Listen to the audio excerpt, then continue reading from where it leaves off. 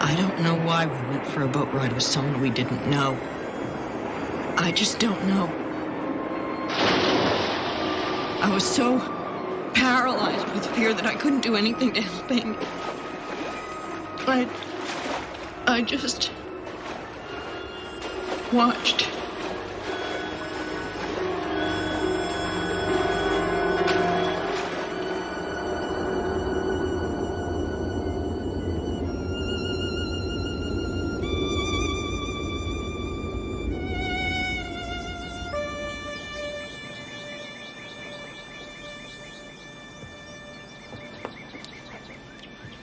Come on, honey, let's go.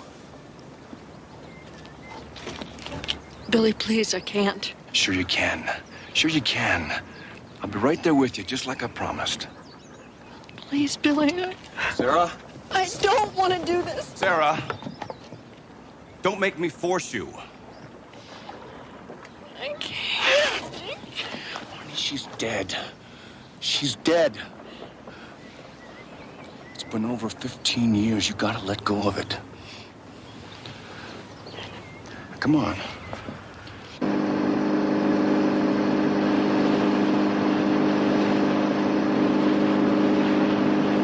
All right. Was it around here that it happened? Okay. Now I want you to take the wheel, just like you did then. No, Billy. Come on, Sarah. No, take I it. can't. Sarah, take the wheel. I can't. Okay. Can you see what I'm doing here? All right. See that? It's up to you. You take the wheel or we're both dead. It's up to you.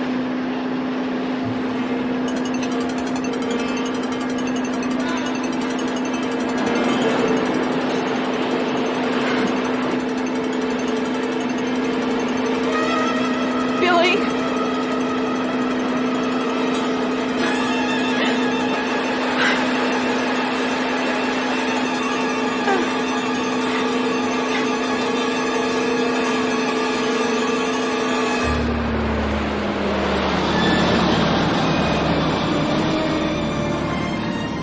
I knew you could do it, babe. I knew you could do it.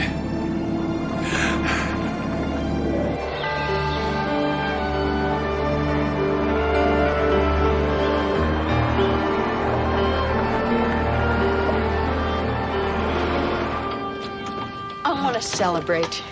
I want champagne.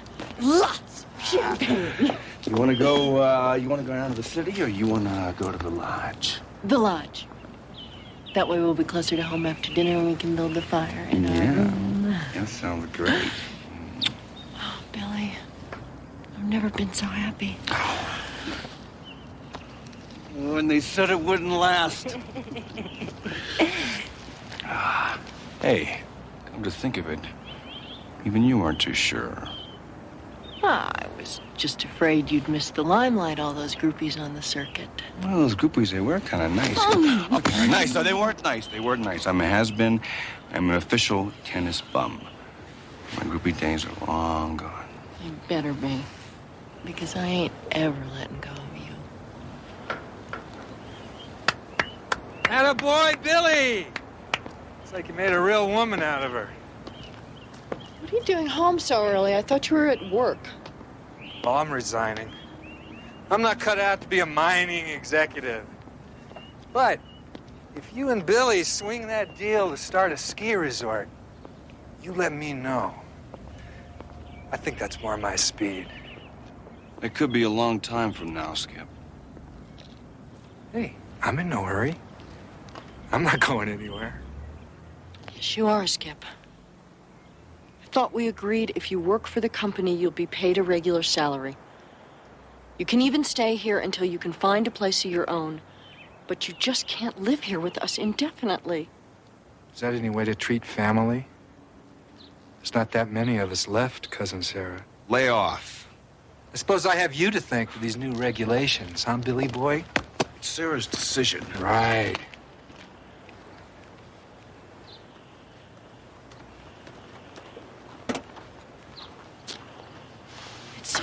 for me to do that.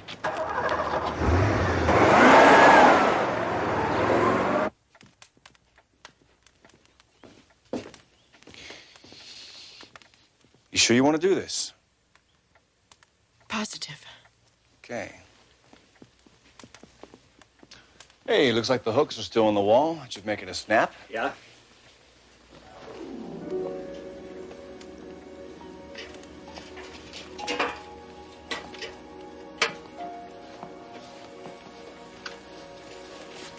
Okay, that's got it. Okay, that looks level to me. Level to you. Yes. Okay. Thanks, Hans.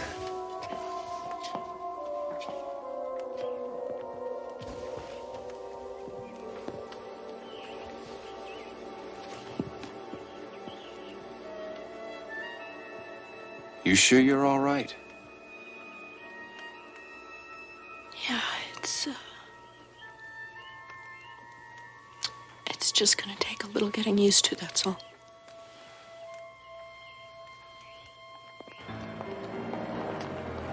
How are you feeling now, Walter? Well, I suppose there's nothing like a high-priced surgeon poking around in your heart to remind you that you're mortal, just like everybody else. Oh, you're mortal, all right. That disposition of yours hasn't gotten any better since the day I got out of law school and you gave me my first job. What's with the cane? That is your fault.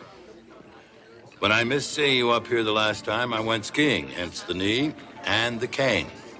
But it's going to be fine. Good. Gentlemen.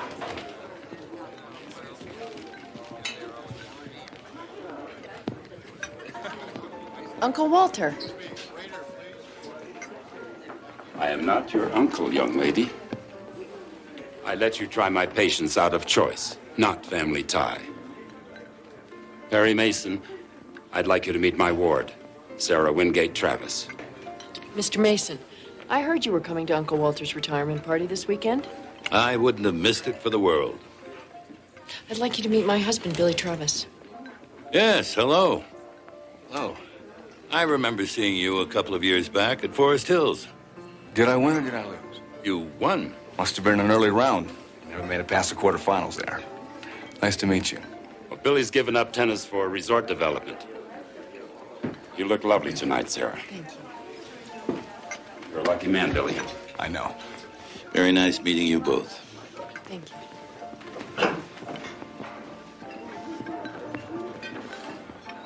Thank you. Hey, take your cane? Yes, thank you. Dinner has already been ordered. Perry, you remember Sarah Wingate?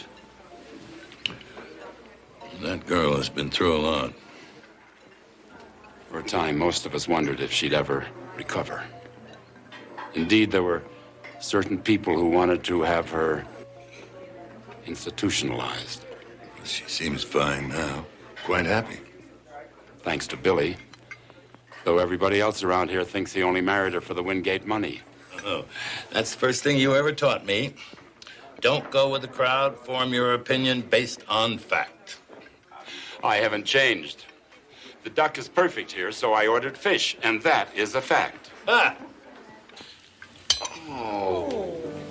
You want another one? Yeah. Let's have another one. Yes, sir. Okay. What are we celebrating now? How about each other? Okay. Really? Lisa, Mr. Travis would like another bottle of champagne.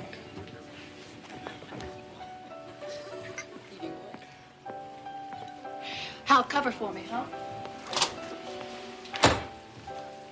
This one's special delivery.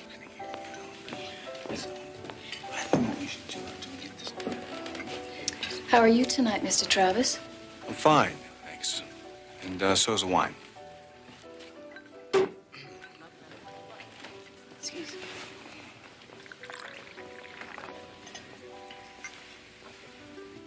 Well, aren't you going to try it?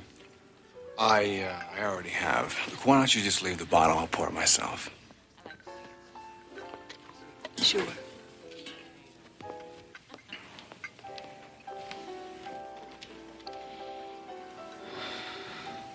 Should I be jealous?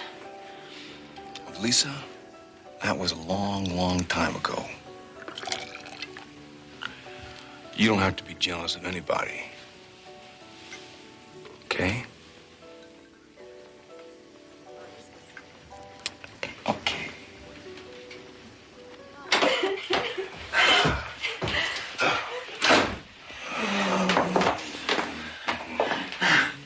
Yeah, I hope it's not too late. I've got some checks in here that need to be signed right away. Can't I wait until morning? Yeah, it's government stuff. You know, if we don't get them out right away, I'll be paying some pretty stiff penalties. You know, why is it always the last minute? You're the one that's got Sarah co-signing all the checks. Nothing but time and extra trouble. Well, you'll get used to it. Oh, Billy, it's all right. It's all right. Excuse me, Mr. Travis. Your brother called a few minutes ago. He'd like you to call him back. Where is he? The bar at the lodge. Excuse me, honey. I'll get into the study.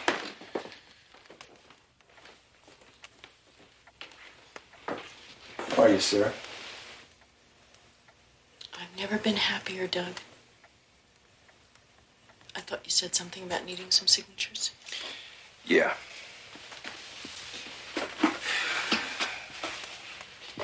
You're not gonna let him do it, are you? Do what? Sell the mine.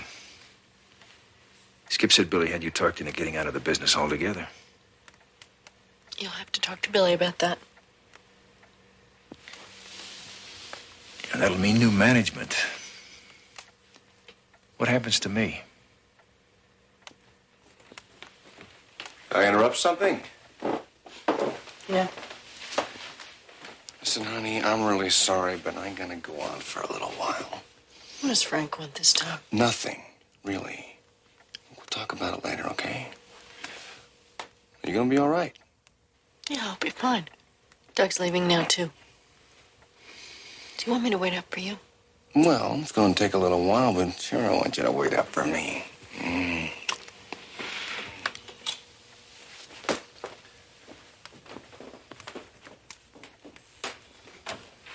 I never would have gone out and left you here alone like that.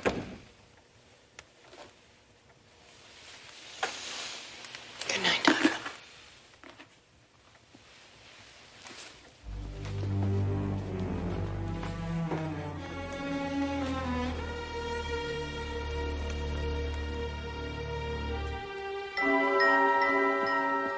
Got your tea ready?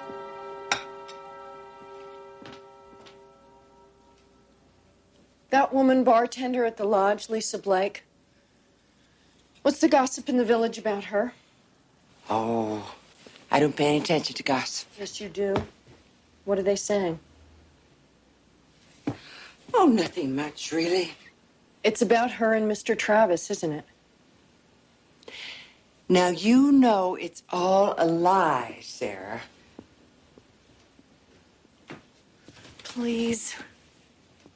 What are they saying about her and Billy? Well, they're saying how friendly they are. About how they're always laughing and joking together. But I was in the pharmacy yesterday, and I looked out the window, and I saw Mr. Travis talking to her. And they weren't laughing or joking. They seemed, well, sort of serious and quiet. Thank you. Shall I wait up for Mr. Travis? No, that's all right. You go to bed.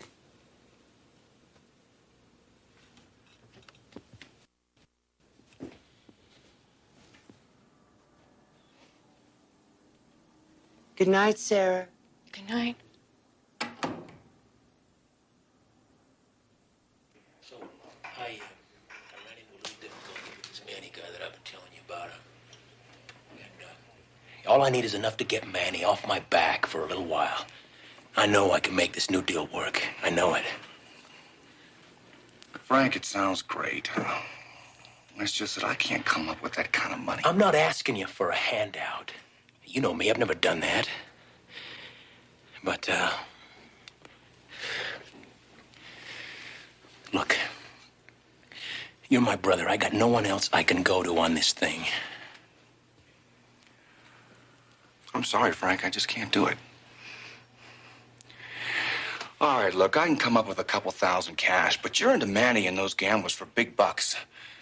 Now, I just can't get it from Sarah again. You could if you wanted to. I put the best part of my life into teaching you how to handle yourself, showing you the ropes, managing your tennis career. Doesn't that count for anything now? No, I never told you this before, but you put the best part of your life in a shot glass. Or the poker games. Or the ponies. Frank, man, I'm sorry, but things are different now, you know? I'm married. Sarah's got to come first.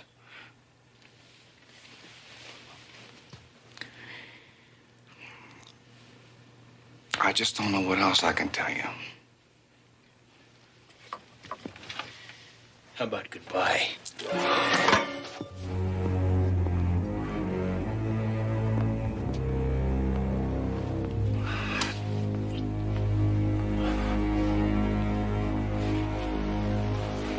He'll be back. Frank's like me. He always comes back. What's that? Margarita. Just the way I used to make them for you in Acapulco, remember? No, thanks. I don't drink those anymore. Maybe you forgot the taste. Oh, God. Sarah?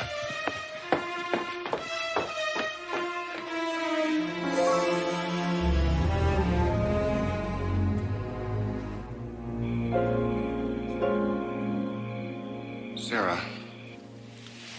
Sarah, I know how hurt you're feeling. And I know how it looked. But you gotta believe me, it was her play, not mine. I'm really very tired, Billy. Can we please just go to sleep?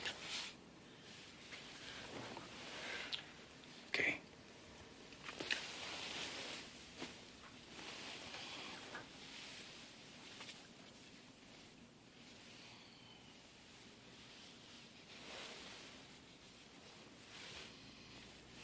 I love you.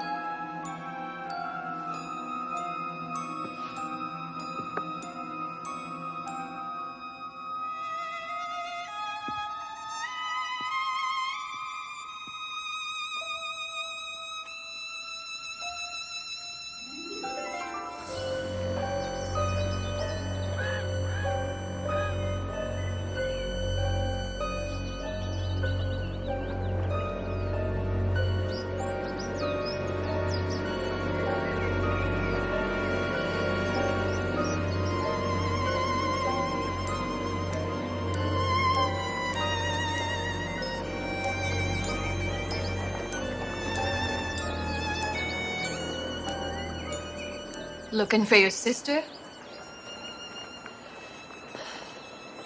This is where it all happened, isn't it? I know all about it. Now it's your turn.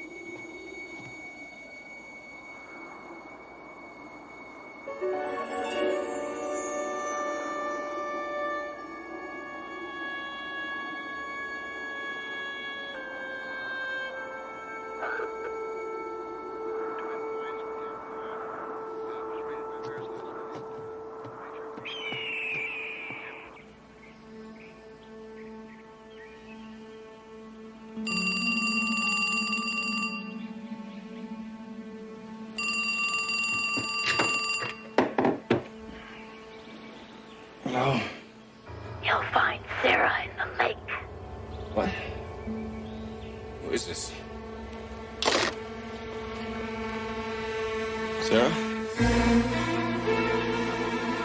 Sarah?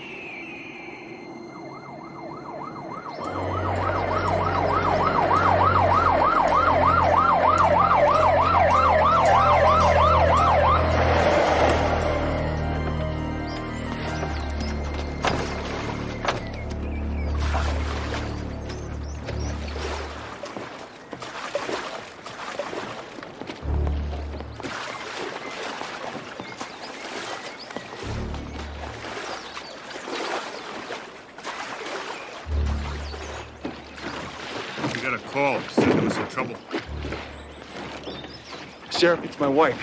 What happened? I don't know what happened, but she's out there somewhere.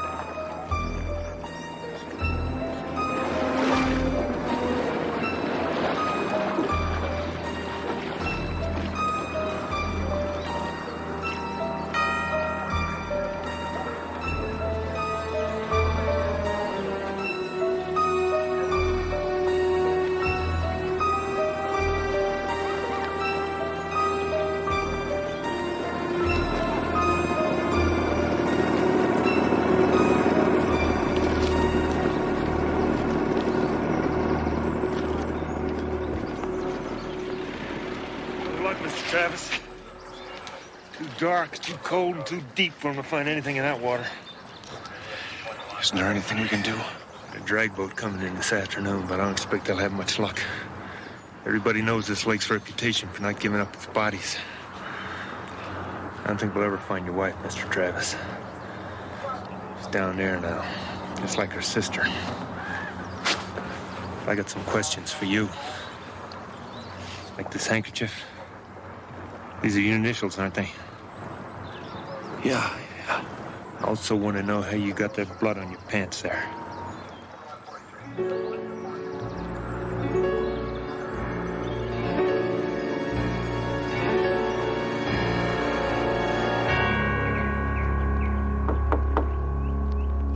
I'll get it.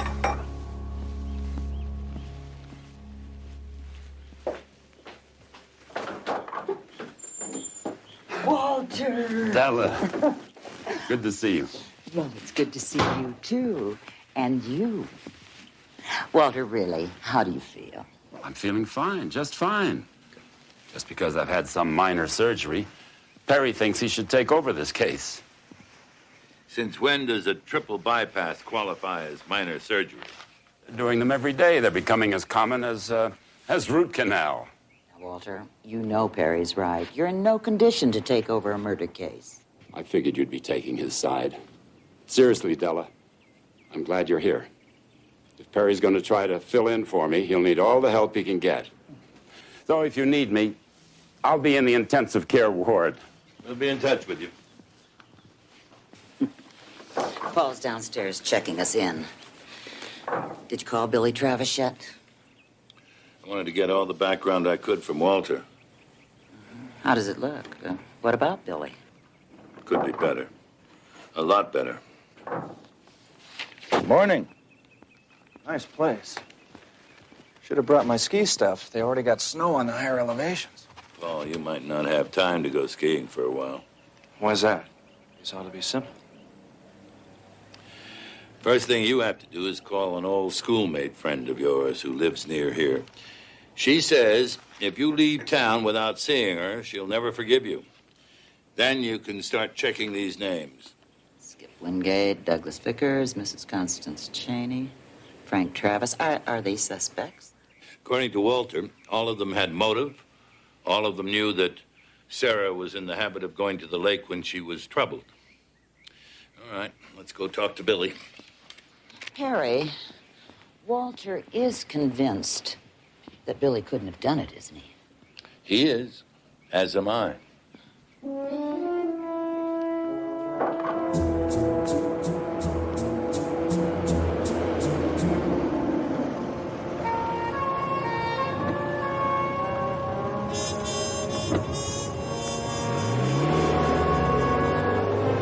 a moment there, she looked familiar. For a moment there, she was. Paul? Yeah. Mush.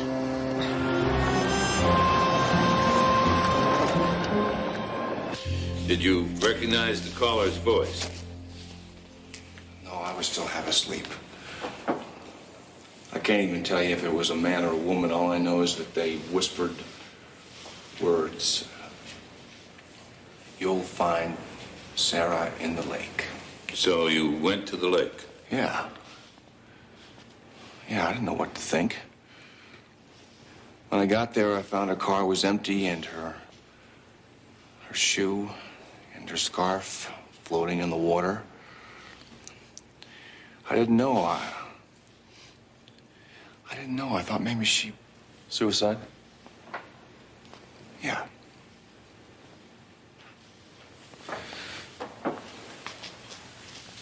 But the sheriff got there just in time to see you rowing to shore, alone. But he also received an anonymous phone call from someone who was whispering. I could never have hurt Sarah. Never. But somebody sure went out of their way to make it look like I did. Somebody, Billy. Now we're going to find that somebody.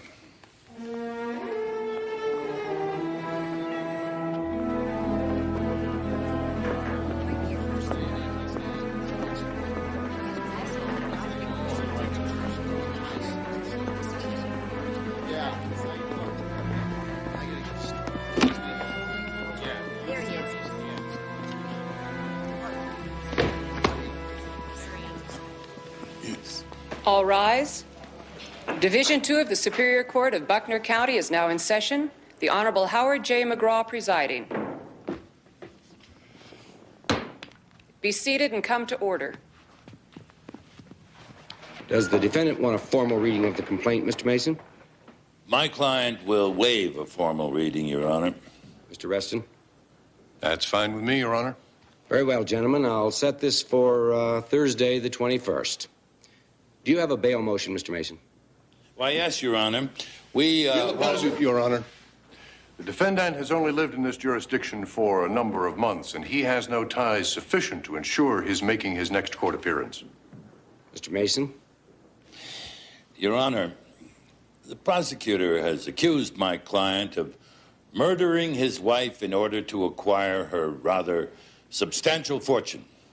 Using his own argument, it's not reasonable to assume that Billy Travis would now run away, thereby proving his guilt and throwing away millions of dollars. I'll set bail at $300,000, Mr. Mason. You can take care of the arrangements with my clerk. We're in recess. All rise. I've seen the evidence, Mr. Mason. You've drawn a losing card, I think. Game's not over yet, counsel. Not yet.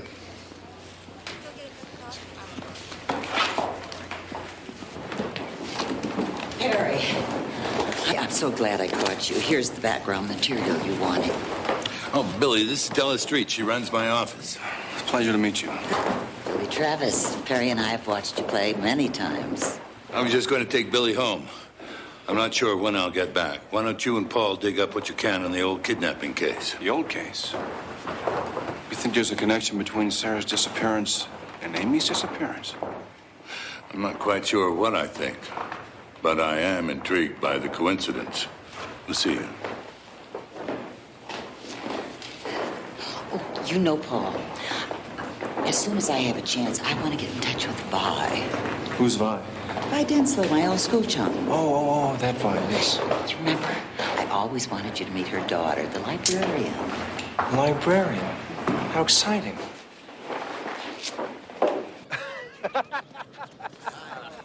Stupid. Hey, look, this is empty. Better get us some beers. Don't go away. Oh. Look who's back. How was jail? How can you be partying at a time like this? Man, how can you show your face after what you did? You must be Mr. Wingate. My name's Mason. Oh, yeah. I heard you took the case from old man Hazlitt. I can't understand why. I'd be happy to explain it, if you have the time. I'm sorry. As you can see, I'm wrapped up.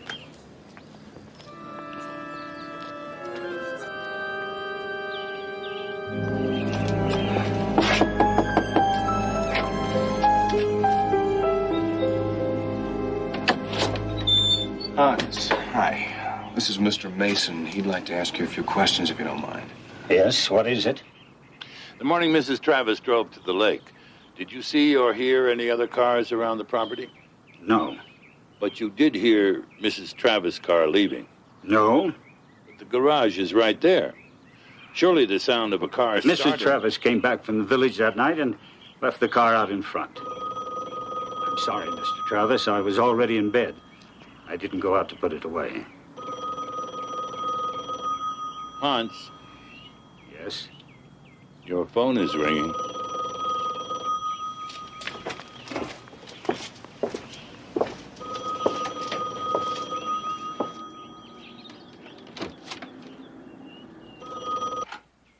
This is Hans? Has he been there yet? Yes, and asking questions. Well, there's nothing to worry about. I'll handle him. You just stay in your room. If anybody asks about me, you know nothing. Nothing, you understand?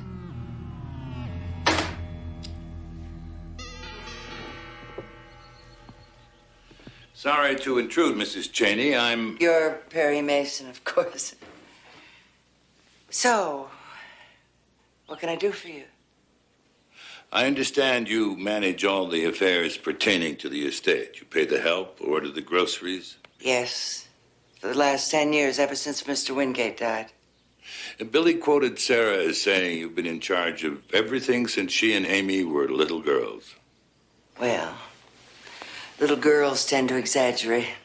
Sarah said that just 2 weeks ago. What's your point, Mr. Mason? Well, Sarah recently took over those duties, didn't she? Mr. Mason, I've been with this family for 25 years. I raised those two little girls. They're the children I never had. Suddenly, I was no longer needed. Sarah didn't need me anymore. That was after she married Mr. Travis. Yes. Everything changed after he moved in with us. Those the financial records of the household accounts? Yes, just general maintenance, repairs, utilities, that sort of thing. I've been trying my best to make some sense out of it since Sarah... If you need help, you can call on me, Mrs. Cheney. There's going to be a general audit, you understand? Yes, of course. And now you'll have to excuse me, Mr. Mason. I have to see about dinner.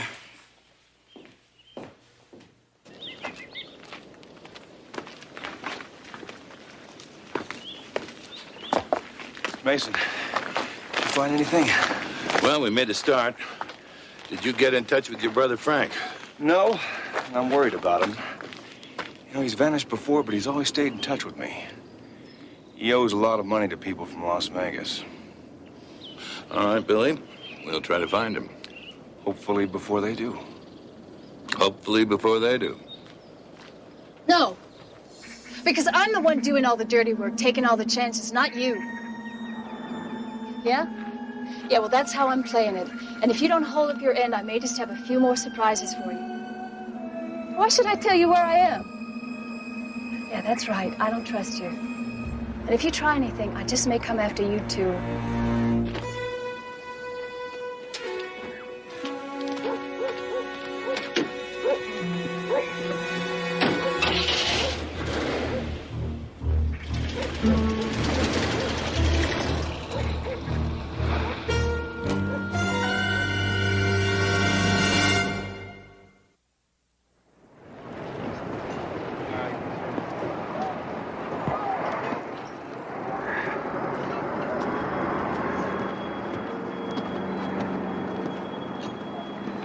Didn't mean to keep you waiting so long, but it couldn't be avoided. Isn't this unusual, working the mine these long hours? It is, but we're fighting for our lives here. Now, Billy Travis had it his way, he'd shut this mine down. Is that bad? Sure. New owners would lay men off or go non-union. And replace you? Mr. Mason, if Billy Travis gets away with this, a lot of people are going to be upset. I take it you don't approve of Billy Travis under any circumstances. They were just playing Sarah for a fool. Once she caught him at it, he killed her. But you're no fool, are you? Your becoming president of this company is quite a success story. I feel very fortunate that Mr. Wingate took a liking to me. He must have liked you a great deal. There's no secret he gave me my first big promotion out of gratitude. Gratitude? Well, I was one of the sheriff's posse that caught up with little Amy's kidnapper at Indian Peak. As a reward, he upped me to foreman. Seemed to take a personal interest in me. Started inviting me up to the house. The day he died was the saddest day of my life. I understand you also spent a good bit of time with Sarah. The girl was lonely, afraid, her father was gone. I felt sorry for her. That why you proposed to her? Who told you that? Proposed not once, but 3 times? That's nonsense. Who said that? Sarah told Billy. Billy! Billy! You see, there you are. You know, I don't know why you come around here asking me questions when the man who murdered her is your own client. I got work to do. Mr. Vickers, is it true that before Billy came on the scene, you approached Walter Hazlitt with the idea of having Sarah committed? Yeah, you better watch your step on the way out, Mason. People have been known to take bad falls around here.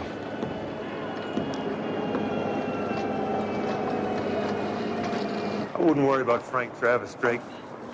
Gamblers have a way of showing up, either in a jail cell, a hospital bed, a steel drawer in a morgue. I figure we'll find him one of those places sooner or later. Did you have a chance to look at the motels around here? First thing we did, both up in the village and down here in town.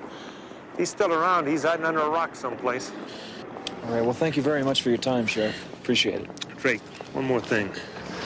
I suppose you get used to playing pretty fast and loose working for an important lawyer like Perry Mason. You get a line on Frank Travis, I want to know right away. You'll be the first to know. Thank you. Excuse me. You working? It depends on where you want me to go.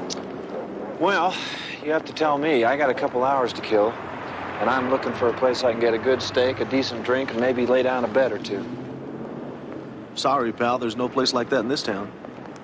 Sure? Not if you want all three, but if you don't mind lousy food and weak drinks, I know where you can lay down a bed on anything that runs, kicks, hits, or dribbles. Last Place Lounge. I'll check it out.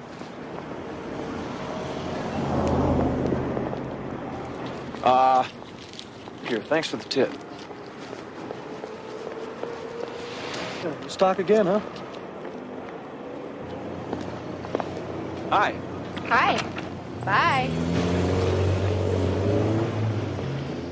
Bye.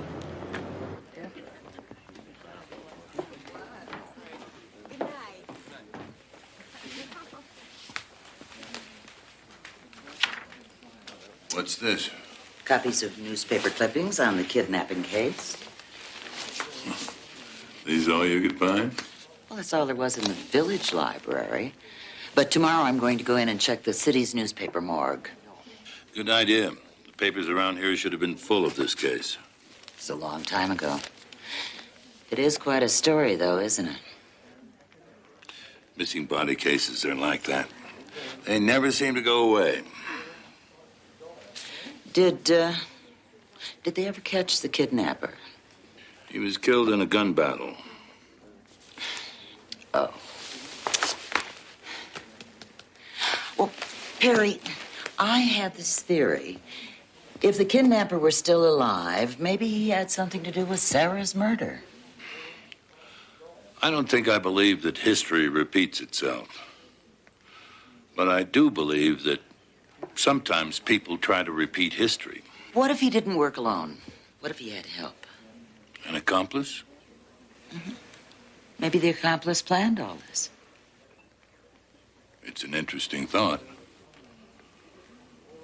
By the way, did we hear from Walter this afternoon? No, there were no messages. Please call and ask him for a copy of Sarah's will. I want to see how the You want to estate... see how the estate will be divided. Why, yes.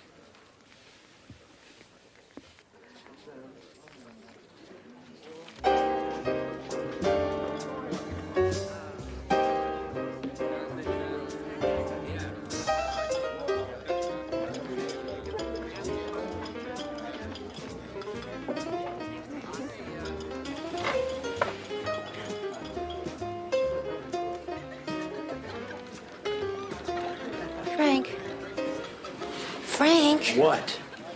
that guy. He's watching you. Who? Him. Is that Manny, the guy who's after you? No. Haven't you got something you gotta go do? Frank, I just got here. Go fix your face, okay? Okay. It's a good idea, Frank.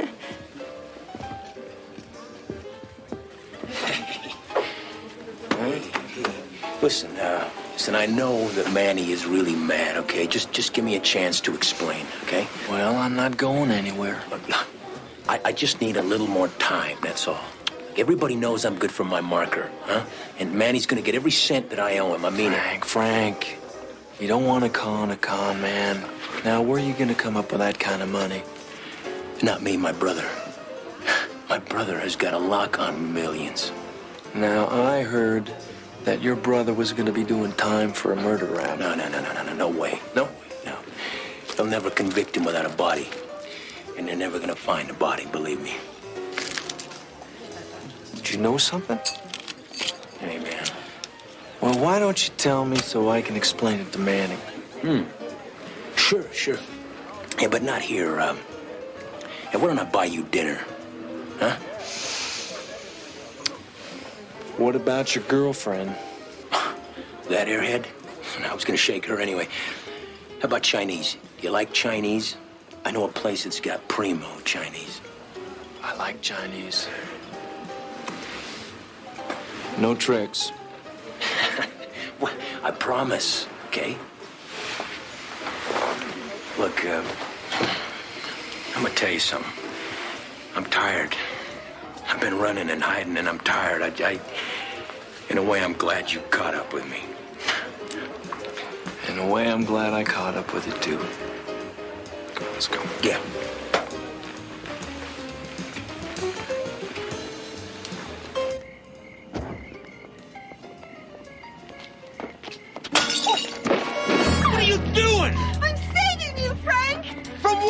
this guy eating out of my hand. Come on. Come on!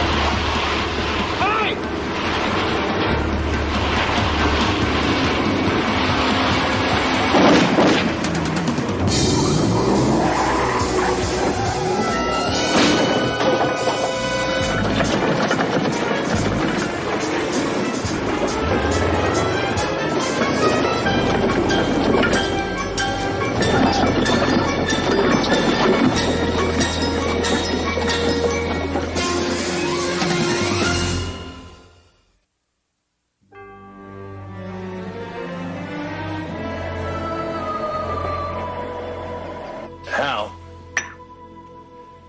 did you see Mrs. Travis when she came back here that night? Yep. I was right behind her when she came in and caught her husband and Lisa in the middle of a kiss. Had Billy come here to meet with Miss Blake? No. He'd been talking with his brother Frank. Seems that they had some sort of argument, and Frank got all mad and rushed out. Next thing I saw was Lisa planning a big one on Mr. Travis. What you're saying is it was Miss Blake who kissed Billy. It sure is the way it looked to me. I'd like to talk to her. What time does she come to work? She doesn't. Not anymore. Since when? She called in about 11 o'clock the next day. Said her mother was sick and she was going home to take care of her. Hal, was there a particular man in Miss Blake's life? Come to think of it, no. Lisa liked to work all the fellas that came in here. A lot of them tried to date her, but I never saw her go out with any of them. I always had the impression, though, that there was somebody she was seeing. Thank you for your time. If you should hear from her, I'd appreciate your letting me know. Sure thing, Mr. Mason. Thanks.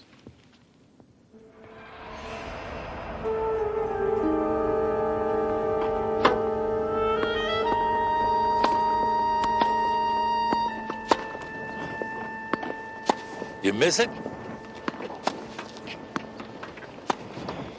You know, sometimes I play old matches over and over again in my head when I'm sleeping. Guess it'll always be a part of me. Have you given up playing? Had to. 2 operations on this shoulder. It was worse than when I first wrecked it. I'm sorry to hear that. Della said you were looking for me. Mr. Mason, I got a call from Frank this morning. Well, did he say where he was? No, he wouldn't tell me. All I could get from him was that some leg breaker from Las Vegas almost caught up with him last night. This guy must have scared Frank pretty bad. He said he was going to get lost for a little while. Did Frank ever spend any time with Lisa Blake? Frank and Lisa? Why? What are you thinking? Well, she seems to have left town just about the time Frank dropped out of sight. How long has Frank known Lisa? We both met Lisa in Acapulco when I was there for a tournament. It was 5 or 6 years ago. She'd show up around the circuit every now and then after that. But I always figured it was me she came to see, not Frank. All right, what about you and Lisa? Wait a minute, Mr. Mason. I gave up Lisa and that whole world when I met Sarah. As far as I was concerned, Sarah and I were going to be married forever. I got to get going. Billy. Thank you.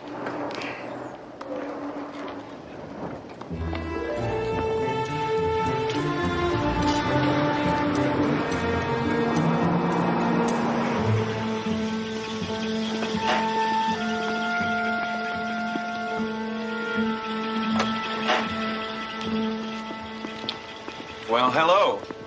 Hi, Paul. Where are you off to? A quick lunch with Vi and her daughter, and then back to the work library. Della, big mistake. You probably don't really want to see her, and she probably doesn't want to see you. Paul, that's ridiculous. I'm looking forward to it. Oh, here's a receipt for some car repairs I wound up with after last night. What repairs? Oh, hi, Perry. Just, it's a little bill for 4 tires. 4 tires? And a bumper. Perry, you're not going to believe this, but I caught up with Frank Travis last night. But, I had a little accident and he got away. But I almost had him. I thought some leg breaker from Las Vegas almost had him. How'd you hear about that? Forget how I heard about that. Right now, it's more important that you find Elisa Blake. She was a bartender here at the lodge. How long has she been gone? She called in Tuesday morning about 11 with a lie about having to leave town. I'll be in touch. Della, I'd like you to run a check on Lisa Blake. See what you can find out about her. Well, if it's all right, could I do it right after lunch? Sure. Good. In fact, why don't you come along? I'm sure Vi would love to meet you. Oh, I'm afraid she's not coming, Della. She left a message at the desk saying she'd explain everything later. I guess Paul was right. She really doesn't want to see me. That's not possible. It's not? Who wouldn't want to see you? Hello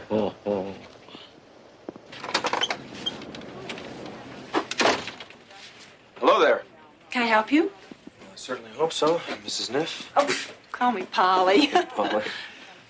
I bet you're with that Mr. Mason down at the lodge, aren't you? How do you know that? You must be Paul Drake, right? You got it. You've heard of small town gossip? Well, we're no different here than any place else. All right, well, I feel good about coming in then. Why don't you stop soft-soaping me, Paul, and tell me what it is you need. All right. I am trying to trace a call that came into the bar over at the lodge about 10 days ago.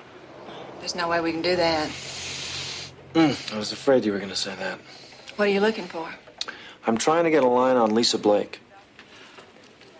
All the men around here say she makes a mean martini. All the women would like to swizzle her with a stick.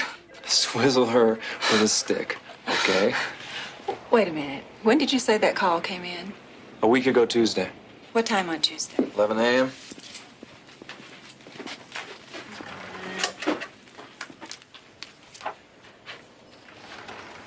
I think you should try the town of Oakwood. What makes you say that? Well, the operator over there is a phone friend of mine. You know, we talk sometimes. But anyway, that Tuesday morning, she called trying to track down who it was that run out on $4.57 worth of overtime charges. It could have been Lisa Blake. All right. Thank you very much. You are terrific. Of course I am. So you think he did it? Who? Billy Travis. You think he killed Sarah? Well, you know, I'm not allowed to comment on a case that I'm working on. Well, you don't have to, because I think he's as guilty as he can be. He killed her for the money and then tried to make it seem like she'd had an accident or committed suicide. Well, you may be right. Of course I'm right. I'm a good judge of men. Been married 4 times. Is that all? Okay, thanks a lot. The operator's name's Loretta. I'll call and tell her you're coming. Okay, thank you very much.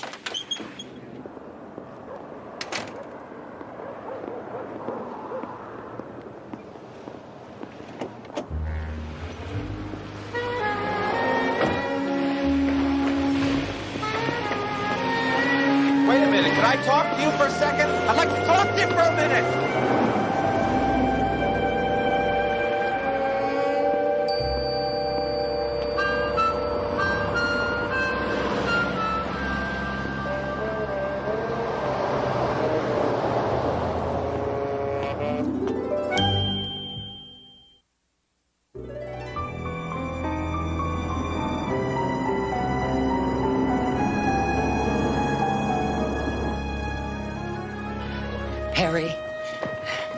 Perry, I have this criminal record. Lisa Blake, take a look at the second page.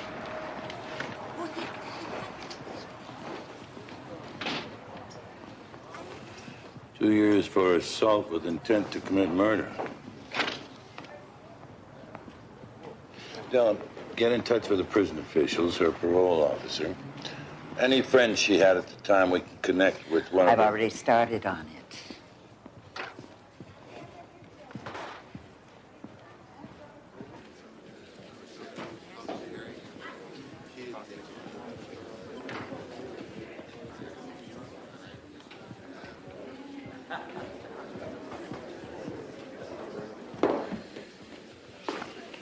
thought Frank would show up for this.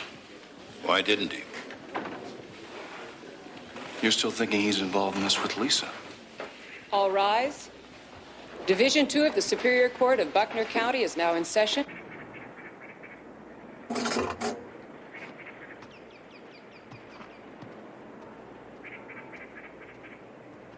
Hey there.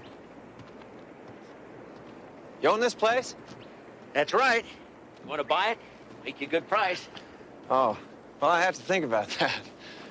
It's lovely, though. Pretty view. Bet you see about everything that goes on up here, don't you? Yeah, what little there is. Say, you wouldn't happen to be from the highway department about the new interstate, would you? No, actually, I'm a representative for the phone company. See this booth over here? We're losing a lot of money on it, and I'm trying to find out who's responsible. Lots of people use that phone. Well, I'm looking for someone in particular.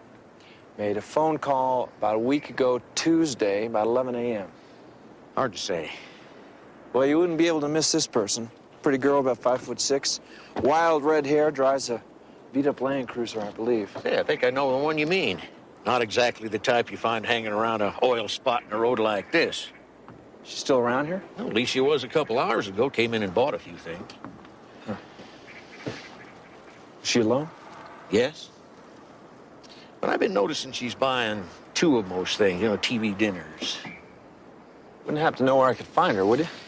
Well, I'd try one of those places down the highway if I was you. There's 3 or 4 of them. All right. I'll do that. Thank you very much for Ever your in the time. market for a grocery store, let me know. Could be a lot of action around here once the new interstate comes through. I'll keep that in mind.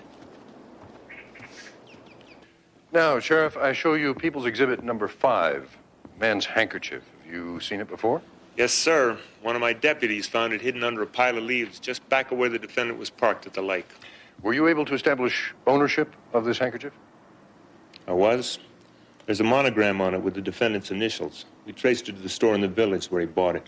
Your Honor, for the record, this handkerchief is covered with dried bloodstains. The record will so reflect, Mr. Reston. Thank you. Sheriff, were you able to determine the source of the bloodstains? Yes, sir. Laboratory analysis showed it to be human blood type B negative. The same blood type as the victim, Sarah Travis? That's correct. Thank you. Sheriff, could you identify for me, please, for the record, People's Exhibits numbers 6 and 7? Number 6 is a scarf belonging to the victim that was found in the defendant's possession the morning his wife disappeared. The bloodstains on this scarf, are they similar to those on the handkerchief? They are. And People's Exhibit 7, this pair of pants worn by the defendant on that morning. The bloodstains on this pair of pants, are they similar to the stains on the scarf and the handkerchief? They are. Thank you, Sheriff. For the record, I show you People's 8. Can you identify it? It's a woman's shoe. We found it in the rowboat just after the defendant had rowed to shore. And were you able to determine who it belongs to? Yes, sir. It's the left shoe of a pair specially ordered for the victim by a store in the village. Thank you, Sheriff. No further questions. That's all true. Their truth, Billy. But we also have your truth. Sheriff Prine, you watched Mr. Travis as he rowed back to shore, did you not? Yes, sir. Could you describe for us his style or manner of rowing? Well, I'd kind of call it kind of crab-like. Crab-like? Meaning what? Well, as I recollect, he was rowing mostly with one arm. The left one, I believe. While with his right, he was sort of stabbing at the water. Far from being rhythmic or smooth, his technique was unusual, to say the least. Yes, it was. Thank you, Sheriff Prine. No further questions.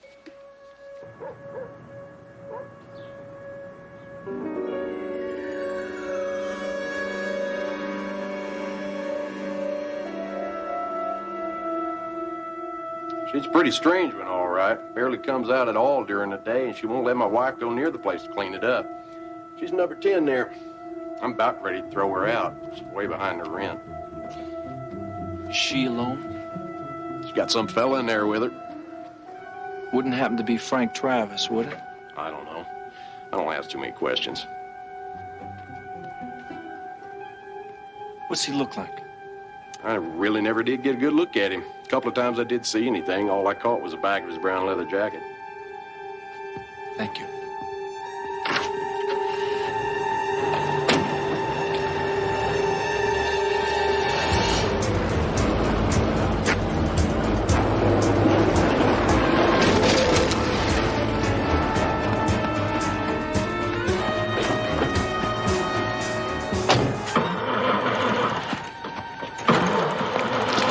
Now look what you done. You run her off, and I'm out a whole week's rent. And I had just started to scan the valley with my binoculars when I saw a small boat heading out onto the lake. Could you see who was in that boat? No, sir. I was too far away for that. But I could see that the person rowing was in a hurry. And the other person? Seemed to be lying back in the boat. About what time was this? Maybe 5:45, 5:50, no later. That's roughly half an hour before the phone call that Mr. Travis claims to have received. Objection. Argumentative. Sustained. Anything else, Mr. Reston? No, nothing further, Your Honor. Your witness, Mr. Mason. You just testified that you saw someone rowing, but you couldn't see who it was. Isn't that correct? That's right. I was too far away. And that person appeared to be in a hurry. Yes, that's right. And the rower's style. Could you see whether it was smooth, even, choppy? Objection. Your Honor, so far the relevancy of this line of questioning has eluded counsel for the people. Overruled for now. But let's keep it moving, Mr. Mason. You may answer, sir. Yes, there was a smoothness and rhythm to the movement I saw. Thank you. Nothing further. You may step down.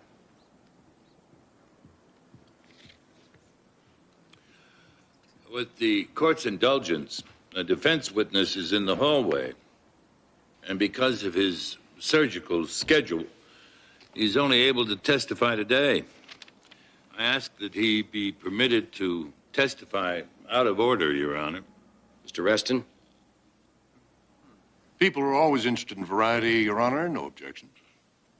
Call your witness, Mr. Mason. What is your present position, Dr. Everett? I am Chief of Orthopedic Surgery at Valley Central Hospital. The defendant, Mr. Travis, is a patient of yours, is he not? He is.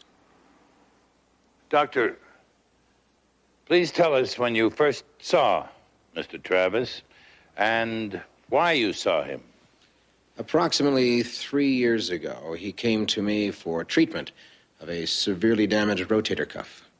That injury nearly ended his tennis career, did it not? Absolutely. His shoulder is one of the worst I've ever seen.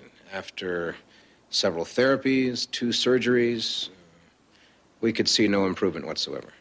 And his condition for the past, say, 6 months? A substantial nerve damage, deterioration. His range of motion in his right arm is less than 30%.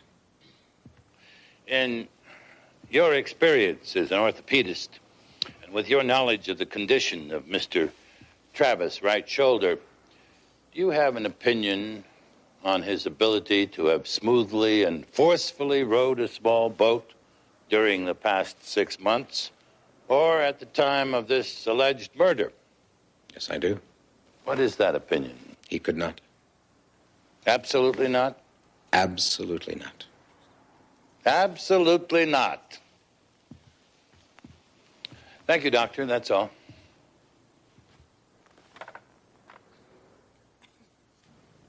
Yes, I can call in and let you know where I am more often. Right now, I'm down in Oakwood.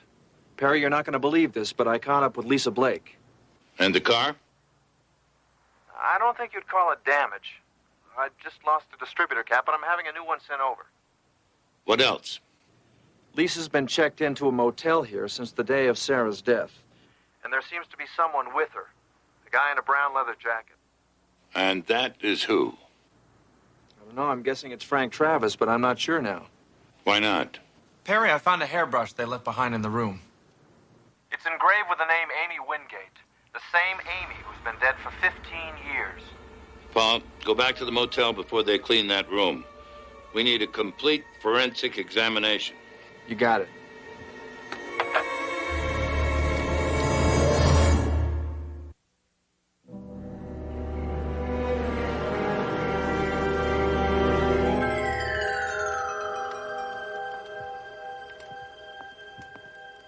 Mrs. Cheney said you wanted to see me, Mr. Mason?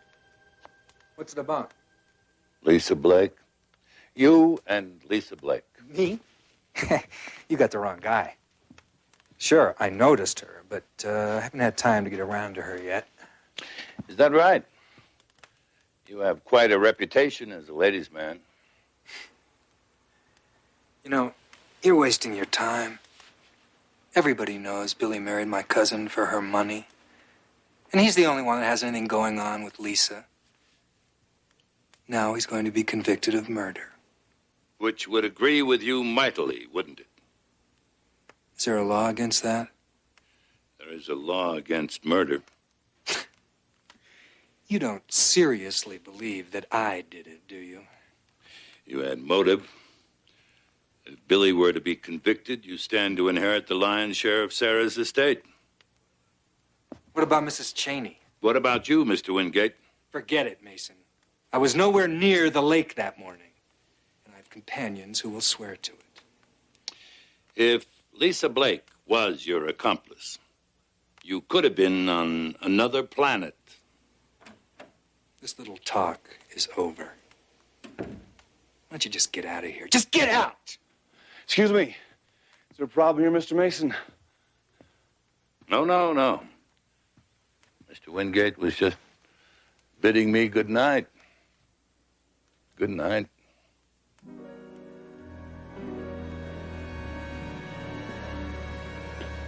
On that Tuesday, the morning of the 12th, the morning that Sarah Travis disappeared, were you at the Wingate house? Yes.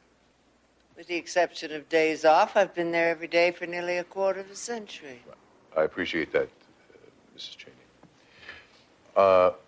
At what time in the morning do you normally rise? 6:30 sharp. I have an alarm clock, but I never need it. Is there a phone in your room? Of course there is.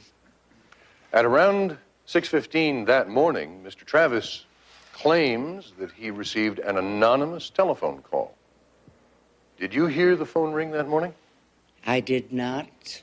Did you hear the phone ring at any time between 6 a.m. and 7 a.m. that morning? I did not. I'm a very light sleeper, Mr. Reston. If the phone had rung, I would have heard it. I'm positive it didn't ring. Thank you, Mrs. Cheney. No further questions. Ms. Cheney, is the telephone in your bedroom an extension of the estate's main phone line? It is. Are there any telephones just for intercommunication on the estate, not connected to that main number? I really don't know. Oh, Mrs. Cheney, you manage the estate. You pay the phone bills, don't you? Yes, but I could hardly be expected to remember every detail. Mrs. Cheney, is there a telephone in the caretaker's room? I believe so, yes. But it's an intercom line only, isn't it? There's no outside line. Objection, Your Honor. There is no foundation for this question, and even if there is, it wouldn't be relevant. I want to see where Mr. Mason's going with this. Proceed.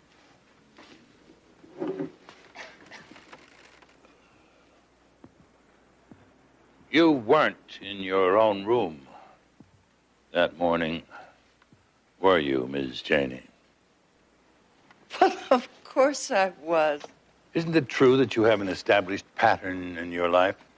You leave your room at night after everyone's asleep? Leave my... Well, certainly not. Isn't it true that having left your room, you spend the remainder of the night in the caretaker's room? Order. Order. No. Isn't it true that you could not have heard the phone ring because the phone in Mr. Bruck's room is not connected to the outside line. Order. Order.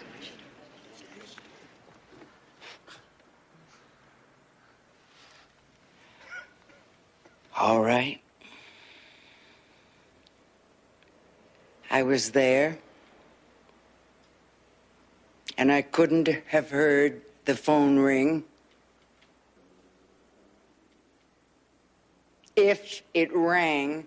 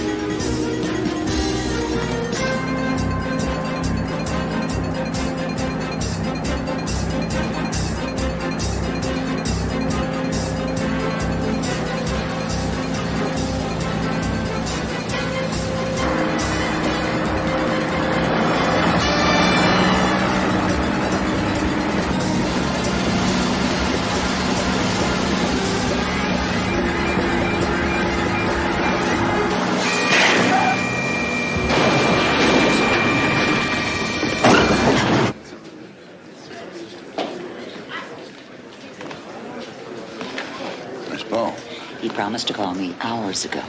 Where was he when you last heard from him? Well, he was headed north. All rise. Continuing with the People versus Travis. Be seated.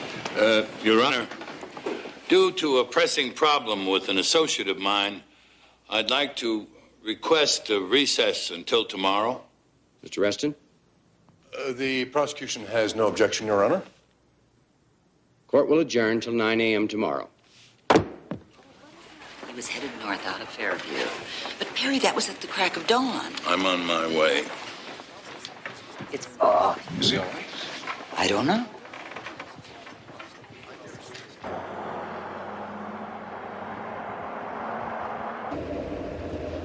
Go a little slower, will you please? The man at the gas station was positive Paul took this road.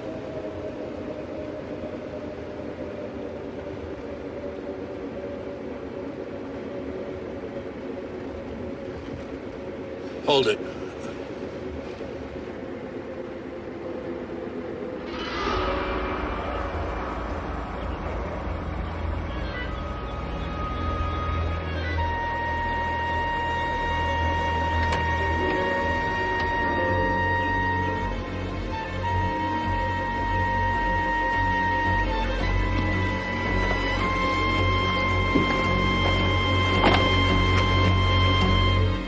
Get help.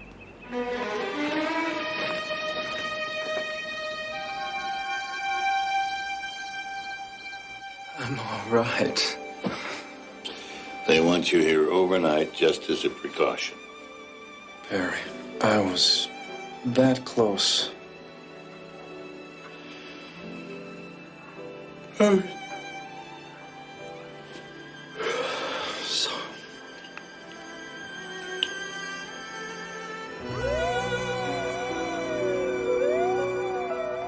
There's no sign of any concussion. Thank you, Doctor. Morning. You're free to go at any time. Thanks, Doc. See?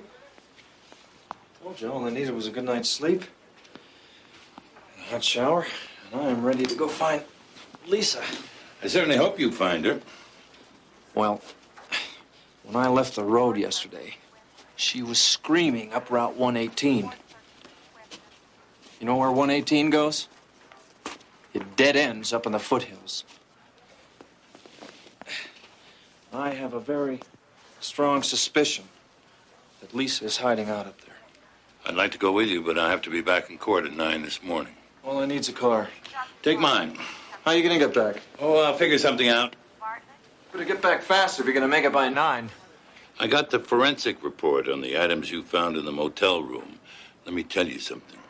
You better get back fast. Can't be too many places they'd be staying. Just a couple line shacks. Old burned-out cabin, all that's up there. All right. Thanks for your time.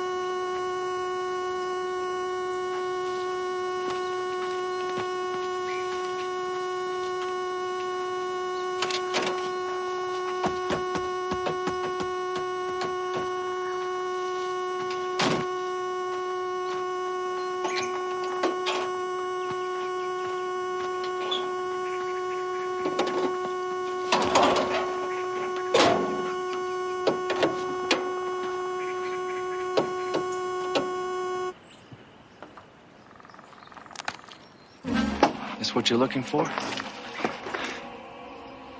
What do you want? I brought you a gift. Subpoena. I'm even gonna give you a lift to court.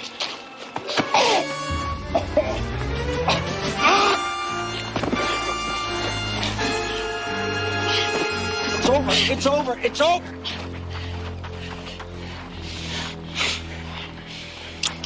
Come on. Let's go talk to your friend.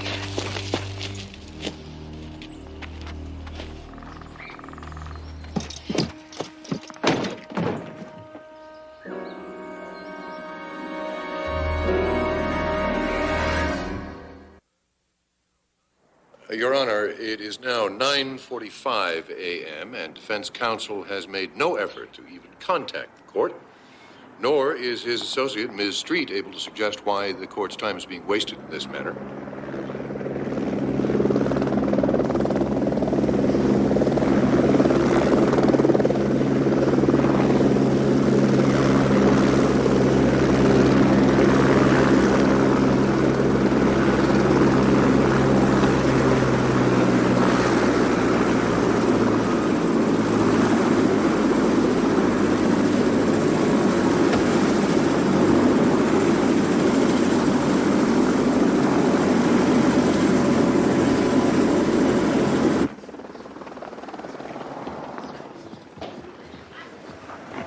I'd nearly given up on you. I did that years ago.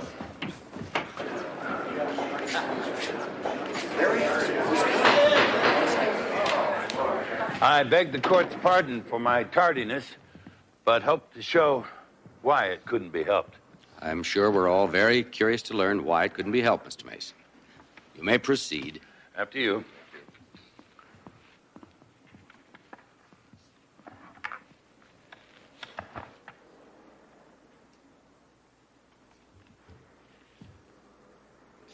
I call Skip Wingate.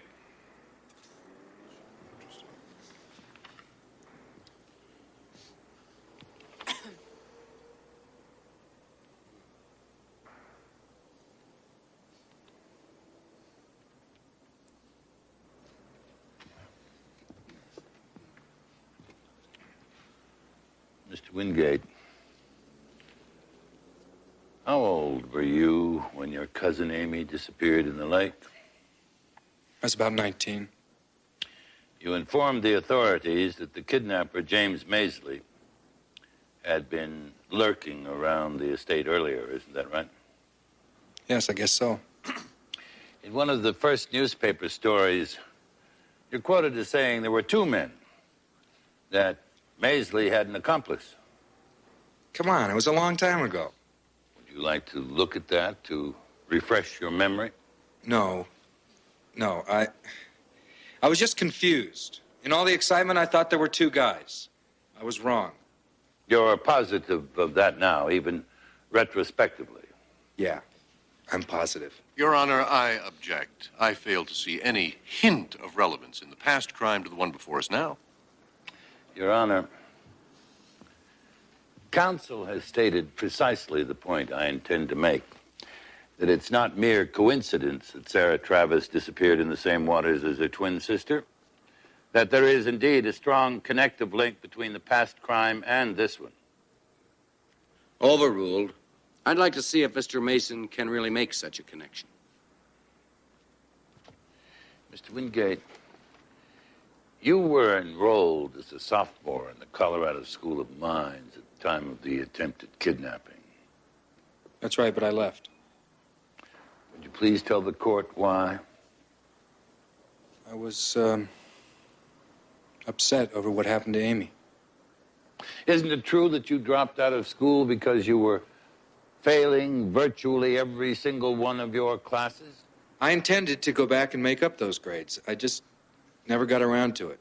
You never got around to it because you went to work for your uncle's mining company. Yes, I got a good job. But not from your uncle, isn't that so? All right, yes. Let's see. You were 20 years old. You had virtually no experience. You failed all of those training classes. Yet someone hired you as a research and development consultant. I was hired to do the best I could, and I did. The real truth is that there was no job. What are you talking about? Weren't you, in fact, being paid for your silence about the kidnapper's connection with someone at Epic Mining? No. Isn't it true that you withheld information at the time of Amy Wingate's death? Well, isn't it? Mr. Wingate, I direct you to answer, or I'll hold you in contempt of court. I had nothing to do with what happened to Sarah. That does not answer the question. It was 15 years ago. I don't remember. Don't be ridiculous, Mr. Wingate. You have a marvelous memory. Now, who wanted their connection with the kidnapper kept quiet? Who? Vickers. Doug Vickers. Order. Order in this court. Thank you. I call Douglas Vickers. Mr. Vickers, you authorized those payments to Mr. Wingate, did you not? I did, but not for the reason you're inferring. It was good politics for me to give the kid a job. He flunked out of school. His uncle didn't know what to do with him, so I gave him a job. Didn't Mr. Wingate see you with the kidnapper, James Maisley, on more than one occasion? All right, I knew Maisley. He kept hounding me for a job at the mine, but that's as far as my relationship went with him. A relationship you kept hidden by paying off Mr. Wingate. You blame me? I needed the job. Tying me to Maisley would have meant my being fired. Or worse. But I had nothing to do with the kidnapping. Mr. Vickers, you were a reserve deputy sheriff at the time, isn't that correct? Yes. And when the hunt was on for Maisley, you joined the posse. It was my duty. You, in fact, were one of 3 men who tracked Maisley down to where he was hiding in the mountains. That's correct. When Maisley was cornered, did he make any effort to surrender? Not that I could see. Apparently, there were different accounts of what happened that day, the day Mr. Maisley was shot. Do you remember the other 2 men who were with you? Look, Mason, I know what they said, and I know what I saw. I went through all of this with the sheriff and was cleared. So James Maisley was silenced and never lived to reveal the name of any accomplice he might have had. Your Honor, the court knows I have been patient, but I see no reason that this clearly irrelevant line of questioning should continue. I agree. The court is sustaining the objection. Let's move on, Mr. Mason. Yes, Your Honor. May I have a moment? Very well.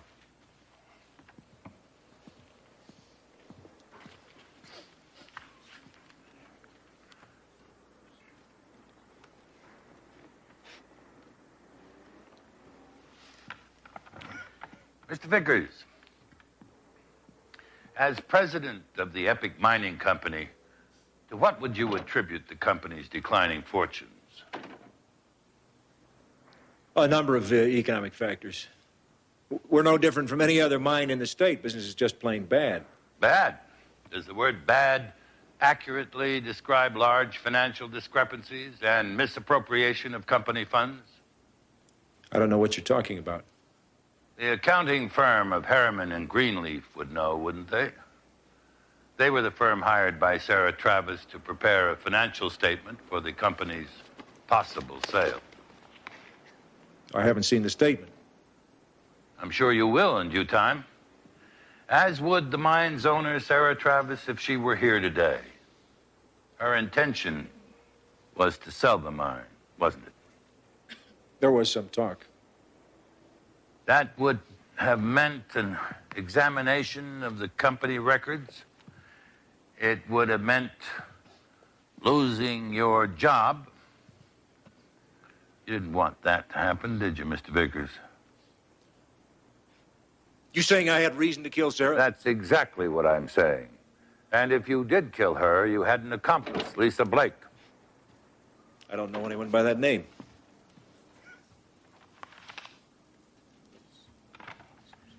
Isn't it true Billy Travis arranged a job interview at your office last October for Lisa Blake? Mr. Mason, I interview a lot of people. Maybe, but this one was a little different. Mr. Vickers, didn't you arrange for her to get a job at the lodge? No. Isn't it true that you and Lisa plotted to murder Sarah Travis and frame her husband because they intended to close down the mine? That's not true. Isn't it true that on the night before her disappearance, Sarah and Billy Travis had a quarrel brought on by the actions of Lisa Blake? I wouldn't know. Isn't it true you then instructed Lisa to lay in wait for Sarah Travis all night, if necessary? No. Isn't it true that Lisa was to murder Sarah and dump her body in the lake to foster the romantic notion that history was repeating itself? I tell you, no. Order. Order! Order! Mr. Vickers, isn't it true that Lisa Blake failed to carry out your instructions because of greed? She wanted more money from you, and finally she had to change the plan. Finally, she had to change your plan. You can't prove a word of this. I think I can.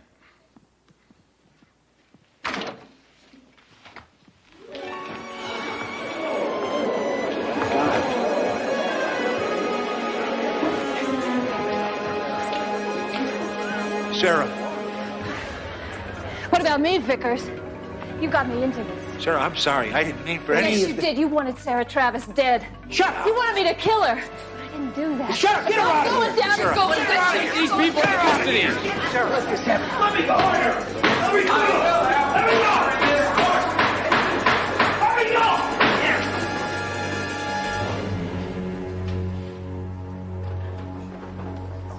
I believe the Honorable District Attorney should end this by moving for a dismissal of all the charges against Mr. Travis. That motion, Mr. Prosecutor, is granted. The defendant is ordered released herewith. Case dismissed.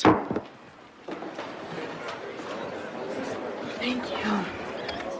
We're so glad you're all right.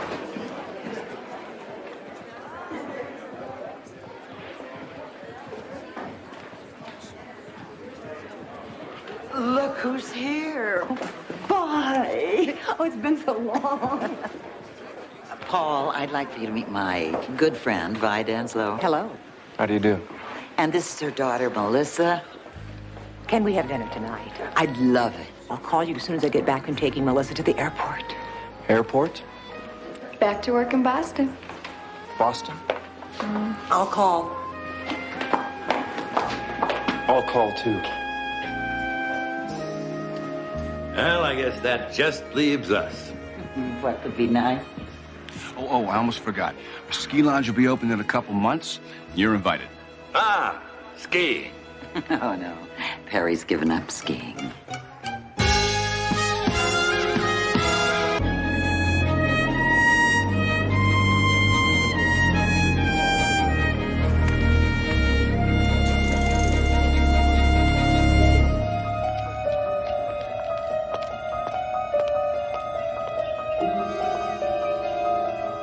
Yes, sir.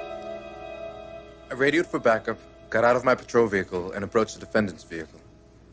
And when did you search for the gun? Objection. Absolutely no foundation. Furthermore, the prosecutor, though well-meaning, is leading the witness just a trifle. Sustained. Please rephrase your question. What happened that night, officer? Objection. Now counsel is calling for a narrative. Sustained. Rephrase? Did you see anything as you approached the defendant's vehicle?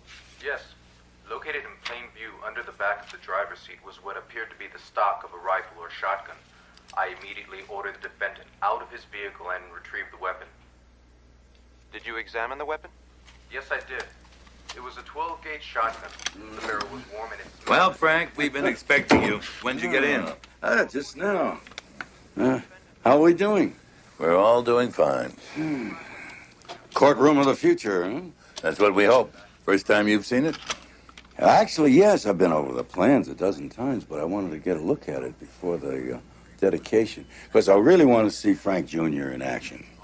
Now, how does all this video work? Well, the courtroom is configured so that the jury faces the proceedings. Notice the television monitor in front of them.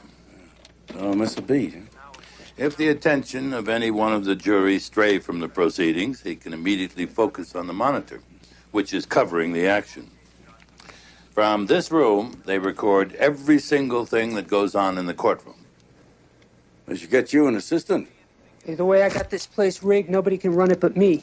Keeps me indispensable. Let's go. The shotgun was located in plain view.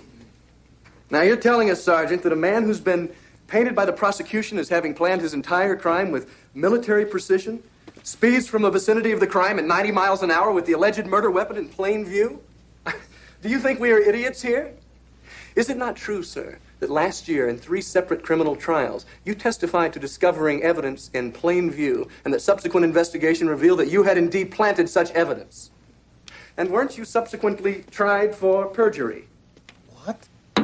Mr. Wellman, you're out of order. I'm not out of order. Answer the question. Yes, I was tried for perjury, but I was acquitted. The jury will disregard this last piece of testimony. You can't instruct the jury to disregard. There's been no objection and no motion to strike. The court makes its own objection and orders the testimony to be stricken. Therefore, the jury will disregard. Satisfied, Mr. Wellman? And where are your objections, Mr. Prosecutor? Don't let all this power go to your head, Jeff. I'm through. We'll stand recess until tomorrow.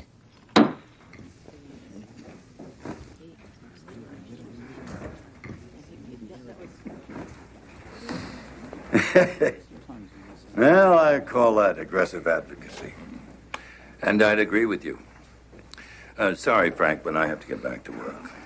I really appreciate you coming to teach a seminar.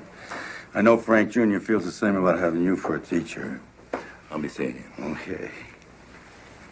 Yeah. Want to have dinner? Yeah, all right. No, I'd better stay back here and work on my summation a little bit. It's okay. Well, breakfast at my hotel. Okay? All right. Now, give him hell, huh?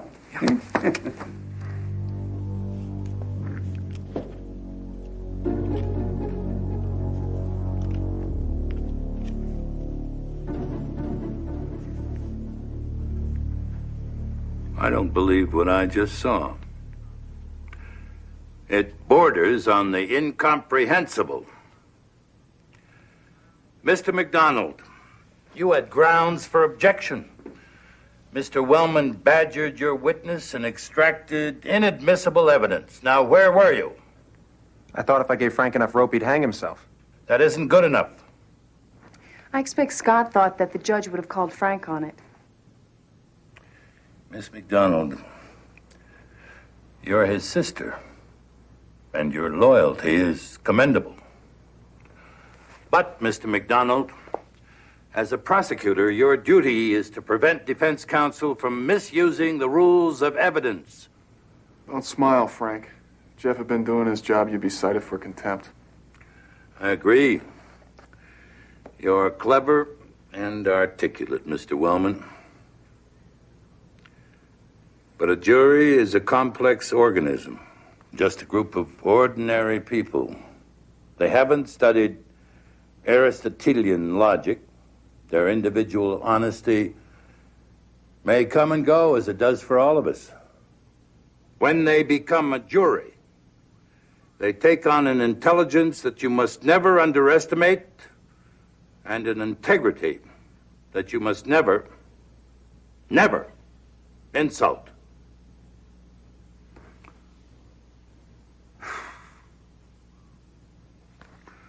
Until tomorrow, ladies and gentlemen.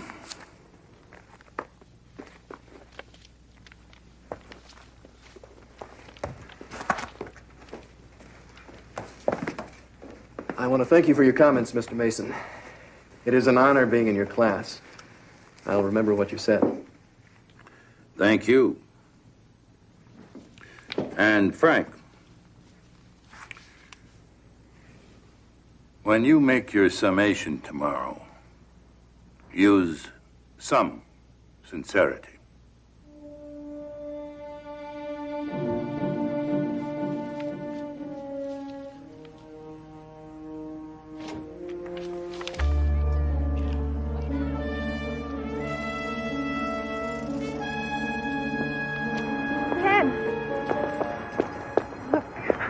I know I've been remote, but I need to see you. Well, that's quite a change. Don't make it any more difficult, please. Okay. How about now? Sorry, I can't. Scott and I have some things to do. Kimberly, what is the matter? Why can't you just come out and tell me? Ken, why don't you give her a break? Scott, please. Just try to understand. I'd like to. Last week you were in love with me. Now I can't get you on the phone. I leave messages in your study, Carol, which you don't return. If it weren't for this damn mock trial, I wouldn't see you at all. Kim? Don't listen to your brother. For once, do what you want. Come see me tonight. I don't get it. Around 7 o'clock, okay?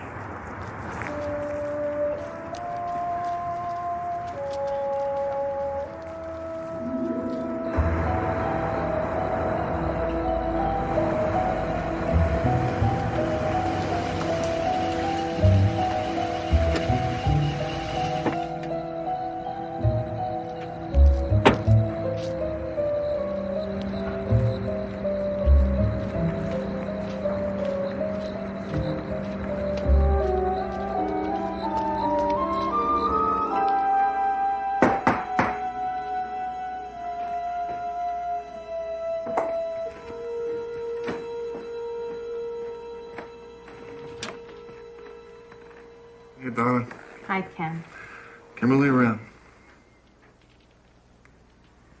Can I come in? Sure, come on in. So, what'll it be? Talk about the last con law exam? Or how about those Broncos? Or maybe, Ken, the reason I've been treating you so bad is because I'm schizo. I'll be in the library. Well? This was a mistake. I'm sorry. I never should have had you come. Kimberly, tell him. Tell him. Wait a minute. Just leave her alone. Wait a Ken, minute. just leave her alone. With her. What's going on? It's Frank. He's the reason she's been acting so strange. What's he got to do with it? I probably shouldn't be telling you this. But a couple of nights ago, he came up to her in the library, and he wanted to talk to her about some pretrial motions for the moot court. Moot court doesn't have pretrial motions. No kidding. But you know that he's been crazy about her since the first year, right? Anyway, they went over to the Ivy to have some beers. Before you know it, he's drunk, too drunk to drive, and she had to drive him home. Go on. All of a sudden, he threw her down on the floor, ripped open her blouse, and tried to rape her.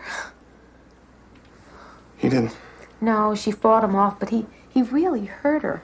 I mean, I woke up because I heard her crying in the bathroom. She made me promise not to say anything. She was so scared. Ken, that's the reason she hasn't wanted to see you. She's afraid that Ken!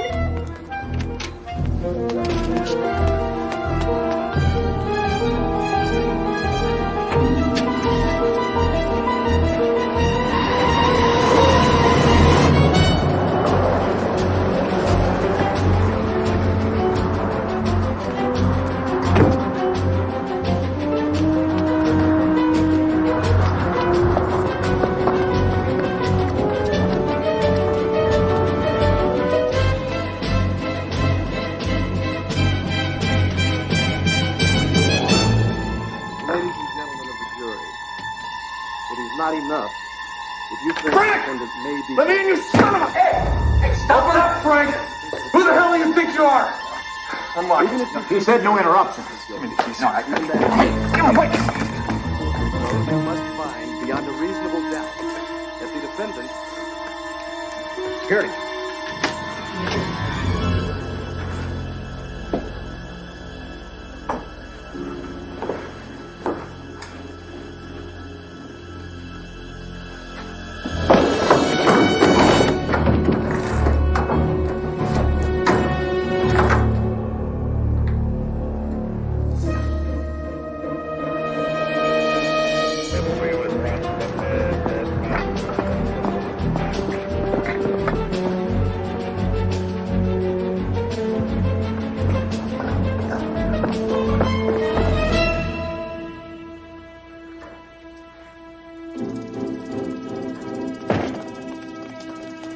Hold it right there!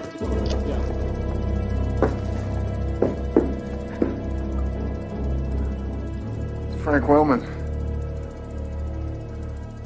He's dead.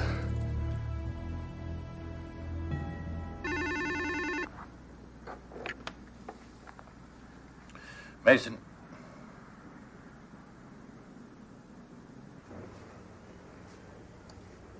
I couldn't see who it was. Whether it was a man or a woman. Are you aware it was your knife that was used to kill him? My knife? It had your initials on it. Mr. Mason, someone stole that knife from me 2 weeks ago. You don't believe me? There are several top defense attorneys in Denver. I'll speak to one first thing in the morning. I called you. Ken, I'll find you the very best. Look, sir. I want to be a lawyer. I worked hard to get into this school, and I don't want it taken away from me for something I didn't do. You always told us that the accused is entitled to the best possible defense. And you're the best defense attorney I could have. I'm innocent, damn it. And I need someone to believe that. Mostly you.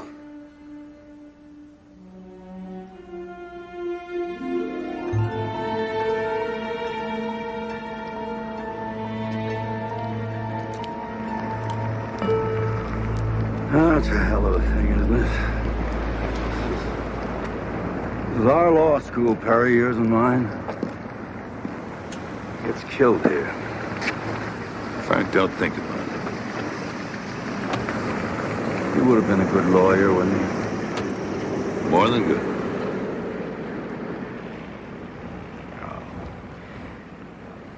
We had our problems. Any kid does today. I was so proud of him. He was doing such a terrific job. Turned his whole life around. The young man accused of the murder phoned me. I went to see him. Confessed? He wants me to represent him. What'd you say? I told him no. I'm not sure it was the right thing to do. No. It's other good lawyers. He asked for me. Frank, if I walk away from this young man... Because of our friendship,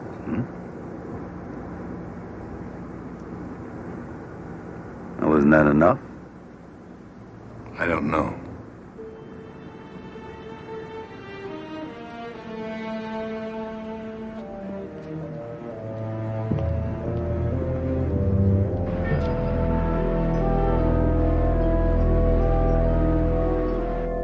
And next in order, People versus Ken Melansky. Are the people ready? Marilyn Anson of the District Attorney's Office. The people are ready, Your Honor. And do you have counsel, Mr. Melansky? No, Your Honor. And this proceeding will be put over. If it's a matter of expense, the state will provide a lawyer. Do you wish this court to appoint one for you? That won't be necessary, Your Honor. I recognize you, Mr. Mason. And what are you doing here? I'm representing the defendant.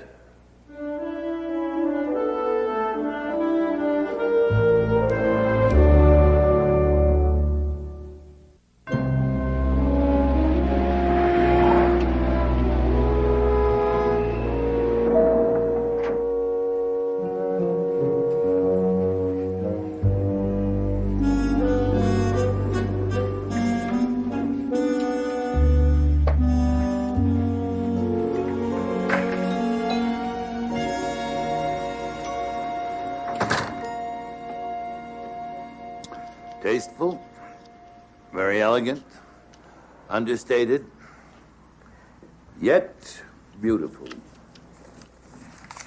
Roses are absolutely gorgeous. Thank you. I was describing you. The roses are the least I could do for cutting your trip short. Oh, the cruise. Yes. Starry nights, tropical skies, gourmet food, and the best big band since the immortal Glenn Miller. After 4 days, I was so bored I could have jumped ship, even without your call. I am more than appreciative. How are you? And how's poor Mr. Wellman? Well, Frank's taking it very hard. His boy was his whole life. Della, I want you to look into Frank Jr.'s past. See who else might have had a motive. Any idea where to start? 2 days before the murder, he allegedly tried to rape Ken Melansky's girlfriend. Allegedly? Her name's Kimberly. Kimberly McDonald. She's also a law student, same class as Frank Jr. I want you to talk to Kimberly. Right. Perry, how does Frank Wellman feel about this? I mean, you're representing Ken Malinsky. He doesn't know yet. I'm going to need all the background you can get me on the students in my class. Give me 10 minutes, I'll be right on it. I want you to rent a car. Meet me at the courthouse. Ken's being arraigned this afternoon. Anything else? Why, yes. There's a list on the desk.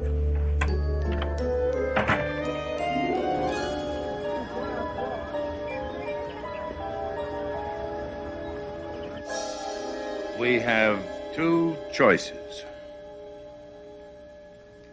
One is to ignore the tragedy that occurred here. The way we've been sitting here pretending that tape isn't there? Or we can look closely at all of it. You mean make Ken's defense part of the class? Not exactly. But there's a great deal we can learn from what's happened. But suppose Ken's lying. Suppose he's actually guilty. Every defendant comes into court presumed innocent. Now, what's my first line of attack? Ken said someone was already here when he came in. Besides Frank, I mean. Well, if Ken didn't do it, then that man was the murderer. Or a woman. A good start. However, the security guard claims he was on duty all night. He let no one else in here except Frank. Where does that leave us? In deep trouble. The classic murder in a locked room. Then, what becomes the critical question? Where the person hid? Mr. McDonald? No. Who knew Frank would be here that night? Very good. Who would have known? The only people who'd know for sure would be the people in this class. Who else? You knew. Yes, I did. And Frank's father? And the security guard? All right, let's strike the three of us from the list of suspects. What is your inevitable conclusion? One of us is the killer. But we all left together. Did you? I left with Scott. And then we both saw Ken outside. Did anyone see me leave? I ran into you at the cafeteria. Fine, then we're each other's alibi. Yes. That leaves... Me. I left alone. Actually, I saw you from the window of my office getting into your car in the parking lot. If nobody hidden here, where does that leave us? Miss Lehman. There's got to be another key. Right.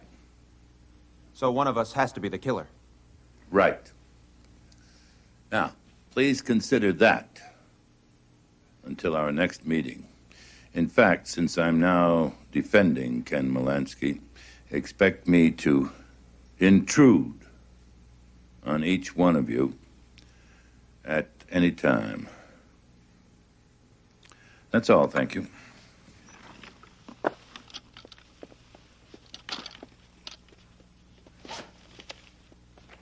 Congratulations. What for? Getting our interest. You certainly put us all in the middle of Ken's defense. And your own.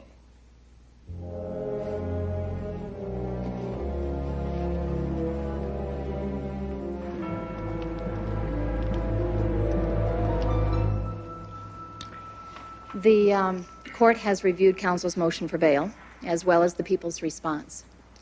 We find the defendant has no ties to this jurisdiction beyond his enrollment in school here. No residence, no job, no family. Therefore, flight is a real possibility. The crime that he's been charged with is a capital offense. Accordingly, the court sets bail at $250,000. Thank you, Your Honor. Why didn't you just say 10 million? Or 20? There's no way. Marshal, I'd like a minute with my client. Take as much time as you want. His bail's made. Are you sure? Bail bondsman came in here before the hearing, guaranteed any amount up to $1 million. Damnedest thing.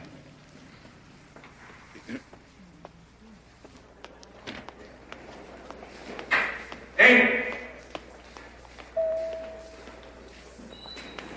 What do you think you're doing here?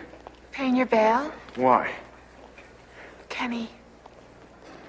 There's been something I've been desperate to say to you, and well, I couldn't bear to do it if you were behind bars. There's nothing, absolutely nothing that you have to say to me. Nothing. Except this. Young lady. Who? I'm his fiancée, of course. Of course.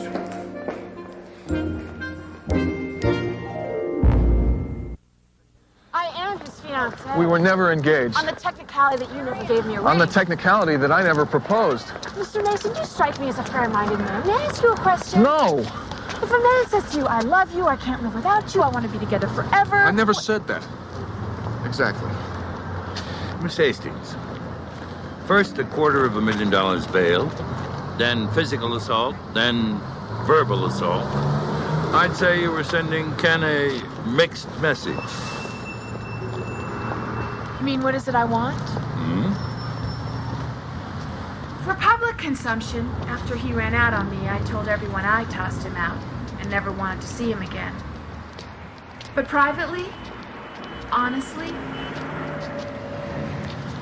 don't tell Ken because he's already too conceited, but I'm still crazy about him. Your secret is safe with me.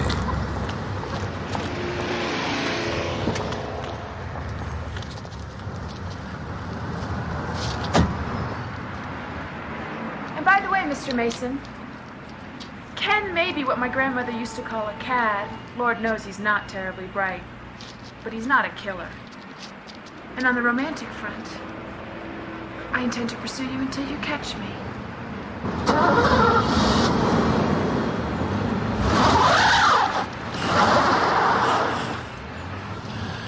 Does she always approach life this simply?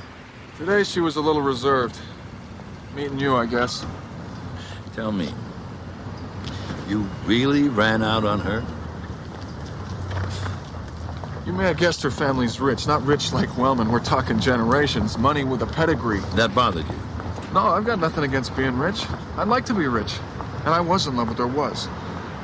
Then she started making all these plans about what I do, what we'd do. So when the scholarship to law school came along, I told her it couldn't work out. Obviously, there's no feeling left. None. None at all. I'm in love with Kimberly. Your first year here, most of your professors called you brilliant. Then all your drive seemed to disappear. You refused law review. Something must have happened. I'd like to know what that was. Lots of people are first-year wonders, then they burn out. And some make remarkable progress, like Frank Wellman. I know.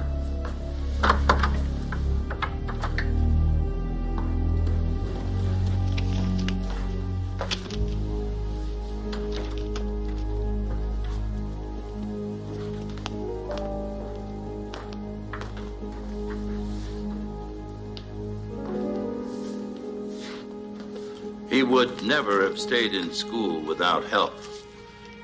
Someone coached him, probably even wrote his papers for him, sacrificed her own career for him. How did you know? Was it that obvious? To me, it was. The way you looked at him was. The first time I saw Frank, I was sitting on the law school steps, eating my lunch out of a paper sack. It was the second week of class, and he was just arriving to register because he had been in Europe on vacation. Anyway, he got out of a sports car that cost more than a Wall Street lawyer makes in a year. The sun was behind him, and he almost glowed. I thought to myself, even with the top down, his hair looked perfect. He, of course, didn't even know I existed. Until the class standings came out. He came to my study, Carol, the next day. I spent that night in his apartment, and I was there 3 nights a week, every week after that. Yes, I knew exactly what was going on and no, I wasn't kidding myself, but a couple of weeks ago, he told me that it was over. I knew it was coming. I mean, I knew it was inevitable, but I didn't turn out to be as tough as I thought I was.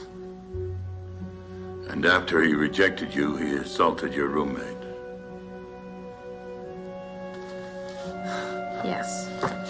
You told Ken deliberately, didn't you? You really wanted him to hurt Frank. Oh. Oh, it's not the way you make it sound. I mean, I loved him. I'm still in love with him right now.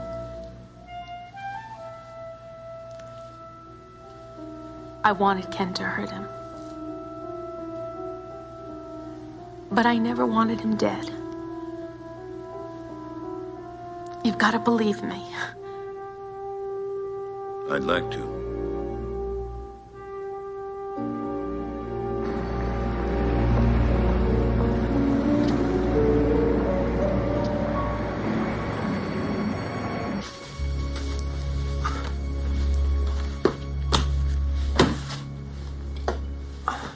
If Ken needs me, tell him I'm at the library, okay?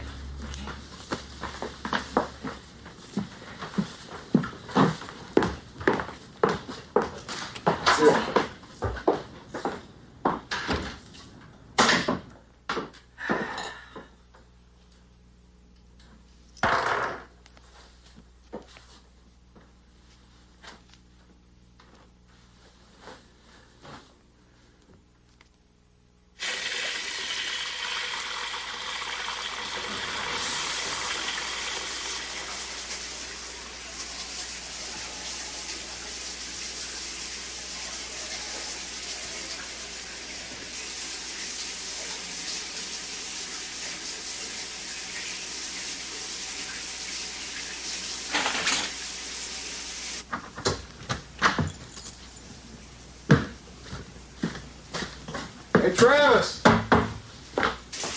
Me. Where you been? Got out on bail yesterday. $250,000. You'll never guess who paid it. That girl I went out with before Kimberly? The crazy one? Well, she's still crazy.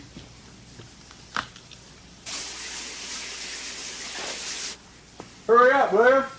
I just got back from the gym.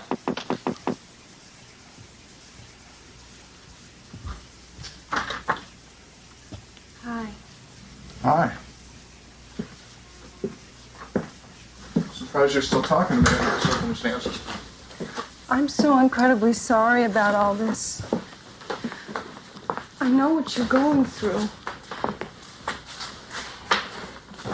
I just want you to know that I believe in you.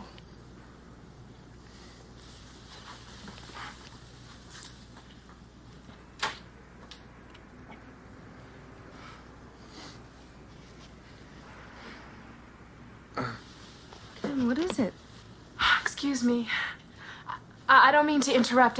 Actually, I didn't hear you come in because of the shower which I was taking because the water pressure at my hotel is so awful. Isn't that typical? Can you get me a towel for my hair? Because You must be Travis's new girlfriend. Travis? My roommate? Your boyfriend? Oh, he's so gallant. Trying to protect your sensitivity. Actually, I'm not shouldn't be anybody's standing new in a dress. anything. I'll I'm get you his a towel. fiance. His almost fiance. You're the girl that broke his heart. You told her that? How sweet. Amy paid my bail yesterday. Call me crazy. I beg your pardon? How'd you get in here? Travis let me in. I told him we were very old, very dear friends. He was surprised. He said you'd never mention my name. I was a little hurt. Anyway, I just felt horrible after I left today because no matter how terrible you were, physical violence is never the answer. Physical violence? All right, do you have a choke? I slugged him. A solid left. Of course, I was immediately overcome with remorse, so I came by today to apologize, and then I felt a little grubby, so I decided to take a shower. I should really leave. I'm sure you two have a lot to talk about. No, we don't, honestly. You're his new girlfriend. Oh, Kenny, I can't be jealous. She's lovely. Are you a law student also? That's right. And smart, too. I better go. I just came by to let you know I'm here if you need me. I think that's terrific. Amy? It was very nice meeting you.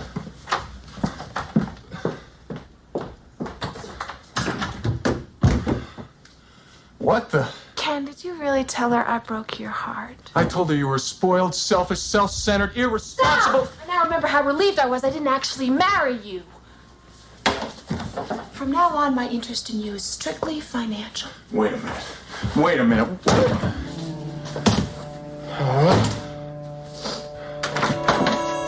I intend to protect my money. I'm not letting you out of my sight.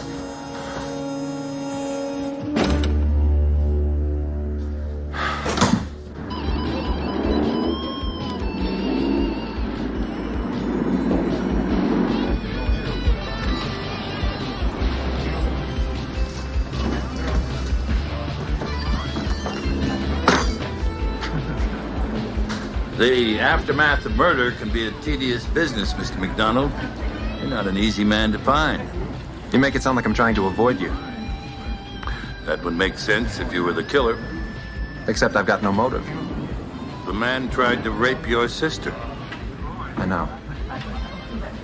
But you didn't tell me. How old were the two of you when your parents died? We were only 3. Just out of curiosity, who's older? I am. 12 minutes. Guess that makes me the big brother.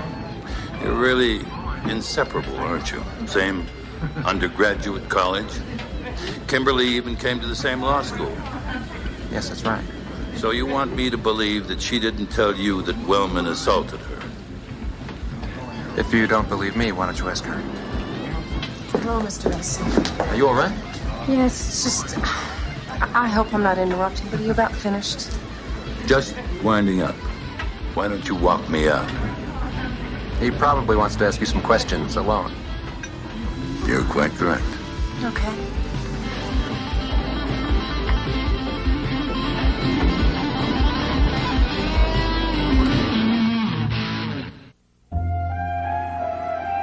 You still think the killer was someone from our seminar? They are the only ones who knew Frank was staying in the courtroom.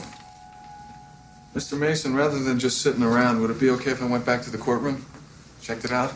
All right, Ken, I'll arrange it, but I want you to be careful. Right. There's one other thing. It's Kimberly. Actually, it's Kimberly and Amy. You noticed. It's hard to miss. Kimberly's a terrific girl. Lord knows she's pretty. And then there's Amy. She's crazy. I mean, she can be wonderful, too. She posted my bail, and I'm grateful. But she's out of control. I never know what she's going to do next. Some people call that exciting. I know. If you're asking for my advice, I think right now you have to concentrate on the trial. You mean give them both up? I mean, make a choice. And stick to it. Right. Thanks.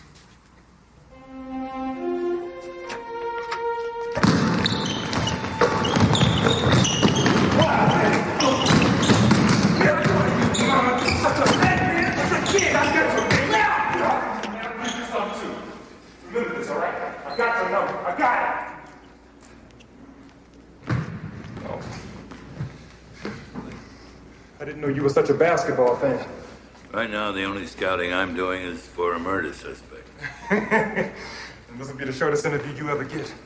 I got no motive. That's not what the law firm of O'Malley and Kern would say. Listen, it's true I wanted the summer job there. That's a very prestigious firm. It's also true I was disappointed, but I got over it. Before or after you beat up Frank Wellman? He told them I had a drug problem.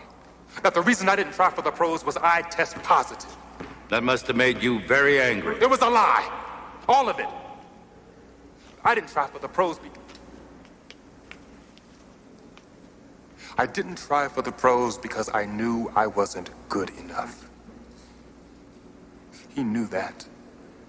And that big-time firm would only take one guy from our class, and even with his dad's pull, he couldn't buy his way in. Unless he got rid of me first. If you had gotten that job, it could have meant a great placement after graduation.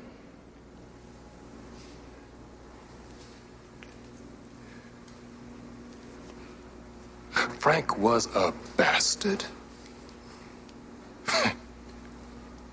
Look, I'll be real honest with you. I'm not sorry Frank's dead. There's something else I'll be straight about. I didn't kill him.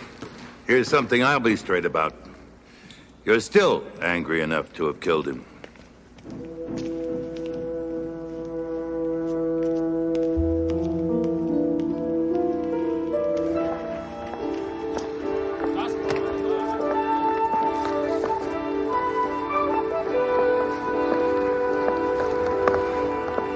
Something I want to ask you.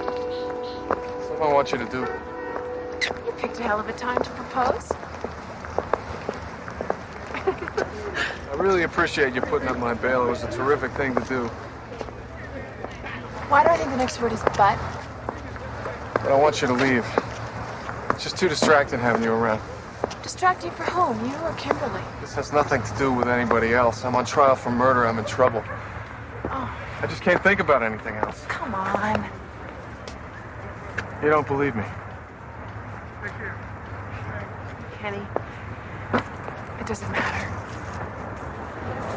It's okay, I understand. Look, I love to joke around, but I am serious about one thing. Wanting what's best for you and for you to be happy. I guess that's two things, isn't it? Thanks. There's just one more thing. What? This.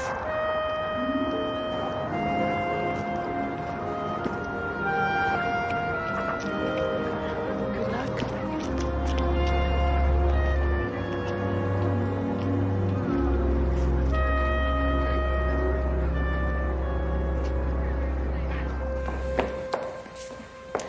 I can't understand what's keeping Perry. Oh, he was like that even in law school. Nobody worked harder. What was he really like in those days? He was a grind. Nose in the book all the time. No time for anything else. Of course, it was people like him that made people like me quit the law and go into business. So Have you ever had any regrets on that decision? I've been pretty lucky. About most things, I guess. Oh, Frank, it was a terrible tragedy. We're both so very sorry. Well, hello. I want to talk to you, Perry. I'll get the pretrial motions in your office. 37 years. We've been friends 37 years, and you're going to represent this boy that murdered my son? I think he's innocent. I read the police reports. He's guilty as hell. How can you do this to me? Ken Melansky wanted me to defend him. Our relationship should have nothing to do with that. Oh. Well, why are you doing this in-depth investigation of Frank Jr.? What are you going to do, put him on trial? Well, that's a standard defense tactic, isn't it, when you don't have a case? Huh? Try the victim? Well, I'm not going to stand by while you drag my boy through the mud. I believe Ken Melansky is innocent. I'm entitled to every fact I can find. I'm entitled to search everywhere, even into your son's life. Well, I'm entitled, as an old friend, to ask you to stop. The boy's dead. I appreciate your grief. I even share it. I've no desire to make it any worse. Disappointed in you, Perry. I'm very sorry. I have no choice.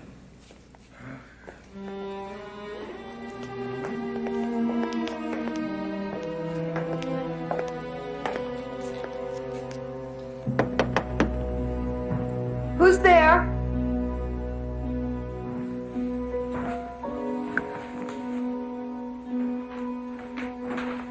Who is it?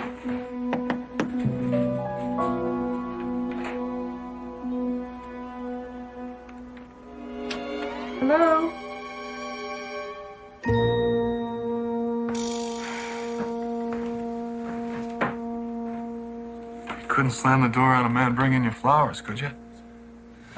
They're lovely, thank you. But I have to study. Can't you take 5 minutes to hear an apology? Kimberly, I know how it must have looked when Amy came out of the shower the other day. Looked? Okay. Sounded like. Felt like. But it isn't. What I had with her is over.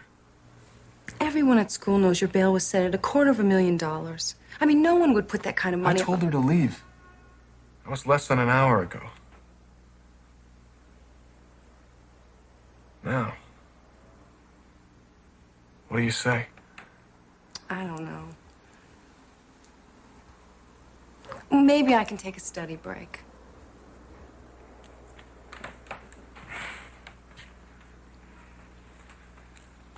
How about in an hour? What is your problem? I gotta check something out on the case. I'll be back.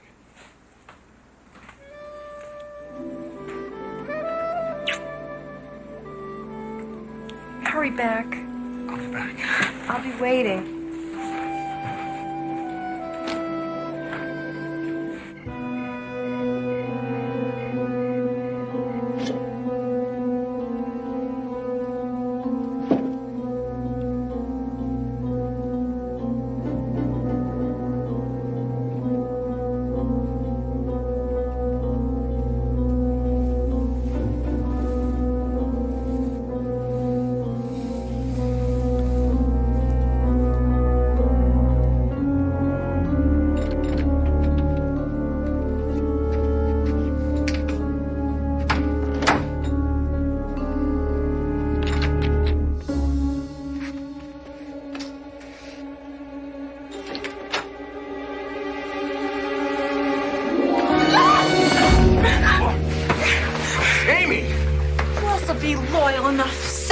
What are you doing here? I'm not finished. To come in here and look for clues in the middle of the night. You promised me you were leaving. I most certainly did not. I told you I wanted what was best for you. Which is obviously my help. Are you gonna give me a hand, Alfred? Right to the door. You're not hearing my theory? I don't even want to think about any theory you might have. It's obvious that you need me. Your brain is so fogged in from that vapid co-ed from law school, so I guess I'll just wait till you beg me to tell you, Kenny!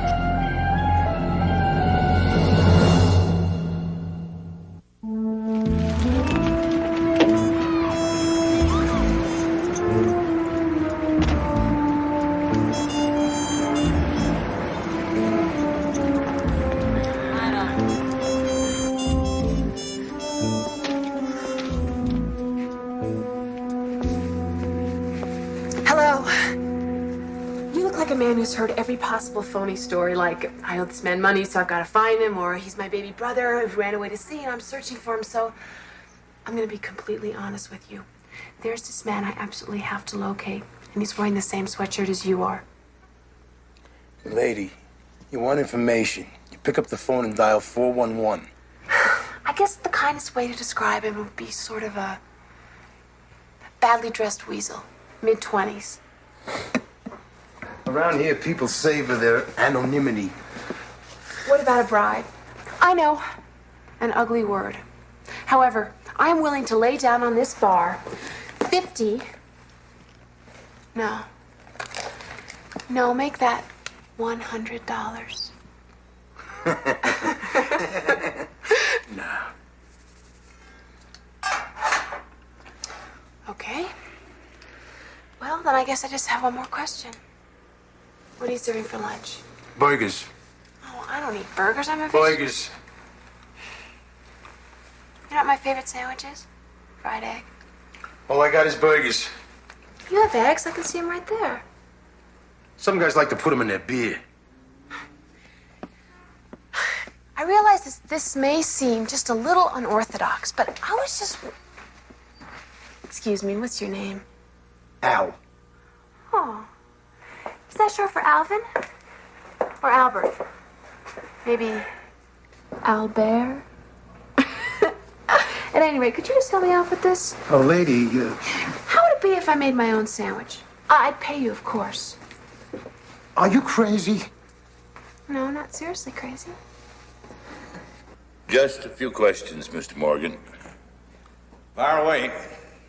Tell me, do you have your key ring on your belt? Yeah, I sure do. Every key I own's here, even the one to the moved courtroom. Never without it. You never separated from your key ring? No, sir. But you lost your keys the night of the murder, did you not? Well, yeah, he took them from me. He?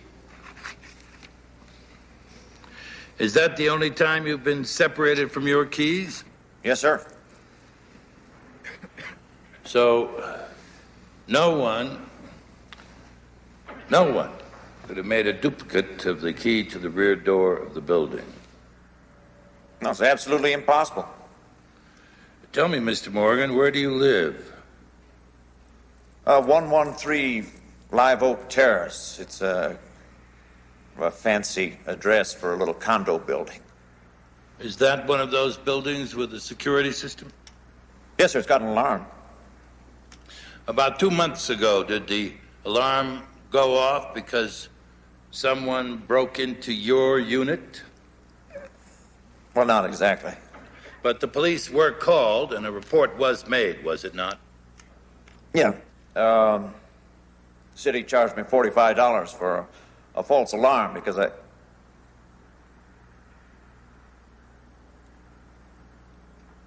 had to break into my own unit. Mr. Morgan, why on earth would you break into your own unit? You've told us your keys are always with you. Well, this time they weren't. I must have misplaced them. Must have misplaced them? Well, all right, I did. I lost them, but I got them back. For how long were they lost? A few hours, a day, a week, a month? Well, it's not very... Long enough for someone to make a duplicate key to the rear door of the building? Objection, speculation. Sustained. Sam, we both know that if someone had a key to the rear door, that person could have entered the back of the courtroom without your knowledge. Now, isn't that true? Yeah. Yeah, I guess so. Thank you. No further questions, Your Honor. Redirect. No, Your Honor. This court will recess for 1 hour. So things with Ken are really getting serious. Romance turned to passion. Passion heading towards commitment. Of course, my parents didn't approve. But I was determined, so I brought him home for Christmas. A fatal mistake. One burger, red but not cold, pickles, onions, tomatoes on the side. Anyway, so we came down to dinner the first night with my entire family, poised and waiting. Hey, Amy. And then... Weasel at 2 o'clock. Thanks.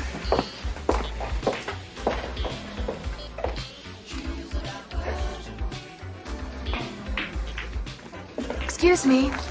I think this is my game. Yeah, says who? Says Ben Franklin. Don't be so shy. We met last night. I don't know who you are. Well, that's because you ran away. Now, who starts? I'll break.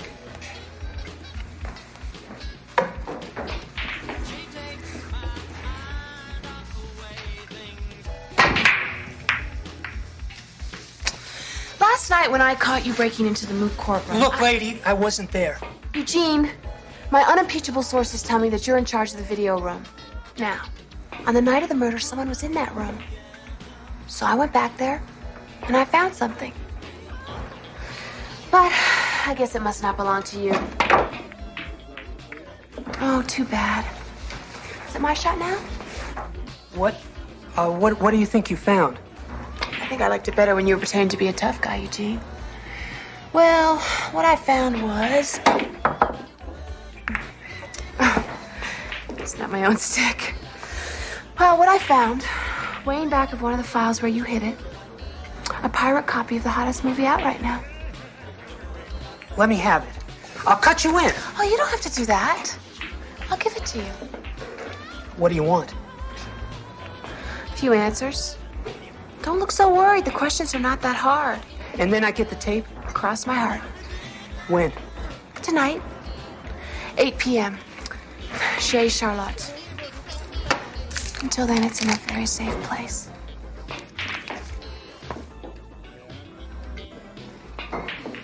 Your Honor, I realize this shouldn't happen. I'm sorry. It's inexcusable calling a surprise witness. Your Honor, the district attorney has had ample time to prepare her case. Did you know this witness existed? Yes, we did. But we had no idea he had information relevant to the case. Mr. Mason? Your Honor, if this witness testifies, I'd like an adjournment immediately following that testimony. I'll need the entire weekend to prepare a cross-examination. Sounds fair to me. What could he possibly testify to? We'll soon find out. I thought he was your friend. Maybe. That's a big maybe.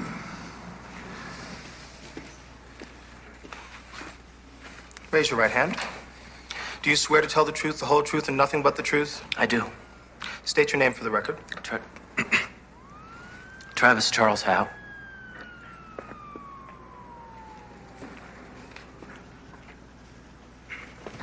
Mr. Howe, where do you reside? I share an apartment off campus with the defendant, Ken Molansky. And how long have you known the defendant?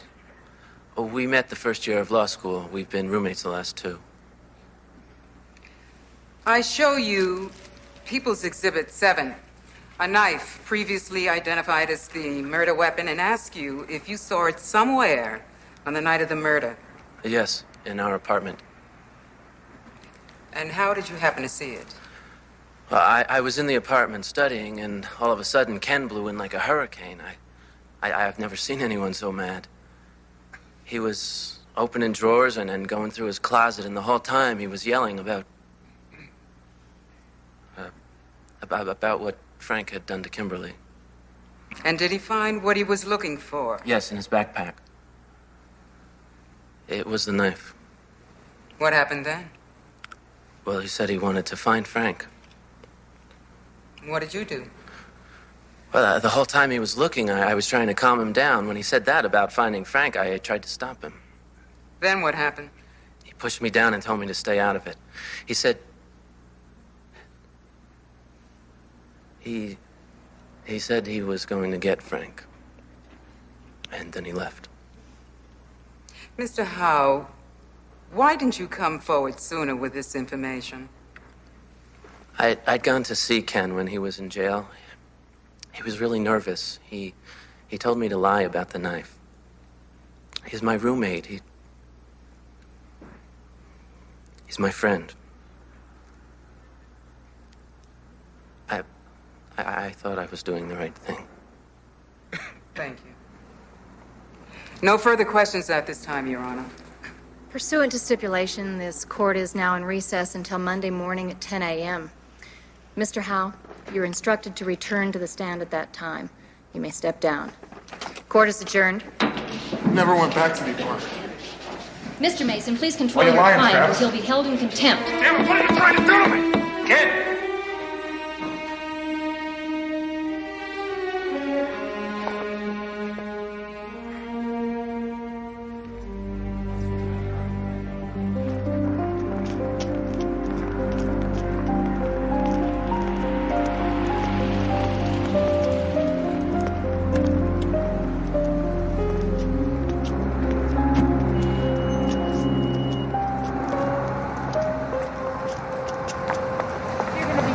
grateful I decided to forgive you instead of leaving, because I have wonderful news. I doubt it. I made a major breakthrough in the case. Amy, I've had kind of a rough day, okay? I want to hear about it. You can tell me while we're driving. All right. Have it your way. But I should tell you that we have an appointment to meet the real killer. I invited him to join us for dinner.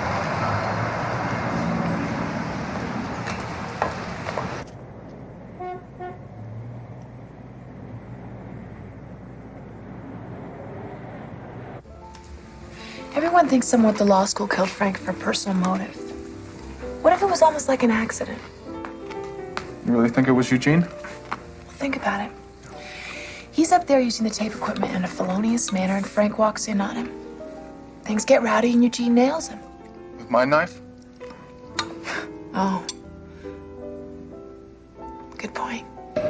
Well, we'll see. Don't you think we ought to let Mr. Mason in on our little adventure? Oh, Ken, please, let's not bother Mr. Mason until we have something tangible.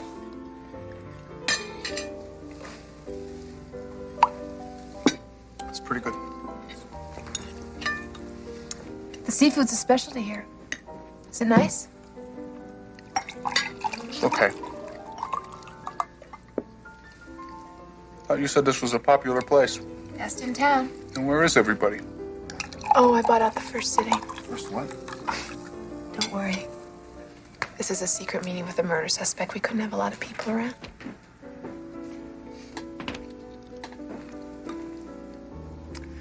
Here he comes.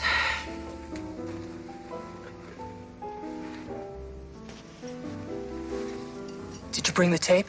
What is this, Gene? No hello? How's it going? No drink first just to be social? I believe you've met Ken. And yes, I have brought the tape. Provided you've brought some answers. We know you were in the video room the night of the murder. You're the one who ran out, weren't you? I wasn't. Can you prove that? I was with the guys that want that tape. Where is it? Not so fast, Eugene. We're not finished yet. Did you see anybody else that night? I told you I wasn't there. Now, could I have the tape?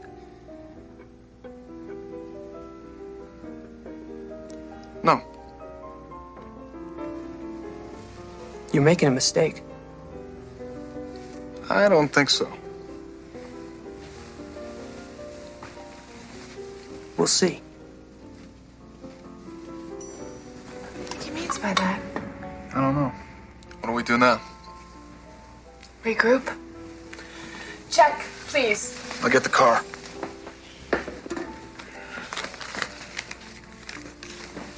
Thank you.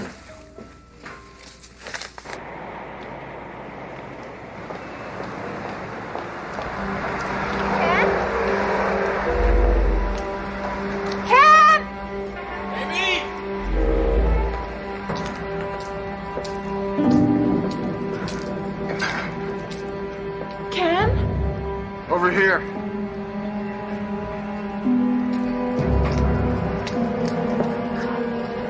I'll take that tape now. It's a gun. Give me the tape. You can't intimidate us. Yes, you can. Give me the tape.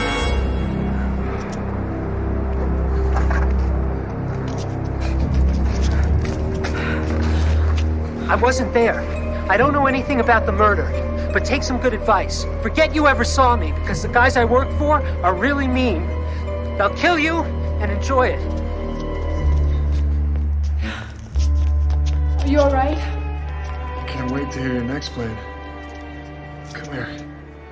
It's all right.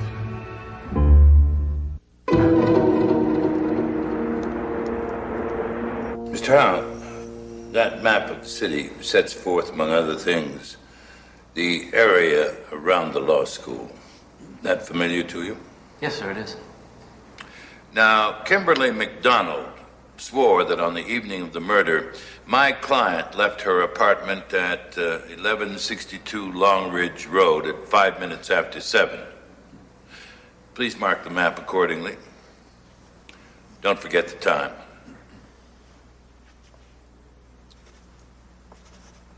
Now, where's the law school? Right here. The security officer on the scene testified he walked into the moot court at 7:21 and discovered Ken Melansky standing next to the body of Frank Wellman Jr. Now, sir, when did you see Ken at your apartment? Which is where? Right here. I don't know exactly. About 7:15. A lot of things were happening. I didn't look at my watch. That means Mr. Melansky drove from Kimberly's apartment to your apartment to the law school in 16 minutes. Now, you've lived in this town for 3 years. Is it really possible to do that? Well, it'd be tight, but yeah, you could do it. Now, what if Ken Melansky was driving in a reckless manner and got pulled over by the police at Moore Park and 4th? I'll wait for you, Mr. Howe. Please mark your map. Now, what if he got a ticket at Moore Park and 4th? Would he still have had time for that trip? I wouldn't know. Well, assume the ticket was written at 7:12 and the officer took 5 minutes to write it. How would that be possible when you say at that very moment Ken Melansky was tearing up your apartment looking for his knife? There's no answer to your question because it's hypothetical. Hypothetical. Hypothetical. No, Mr. Howe. Here is the ticket Mr. Melansky received at exactly 7:12. Now, perhaps you'd like to review your recollection of that evening. The location where he got the ticket is in a direct line between Kimberly's apartment and the law school. Now, what would Ken be doing there? I don't know. He was going directly from Kimberly's to the law school. He never went home, he never searched for the knife, and you never saw him. Isn't that true, Mr. Howe?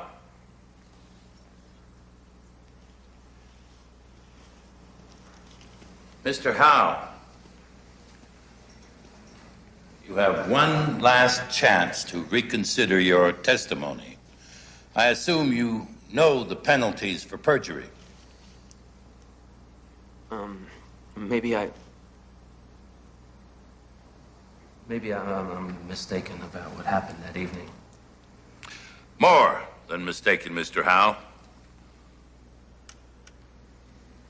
I've no further questions.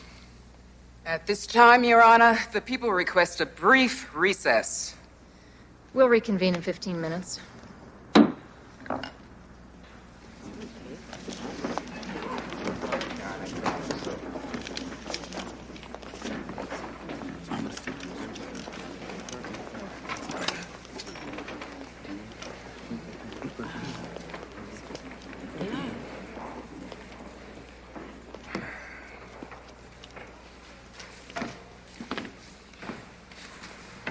Brilliant piece of work, Harry. Someone's trying to hang my client. Travis? He was working for somebody else? Unfortunately, neither of you could have known about the speeding ticket. What are you talking about? Would you like me to show you a letter from his bank? After you met with him 4 days ago, a large sum of money went into his account. Now, I want to know what the hell you thought you were doing. Harry? Ken Melansky is innocent. He's guilty. He killed my son. Frank? Getting Travis Howe to perjure himself is a crime. What are you going to do? Send me to jail?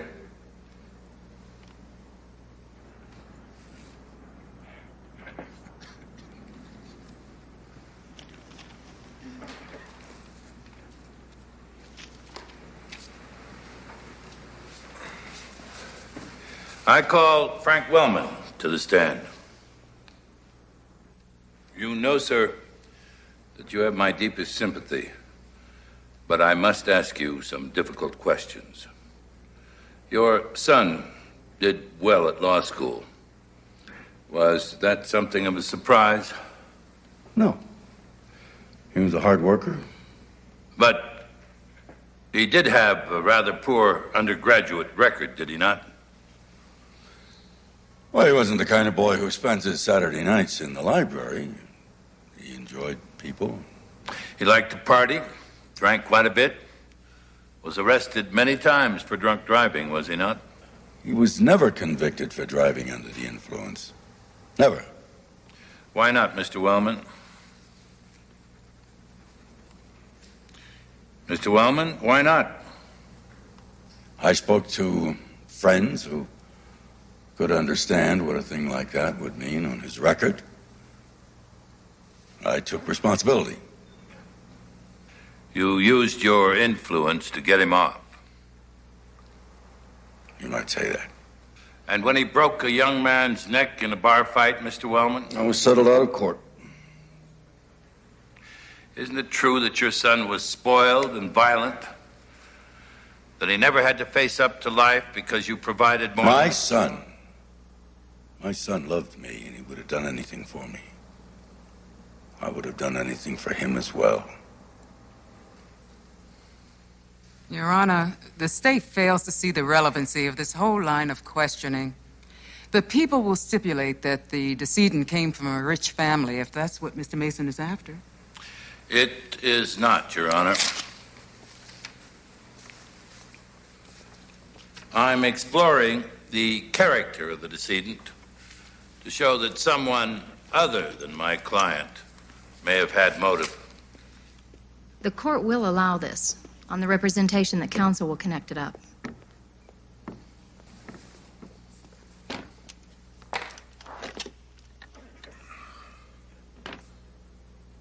One last question. Did you buy your son's way into law school? No, I did not. You did make several large contributions while his application was pending, did you not? One for more than $1 million for the moot courtroom? I did what any father would have done for his son. The difference being that I had the money to do it with. No further questions, Your Honor. I thank the witness for his honesty. We'll take our lunch recess at this time. Court will be adjourned until 1 o'clock. Can't wait for me outside.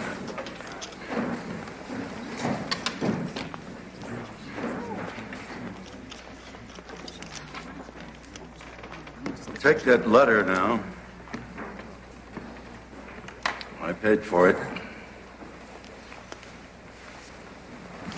Yes, I believe you did.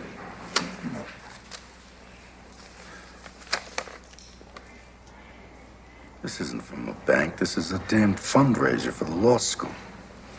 That's right, Frank. It's a hell of a way to treat a friend.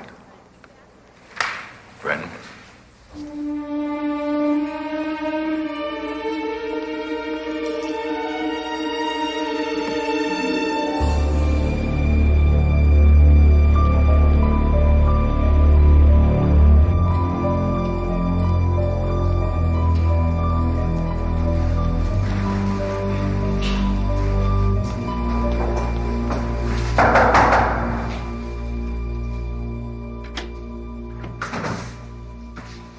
Here it is, just like I promised.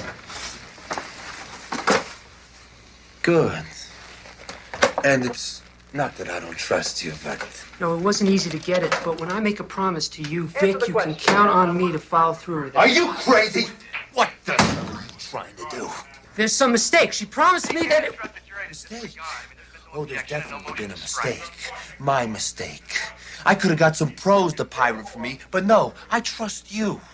I even send you to video school. And why? Because you're from the neighborhood, and I like you. But that's just the kind of guy that I am. Vic, let me In a explain. moment, Eugene. There's something you have to understand.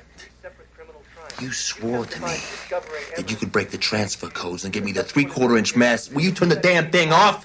It's giving me a headache. The 3/4-inch master's for the guy in Rio who's gonna pay me $100,000 for every master tape from that movie. And now, you're forcing me to... I know where it is. Give me one more chance. All right. You got 12 hours. And after that, we'll make a different kind of movie. A snuff film.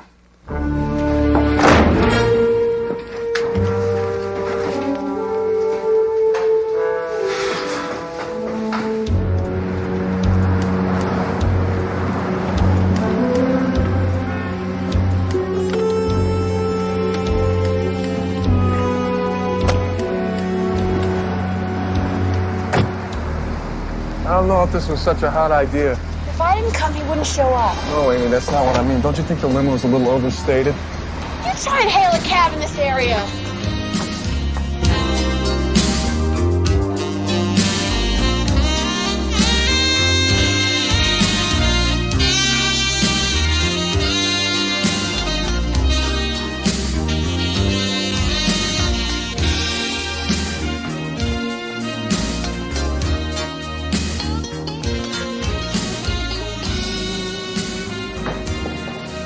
Thanks, Eugene. You made me a rich woman. I bet Ken you'd really be here. Pay up. Put it on my tab. That makes $250,005 I owe you. You gave me the wrong tape. Are you trying to get me killed? Those guys want to take my head off. You didn't tell us what we want to know. Tough. Give me the tape. Eugene, where are your manners? Ken, make him say please. Yeah, say please. This time I decided not to take any chances. Let's step outside. Let me give you some free legal advice. Right now, all we got on you is pirating video cassettes.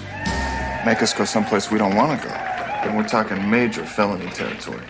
I'll take it under advisement. Now move. Last chance. This place is full of cops. Encourage her to shut up. Police! Freeze! Hold it!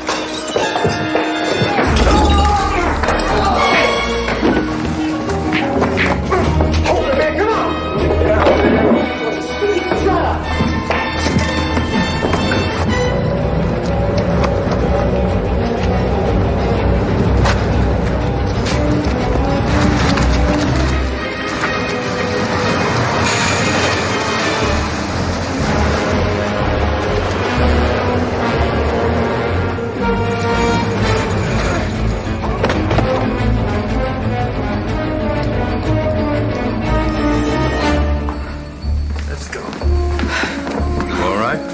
Yes.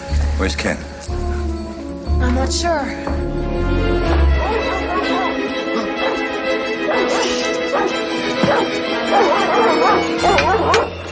Damn you! If you weren't in the courtroom the night of the murder, who was? How do I know? Thank you, Gene! Now, someone from the class must have been there.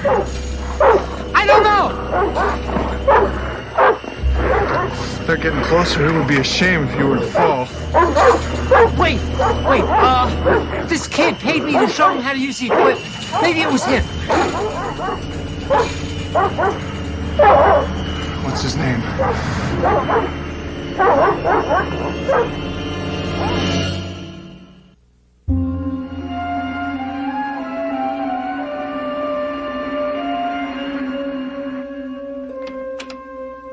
Oh, thank heavens you're back.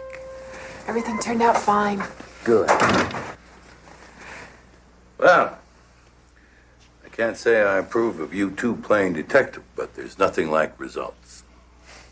Well, the night is still young. Is there anything else we can do? She has the limo booked for the entire evening. You should be in bed, asleep. I want him looking fresh and relaxed and innocent in the morning. I'll give it a shot. On our way. Bye-bye.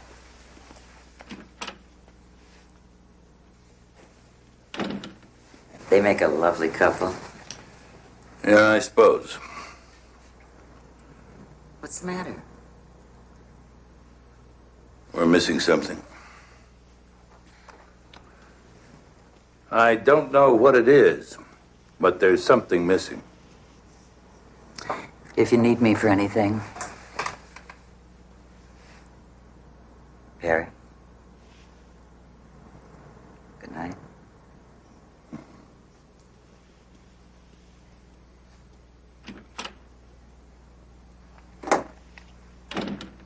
It's just a trifle.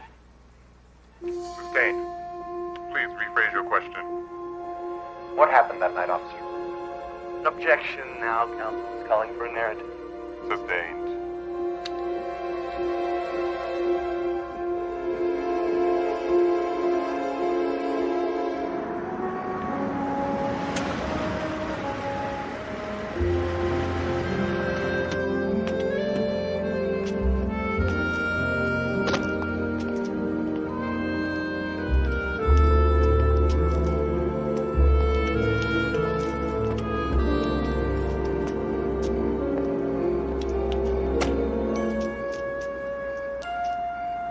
Listen,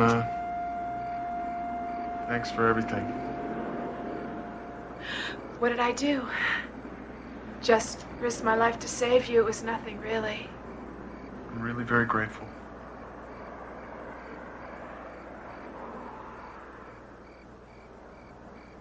That's why I did it. For a little simple gratitude.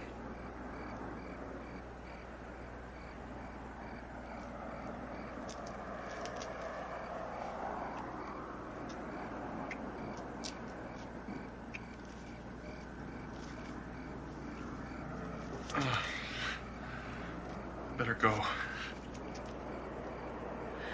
If you want to keep looking innocent, I guess you'd better.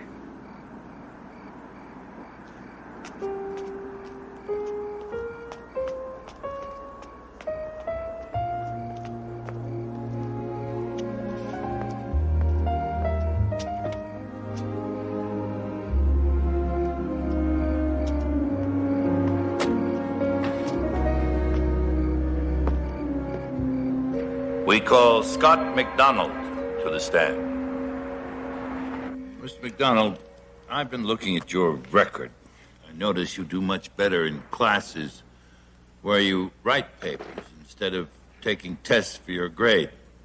Now, why is that? Sometimes I clutch under pressure, I guess. The paper in your hand is one on which you received an A. It's on constitutional law. Do you mind reading aloud? Page 3, paragraph 2.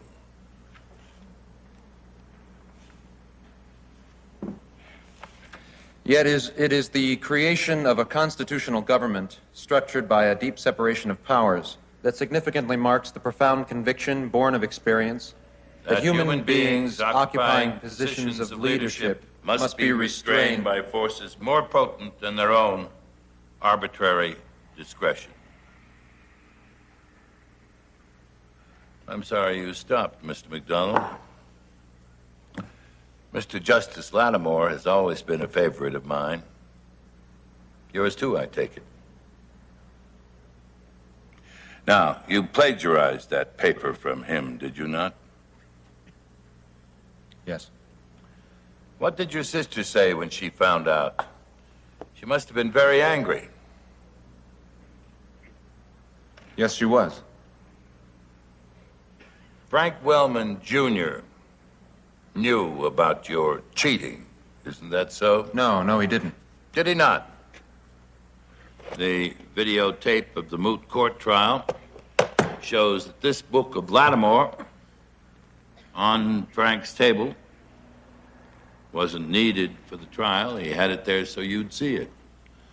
So that you'd be constantly reminded that he could expose you. Once exposed, you'd have been thrown out of school, never to practice law, never to be law partners with your sister. That's not true. He told you to throw the trial, did he not? Kimberly and I were beating him. We were going to win. No, you were not. I was there, remember? I didn't understand why you were doing so badly. Now we know, don't we? Mr. McDonald, I was the last person to leave the courtroom on the night of the murder. And this book was there, on the table. But in the police photos of the crime scene, this book is gone.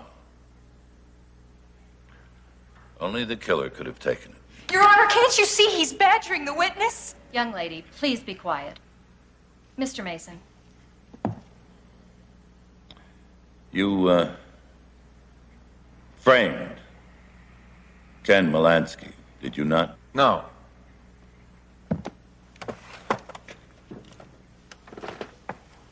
Mr. McDonald, this is a preliminary hearing. Let's suppose it were a full jury trial. This jury box would have 12 people in it. 12 people, all looking at you, listening to you, staring at you. 12 people sitting here, watching, and waiting for the truth. Now, Mr. McDonald, The courtroom video technician is prepared to testify that you paid him quite a lot of money to teach you how to use the equipment. Now, this videotape shows Frank Wellman Jr. rehearsing his summation in the moot court. Mr. McDonald, you were the one person capable of operating that video equipment who knew that Frank Wellman Jr. would be there that night. Now, you taped Frank Wellman doing that summation, did you not? Don't say anything, Scott. I will not tolerate your behavior, young lady. Your Honor, Miss McDonald's vocal outbursts have been a great puzzlement to me, but I think I'm no longer perplexed. It's her brother. Our witness, Scott McDonald, has to be in constant communication with his sister. He feels compelled beyond reason to see her, and if he cannot do that, he needs to hear her voice.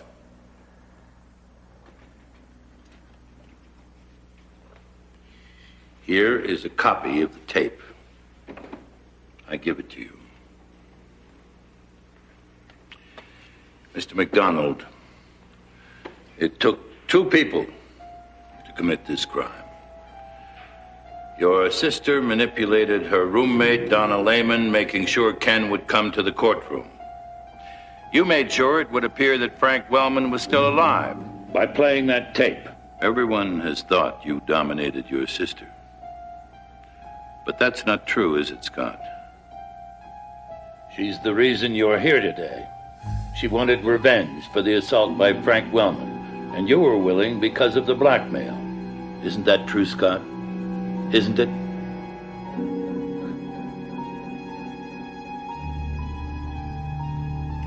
Listen to me, Scott. Are you going to pay for a crime you did not commit alone? No, I didn't kill him.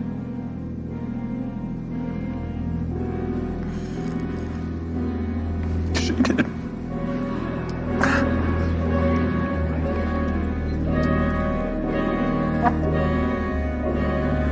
I'm sorry, Kim. I can't.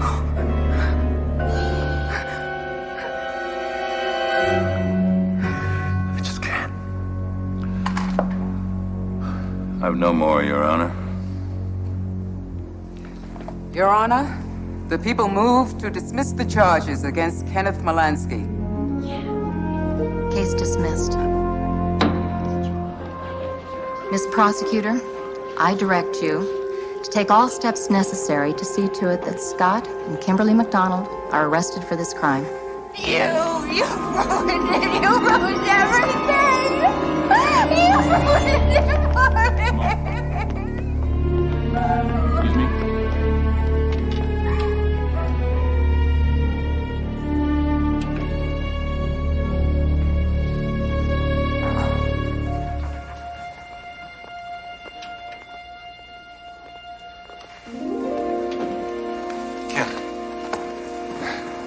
Hey, buddy. Congratulations. Nice job. Good job, man. Congratulations. Right. Well, take care. Yeah. Ken, I'm really sorry. Get it, Donna. Sorry. I'll see you in class.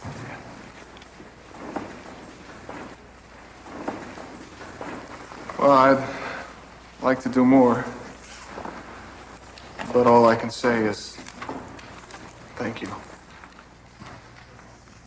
It's enough. Where's Amy? Well, earlier she said she was going to go pick up her $250,000 bail money and leave town. That's what you've been telling her to do. Congratulations. Yeah. I guess so. You guess? She was totally irresponsible, recklessly unpredictable.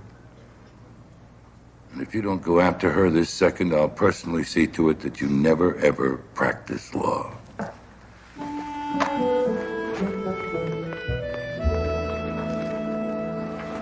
Not one word. Amy!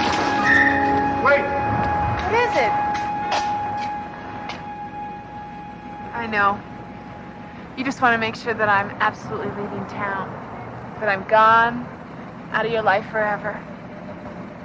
Well, don't worry. I have here a first-class ticket to Tahiti, which should make you overjoyed. Are you finished? Because I came down here to tell you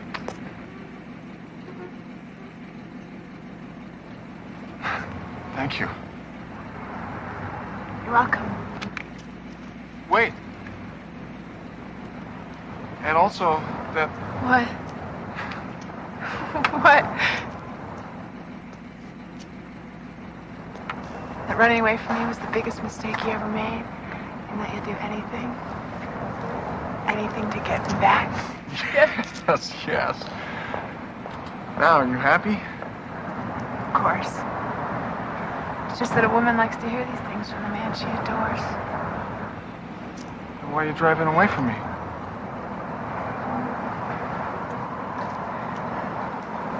Actually, this is my third time around the block.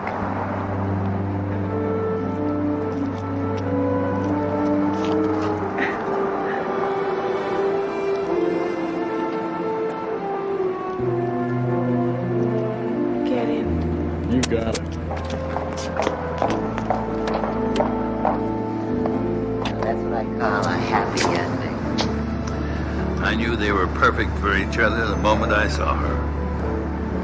You're so perceptive. You want me to get the car?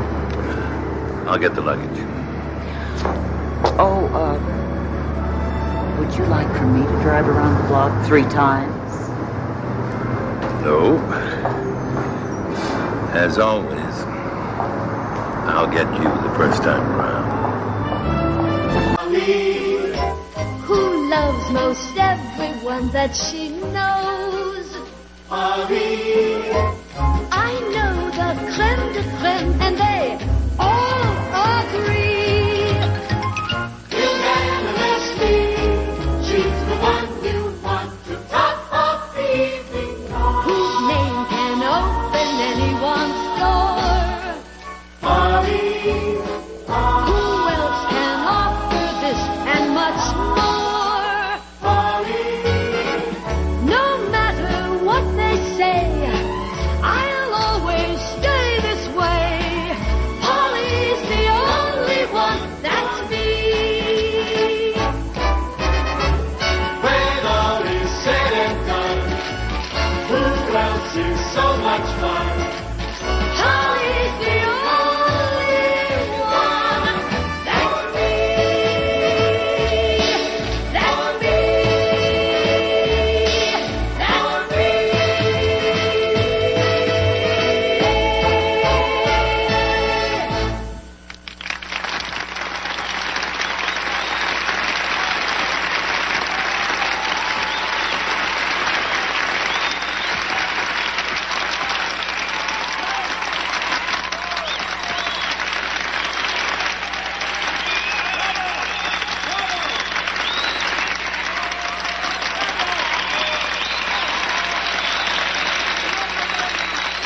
And I mean big trouble.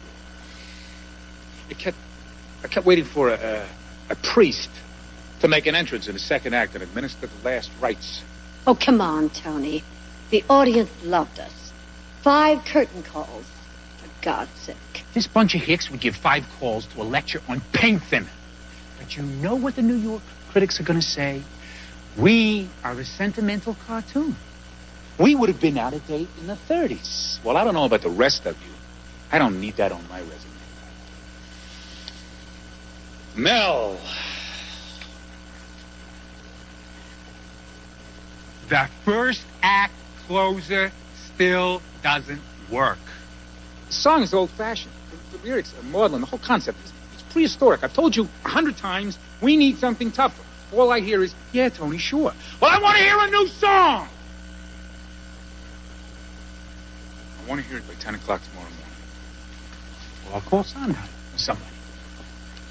Anybody. Okay, Mel? Yeah, Tony, sure. Shouldn't be too hard. Old score sounds like it came straight from your trunk. Would somebody mind telling me why 6, count them, 1, 2, 3, 4, 5, 6, of our hookers made their entrance late in the police raid. Kate, you're choreographing our little funeral here. Now, is it too much to ask your hoofers to make their entrance on cue and not whenever they damn well please? Tony, they have a really big change there, and it's not their fault The that the intercom, damn... Tony. I beg your pardon? The intercom system wasn't working by the time I got backstage to the dressing room. And whose responsibility was it to see that the intercom system was working? Well, you know I had a lot of new light cues. Just ask you a question, Johnny.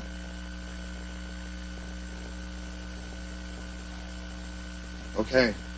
It was my responsibility. Oh, like it was your responsibility to make sure that there was a pianist at the understudy rehearsal last week? Yes. You are a flake. That's not fair, Tony. If you don't get your shabby little act together, I'm going to make sure you end up swabbing out toilets at some crummy little dinner theater. You've got no right to talk to me that way. Why not? You don't have the guts to do anything about it. Oh, yeah? Hey, what are you doing? Hey, Johnny, for God's sake!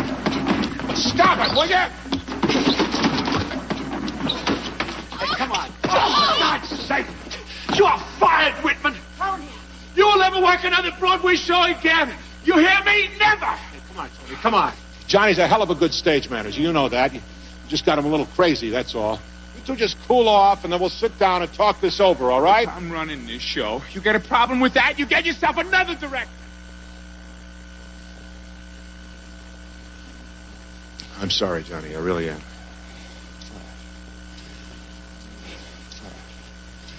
Somebody ought to drive a stake through your heart. You? Yeah, maybe.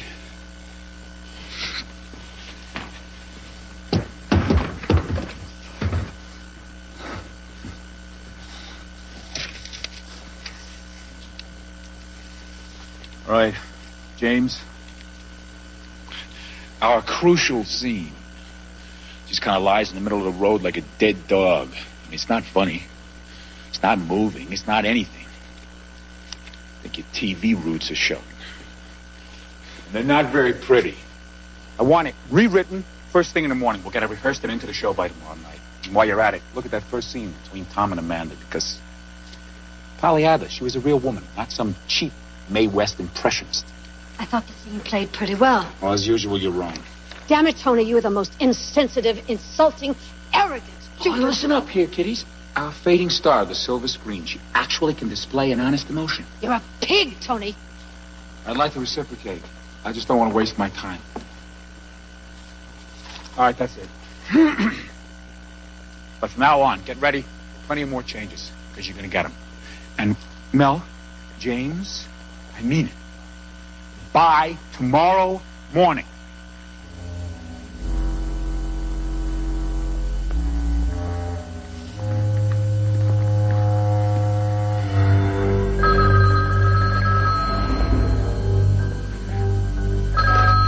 Yeah?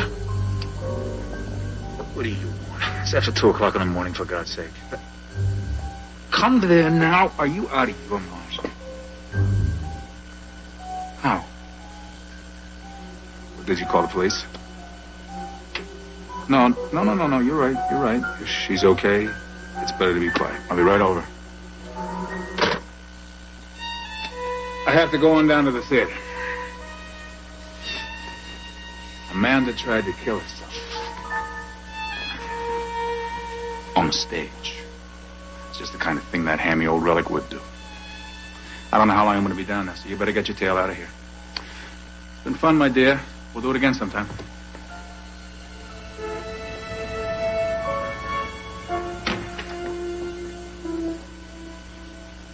My.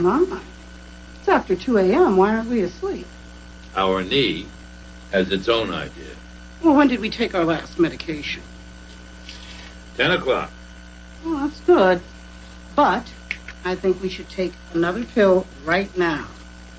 And I want you to know that we can't be responsible for that watch if it gets stolen. This watch was a Christmas present, and I want you to know that we are completely responsible for it.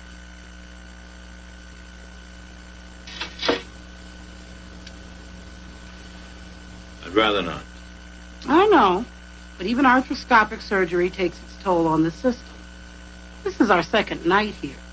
And if we want the doctor to discharge us in the morning, then it would be much better if he found us bright-eyed and bushy-tailed.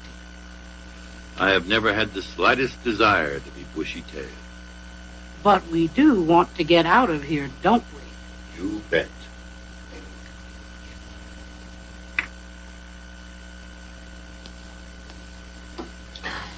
Now, we should get in bed. You first. You! In bed. Can we manage that by ourselves?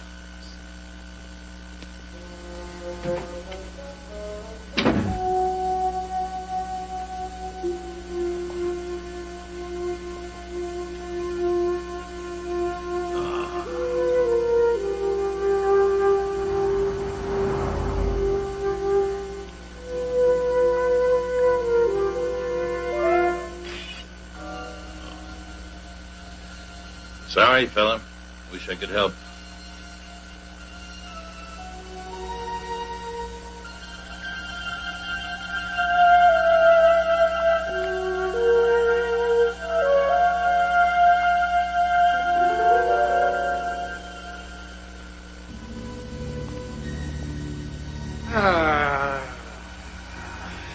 All right, what the hell's going on here?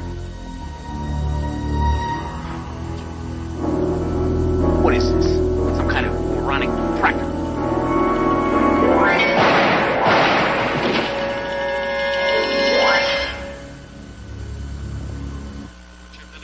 Good morning. Is it? Well, we're really in a good mood today, aren't we? Della, do me a favor. Don't use the word we. Has the doctor been by yet to release you from the hospital? Nope. Well, he better get you out of here soon, or you're not going to be fit to re-enter. Johnny Whitcomb, stage manager of the musical Polly, is being taken into custody for the murder of the musical's director, Tony Franken. Now, Whitcomb publicly threatened Franken's life just hours before the murder, which took place at the Paramount Theater at 2:30 a.m. Witnesses in a neighboring building say they heard the shots at that time, but failed to report them. We'll have details in there. What's the matter, Perry? You know this Franken? No, but I know that boy didn't kill him. How? I saw him. What's his name? Whitcomb. Right under that street lamp at the time of the murder. Are you sure? I remember looking at my watch as he was standing there, and the theater where this Franken was murdered is at least 3 or 4 miles from here. What are you going to do? I don't know. He'll likely be arraigned this morning. Well, as soon as the doctor releases you, you can just go down and clear the boy. I'm afraid it's not that simple. Just tell him what you told me. Any halfway decent prosecutor would tear me apart. I don't. Adela, get my clothes for me, will you please? I'm going downtown with you. Good. Then you can watch me make a world-class fool of myself. Let's see, Mr. Mason. You believe you saw the defendant on that park bench at about 2:27 a.m., is that right? Yes, I looked at my watch. But you were in a hospital about how many yards away? About 30. And although it was overcast that night, you believe you could make out his features by the streetlight. Yes, I believe so. How was the man you saw dressed? He was wearing the same clothes he has on now, plus an overcoat and a hat. Weren't you in the hospital for some sort of knee surgery? Yes, an arthroscopy. Mr. Mason, were you given some sort of sedation or painkiller before you went to sleep that night? Yes? And that would have been 40 milligrams of oxylidine, wouldn't it? Actually, I'd taken 20 milligrams at 10 A simple p.m. yes or no will do. Did you ingest 40 milligrams of oxylidine? Yes. Mr. Mason, is it your testimony that on a moonless night, from a hospital room 30 yards away, after ingesting enough medication to put most of us in a coma, you're able to identify this defendant, a stranger whose face you've never seen before, as the man you saw in the park in the middle of the night? Yes, I believe it to have been him. No further questions. The defense rests, Your Honor. Thank you, counsel. On the basis of the evidence presented here, this defendant shall be bound over to Superior Court for trial on March 15th at 8:30 a.m. Bail shall continue in the amount of $250,000. So after I left the theater, I bought myself a bottle of whiskey and just wandered the streets for a couple of hours, maybe.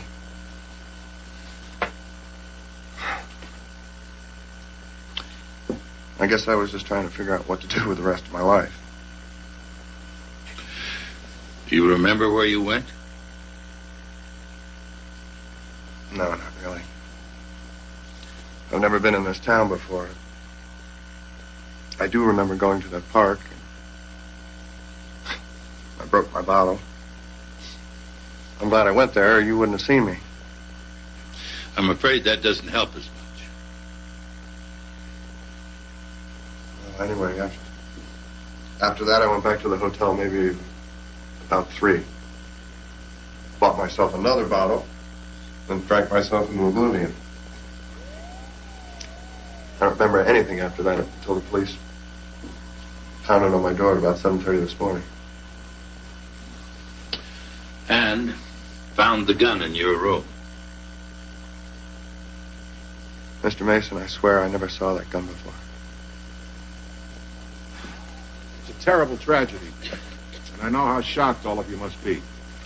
Nevertheless, I intend for us to open in New York on the 3rd of next month. This morning, I phoned Gavin Austin. He's flying in from New York today to take over as director. Most of you know Gavin, and I'm sure you share my faith in him. We'll see the show tonight, and I've called a rehearsal for him at 10 o'clock tomorrow. We've got a great show here, kids. And although we'll all miss Tony, the show, as he would have wanted, will definitely go on. Right now, Mel and James will fill you in on the new material, all right?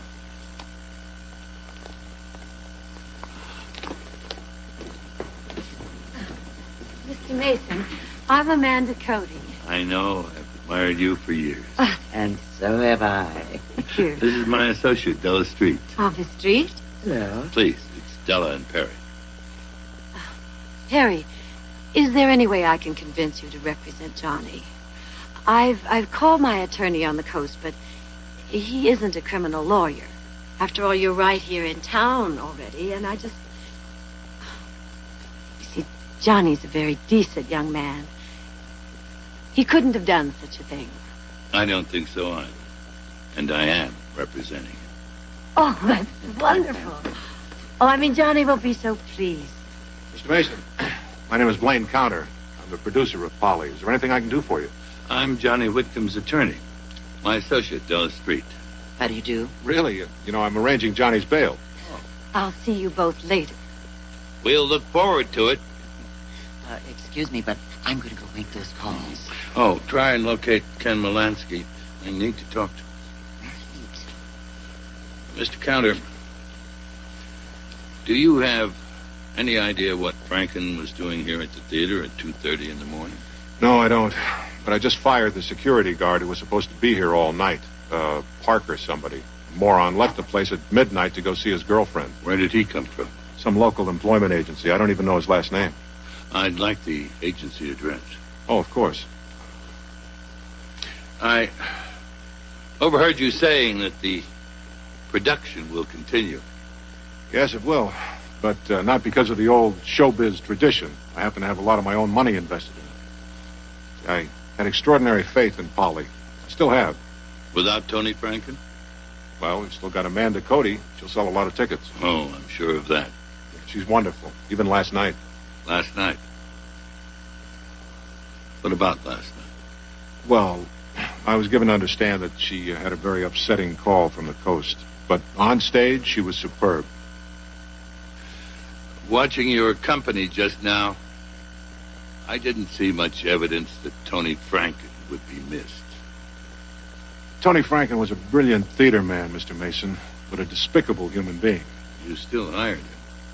Well, quite simply, he was the best director I could find. I had to protect my investment as well as my other investors. And, of course, Amanda. Mr. Counter, where were you at the time of the murder? I was alone in my hotel room. Why? Pardon me. Here's the list, Perry. I tried to reach Ken, but I could only reach his answering machine. Mr. Counter, I wonder if I might speak to your company for a moment. Of course. All right, hold it a minute. Now listen, kids. This is Mr. Perry Mason. He's Johnny's lawyer, and he'd like to talk to you. Thank you. First, I'd like to tell you all that I have good reason to believe that Johnny Whitcomb did not murder Tony Franken last night. But proving that may be somewhat difficult. Now, I understand there was an after-theater party given for you last night by the City Theater Society, which some of you apparently did not attend. Mr. Melsinger and wife Leslie, Mr. James Walton, Mr. Blaine Counter, and Amanda Cody. Everyone else seems to have been at the party until it ended, nearly 3 a.m. Is that correct? Well, what does that mean? Well, if everyone who went to the party can prove they were there the whole time, that gives them a pretty good alibi. Those not at the party are suspect in Tony Franken's murder. Suspect until we find out which one of you killed him.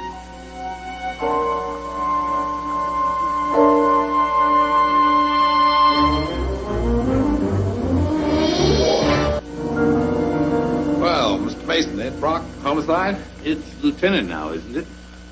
Good to see you again, Ed. I appreciate your meeting me here. You too, officer. Just call me Ray. All right, Ray. This was Tony Franken's room.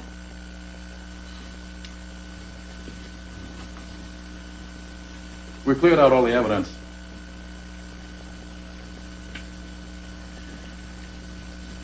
Any pictures? Ray, pictures.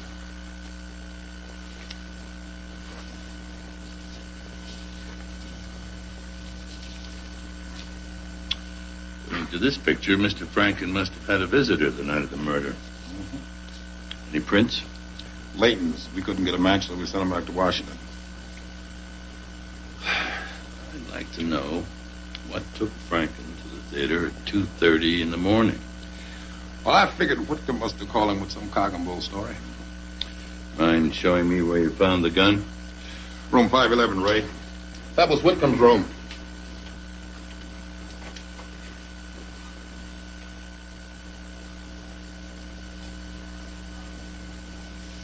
Now, the gun was right here behind these soft drink bottles.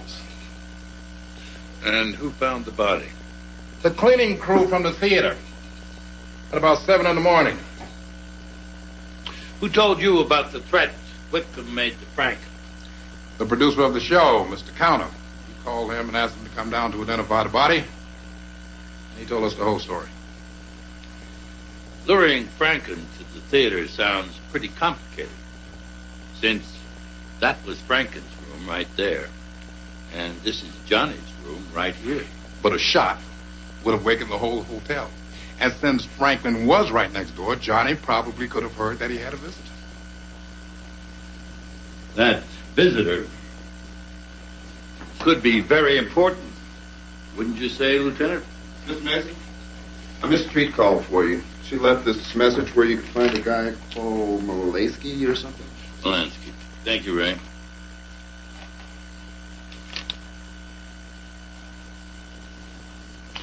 You'll let me know about the prints on that glass.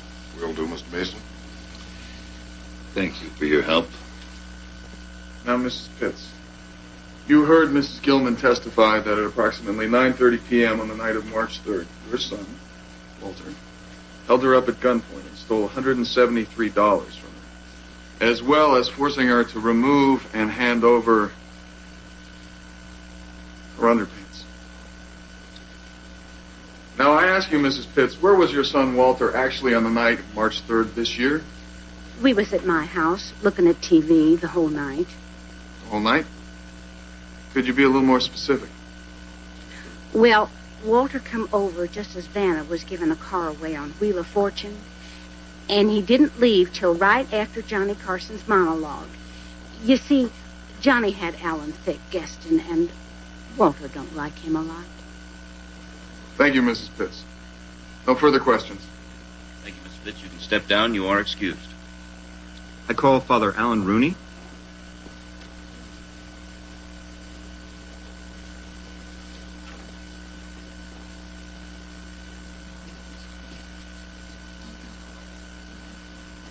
Do you solemnly swear under penalty of perjury that the testimony you're about to give will be the truth? I do. State your name for the record, please. I'm Father Alan Rooney. Father Rooney, where were you on the night of March 3rd? I was at St. Sebastian's Church, as I am every Thursday night, calling the numbers. Could you explain that, Father? We have bingo every Thursday night, for the benefit of the homeless, don't you? And did you see Mrs. Pitts there that night? I certainly did, son. In fact, she won $25 in the very last game. Just before 10 o'clock it was. No further questions. I'm sorry, Vera. It's not your fault, Father. God forgive me. He's just no good. You're a pervert, Walter, and you always have been. You steal ladies Mrs. under Pitts. there, and you make me lie under God's Mrs. oath. Pitts. I hope they put you Mrs. away Pitts. for 100 years. Objection! Any cross-examination, Mr. Molansky?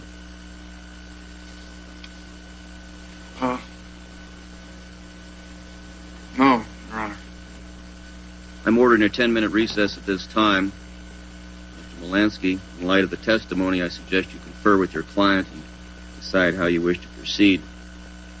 I sincerely hope that you personally will have learned something from this shabby chapter in the history of American jurisprudence.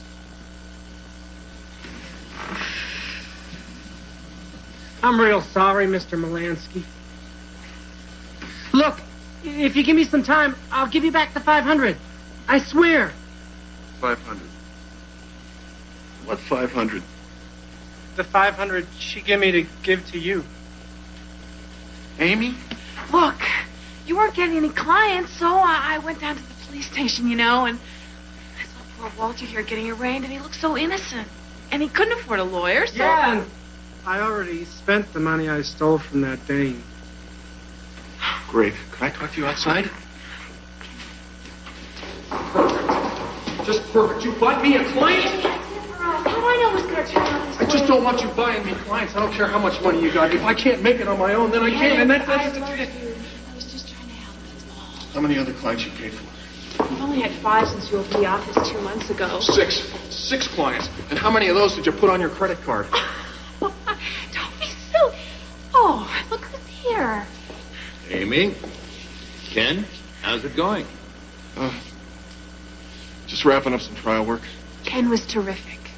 I'm sure he was. How's your practice coming along? Some days are better than others. I lost my first 7 cases in municipal court. 2 of them were real embarrassments. You were there. You peeked in for a minute. Have you heard about the Tony Franken murder? Hard to avoid. It's been all over the papers and TV. I'm representing the young man they arrested. Did he do it? Amy? It's a fair question. No, he didn't do it. Meanwhile, I could use some help if you have the time. I'm flattered. We'll fit it in. Excellent. Mr. Mason, if Ken's going to work on this case, then couldn't you make him co-counsel? Not on this one. Don't mind her, Mr. Mason. She means well, but sometimes she's a little pushy. What do you need? I need some investigative work. I'm never pushy. Great. Just tell me what to do. Well, they hired a local as night watchman at the theater who left his job the night of the murder to see some girl. Find out about him. His not being there that night sounds just a little too convenient. Great. We'll get started right away. She can be your Della Street.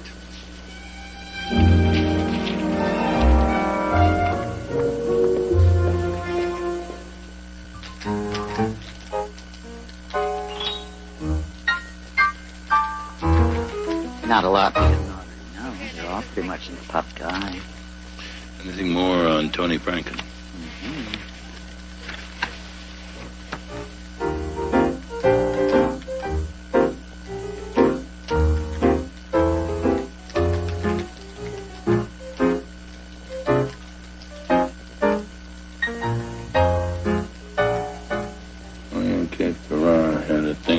Since the beginning of pollen.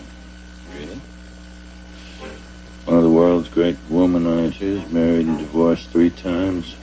Evidently thought nothing of getting involved with married women. The young actress even committed suicide after he threw her over. Also, until this show, Tony hadn't worked for over 3 years. Evidently, the producers didn't want the aggravation. Blaine countered it. I wonder why. Well, we'll run a check on the ex-wives. That's all. Who knows?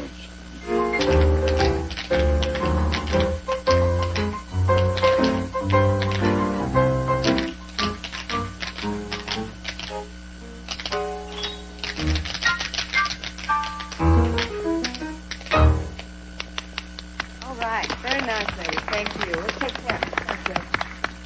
Amanda, 10 minutes and Gavin would like to put it on its feet. Right. As you heard, I have about 10 minutes. Will that do? So far. We can talk in my dressing room. Yeah, you take care of this? Have at the door for you. Thank you, Uncle Billy. Well, how's it going? Pretty well, I think. Mel's new song is marvelous, and Gavin has some really smashing ideas. There was this tedious ballet in the second act, and he just took it out, and now the whole show plays better.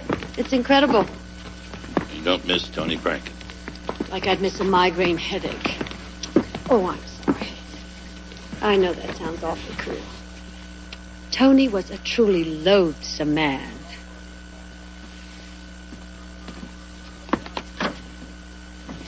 You really meant what you said about us being suspects? I'm afraid I did. You know, maybe none of this would have happened if Blaine had stepped in like he should have. You mean when Tony fired Johnny? Blaine's let Tony walk all over him about everything. That's very strange. I once read where he fired a choreographer for slapping a chorus girl. Well, he's obviously changed. I did understand that he'd proposed marriage to you. Well, I didn't think that my private life was so public. Yes, he did. You see, his wife died a few years ago, and he said he thought he'd never remarry until he met me. That's very flattering, of course. But naturally, I turned him down. I mean, you can't marry a man without a backbone. I'm sorry to have to ask this, but where were you when Tony was murdered? My God. You really do think that I might have killed him. But why would I? Oh. Maybe because you knew Tony Franken was planning to replace you in the show?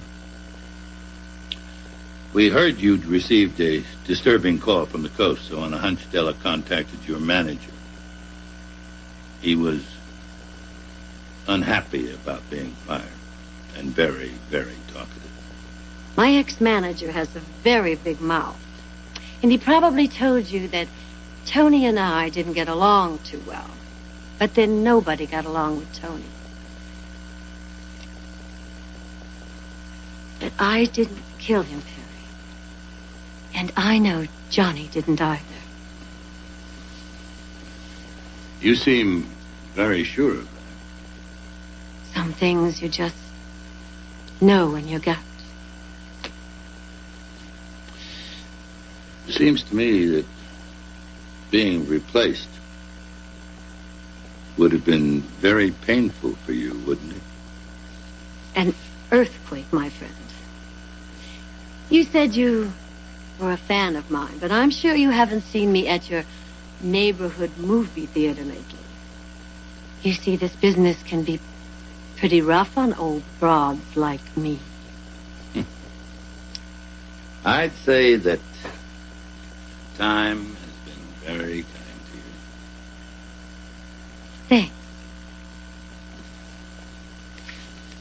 Well, if you'll excuse me, they want me back on the stage. We must get together sometime and have fun. I told you. It's the policy of this agency to respect the privacy of its clients. I don't want his tax return. Just his name. Parker what? I'm very busy, and I don't have time to argue with you. All right. This is confidential, but I'll tell you the real reason why I need to talk to him. While he was working at the theater, several of the actors reported having valuables stolen from their dressing rooms. Now, I'd like to ask this Parker some questions. I'm sure you'd like the police to know that you cooperated fully with our investigation. Yes, of course I would. Good. But you are not the police, and I would appreciate your leaving before I call them and charge you with harassment.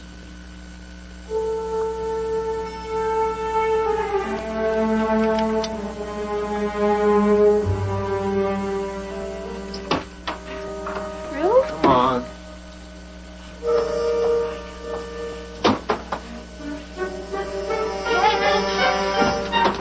Great. Mr. Mason asked for one simple thing, and I strike out. His name's Parker Newton, and he was kicked off the police force for brutality. He lives at 552 Morgan Street, apartment 4B. What? By the way, that woman was really very sweet. Here's his personnel application.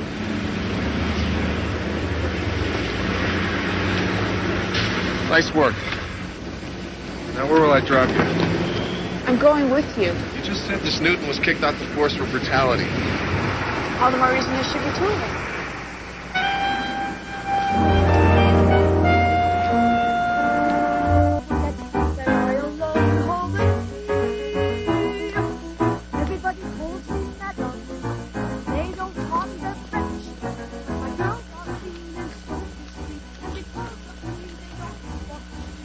I think the show has finally taken shape. Morale is way up. The new director put back the ballad Tony cut. It's Amanda's one real moment of vulnerability, and the show really needed it. I'll get right to the point, Mr. Walton. I'm told you came by Tony's room just as they were arresting Johnny Whitcomb.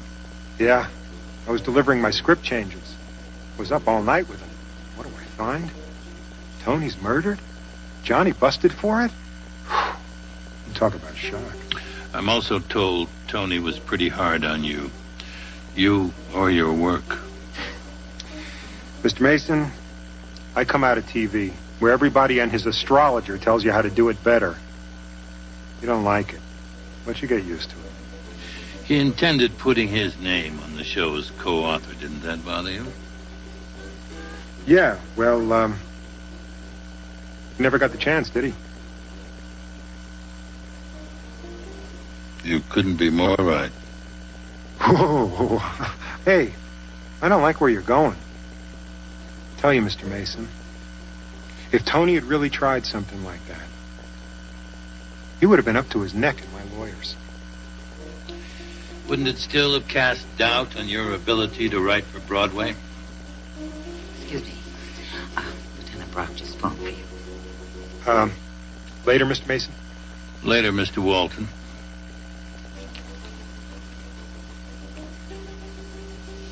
What did Brock want? They've taken Leslie Singer in for questioning. The composer's wife?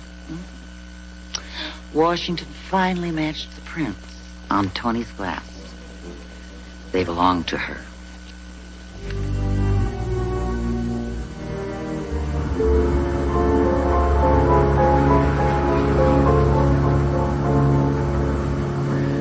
I won't let you do it. That's why we're here. It says he's 6'2", weighs 210. An ex-cop who brutalizes people.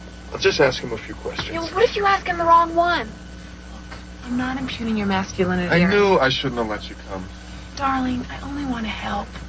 I mean, I know you and everybody else think I'm just some rich little kid who giggled her way through college, but I'd like to show you that maybe I can really do something. You know, I mean, actually contribute.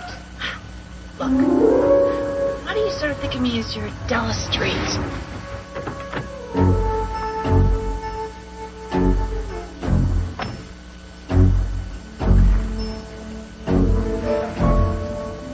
It's him. Looks like the security guard business pays better than I thought. Stay put. Ken!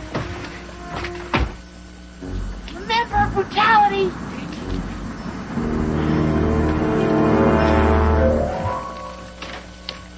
Excuse me. Your name Parker Newton? What the hell is it to you? My name's Ken Molansky. I'm a lawyer. Congratulations, Mr. Kamilansky, but that doesn't exactly answer my question, does it? No, Ken Molansky. I know you said that before. Yeah, well, you see, I work for another lawyer named Perry Mason. You might have heard of him. We represent the man who's accused of killing Tony Franken. So what's that got to do with me? Just want to know what you saw at the theater that night. Not a thing. Like I told the cops, I took over around midnight. See your girlfriend. Funny time for a date, isn't it? Look, Cassie works all day in this dress store. And I was working all night at the theater, so we never get a chance to be together. Too bad you took off that particular night. Yeah? How was I supposed to know that someone would get murdered? Not a damn thing ever happened in 3 weeks I was there. Where's your girlfriend work? Me and you just finished talking. I understand you used to be a cop. Look, punk, I told you, get out of my face now. Move. Nice chatting with you.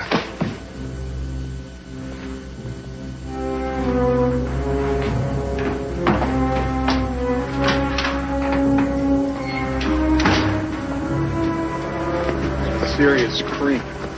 Sure like to talk to his girlfriend, though. She works at some dress store. Molly's. What's this? The dress store? Very overpriced from what I hear, but I found it in the back of Newton's car, and I don't think they carry his size. Great. Tell me where it is, and I'll drop you someplace. I told you I'm not droppable. Like it or not, we're in this together. Della Street, remember? Della Street? You can't even type. Mr. Mason, they've had her in there almost 45 minutes. Should be out soon, Mr. Singer. It's Mill. But, you wanted to know where I was. Tony was killed, right? That's right.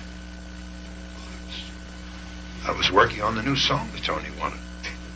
I couldn't have a piano in my room, so I was working in one of the lounges downstairs.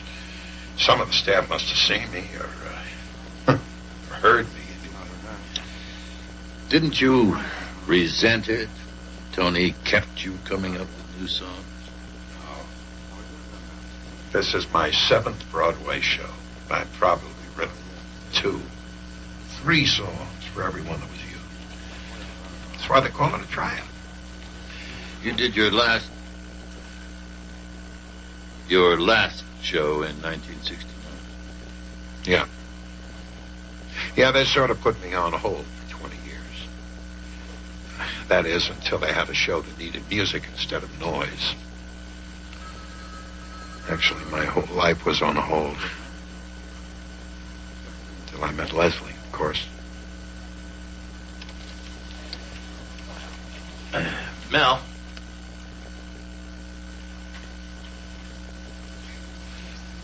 Do you know why Leslie was in Tony's room the night he was murdered?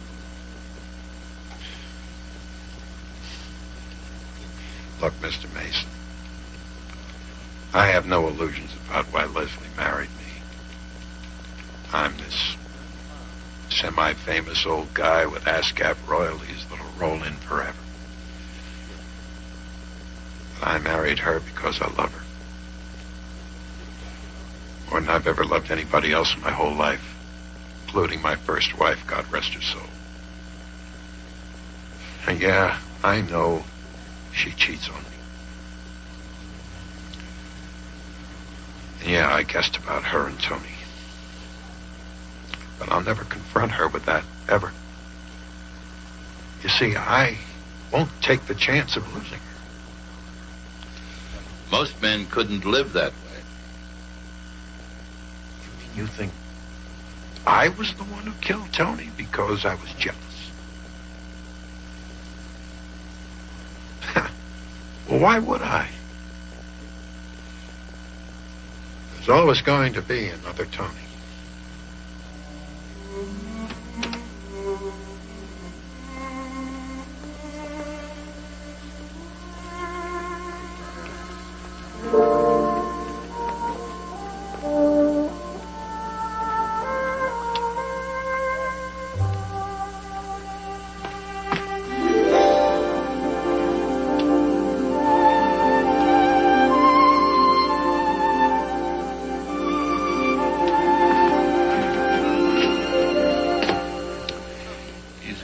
too good to be true. Well, anyway, she didn't solve much of the puzzle. But somebody did call Tony Franken, saying that Amanda Cody had tried to kill herself down at the theater. Franken goes down there. Mrs. Singer doesn't know if it was a man or a woman. It doesn't do very much to get your client off the hook, though, Mr. Mason. Apparently not. He, must have got to my place at 12:15. And like you said, you know, we spent the whole night together.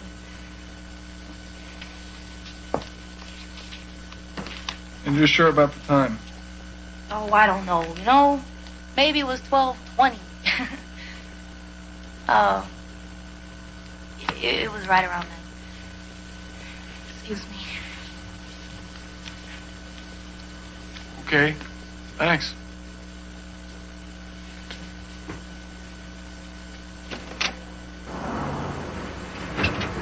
She backed up his story. She seemed awfully jittery, though. You think she's lying? Ken, look. Sign. You're out of your mind. Do you want to break this case or not? Of course I do, but I don't want you involved in something dangerous. Working in that store is not dangerous. Shopping is. Amy, you've never worked a day in your life. Amy! I pay the minimum wage plus a 5% commission. You have a half an hour for lunch, and don't use the phone unless we're on fire. No friends hanging around, and if you're late, it comes out of your pay. Any questions? No. Do you have any experience? Well, let me put it this way. Valentino from last year's line, Dan Klein, Ungaro, he also makes us some green silk, Donna Karen, Adolfo, and another Valentino. There's years and it's great.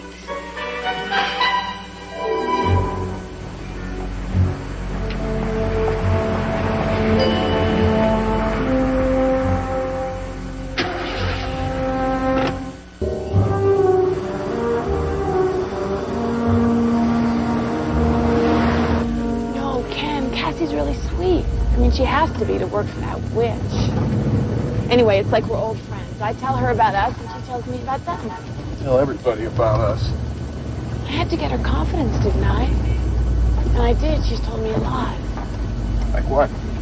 Well, like sometimes she's frightened of Newton. Like he hates broccoli. Like he works out at this gym called Harry's every day, and like he's not even looking for another job, even though he still talks about getting married. He's not looking for another job, but he is driving a new Corvette. Sure like to get a look at his bank book. I'll see you tonight, okay?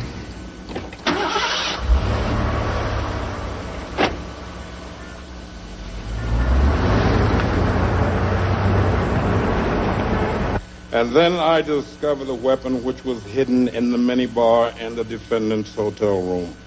Lieutenant, I'm now showing you People's Exhibit 9, a .38 caliber revolver, which Lieutenant Maxwell of your ballistics department has previously identified as the murder weapon. Is that the weapon you found in the defendant's room? Yes, it is. It has my mark. Were there any fingerprints found on this gun? No, because Whitcomb apparently wiped them off. Objection. Speculation, no foundation. Motion to strike. Sustained. The testimony after the witness's response of no is stricken from the record. When you first arrived at the defendant's room, Lieutenant Brock, was the door locked? Yes, it was. We need the manager's master key to get in. You see, it's the type of doors that lock automatically when they're closed. So, if some other person planted the gun in the defendant's room...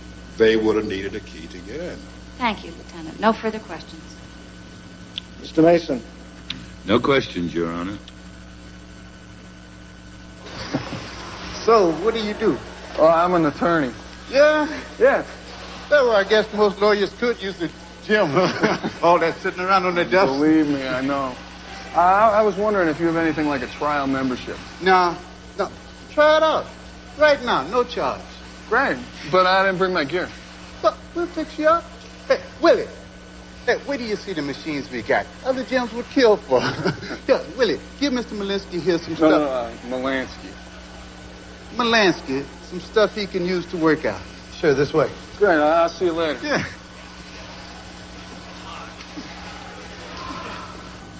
Sir, did the defendant say anything after you pulled him away from Mr. Franken?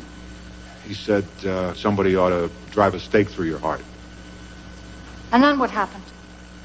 Then Tony asked him if he, Johnny, was going to be the one to do it, and he said, yeah, maybe. No further questions. Your witness, Counselor. Mr. Counter, why didn't you object when Franken fired the defendant? I did. I told him that Johnny was a damn fine stage manager. But you're the producer. Surely you could countermand such an arbitrary dismissal?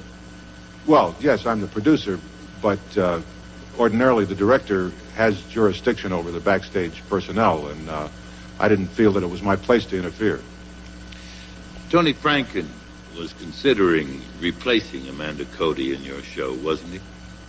Well, I'd heard rumors to that effect. And would you have countermanded that dismissal? Objection. Hypothetical and irrelevant. Sustained. Mr. Counter, could you describe for us the manner in which Tony Franken customarily dealt with creative talent? Tony was a bully. He was a marvelous director, but he was terribly cruel and insulting to almost everybody he worked with. I've no further questions at this time, but I reserve the right to recall this witness. No questions, Your Honor. The witness is excused, subject to recall.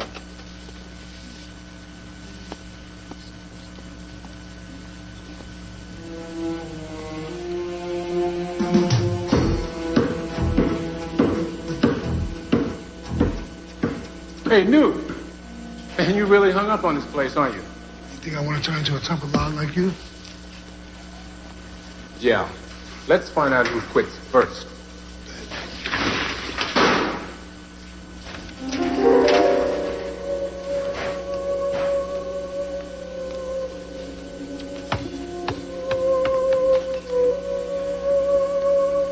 Hey, Willie! Willie!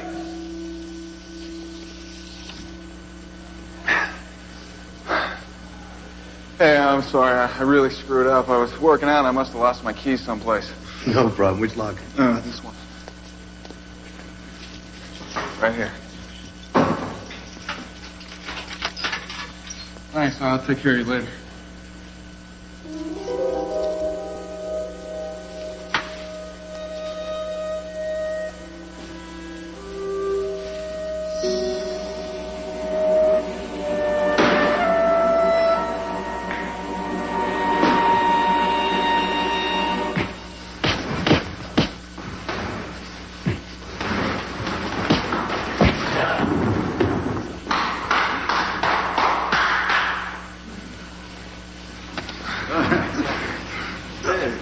You know what we're getting in? Yeah, one of them new bikes with the computer. It'll practically tell you how many days you got to live. What are you selling, steroids? You can't afford that stuff, man. Come on. Membership's up 20% over last month. Maybe even hooked a lawyer today. In fact, I better make sure. Hey, Malinsky! Hey, funny he wouldn't...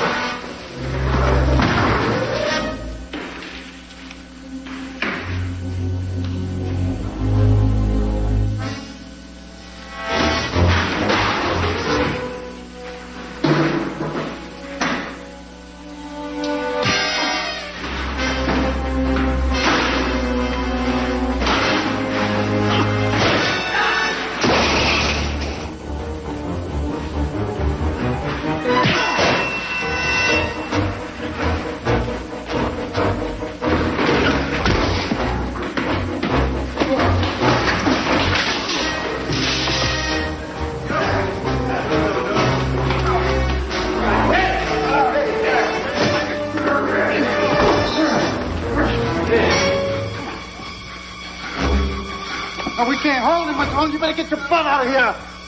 Place you got here, Harry. I think I'll pass on the membership. I'll get you, man. I'll get you. Mason. How'd it go today? Very well. The judge is going to allow us to put the victim on trial. The way I hear it, Tony Franken made enemies the way most people make friends. That's what I intend to show. Had a pretty good day myself. I got a look at Parker Newton's checkbook. You know, the security guard? There were 2 recent cash deposits of $25,000 each. The first deposit was made the day after Franken's death. The second deposit yesterday. Nice work. He's sure getting paid for something. We find out who's paying. We got our killer. We'd better talk to Newton officially. Yeah. Get this to the clerk's office, and you take it from there. Newton. Swell. You see, this is the directory. I enter all my notes and all of the summaries according to the case name. At least those for the last couple of years. Of course, if you want all of the cases in here, it's going to take me till the middle of the next century. By that time, computers will be obsolete. They'll be implanting chips in all the odd parts of our brain and skull. I wish they could find some for my knee. So do I. What else? Now, let's see. 2 of Tony's ex-wives are happily remarried and living in New York. The third is a costume designer in London. And here's a photostat of that young actress who committed suicide. Her name was Vanessa Grant. She left a note saying she was pregnant and couldn't go on living without Tony. Of course, he denied the whole thing. A real Princeton. Oh, and look at this. Blaine Counter. His wife died 4 years ago, and they had a coroner's investigation. Cancer, overdose of sleeping pills, self-administered. So, no charges were brought. No. Oh. Something else. James Walton's hotel bill as of yesterday. Some interesting charges, right? Very. Now, why don't you tell your machine everything you just told me, and I'll be back soon. Oh, Della. If the machine comes up with the name of the killer, don't forget to make a note of it.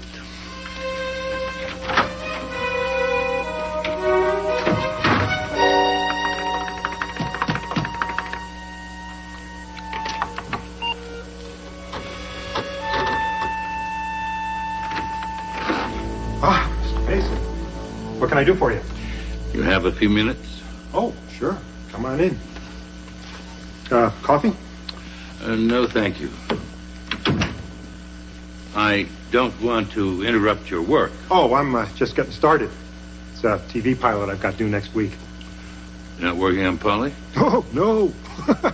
Ever since that last set of rewrites I did, that show has been frozen. Thank God.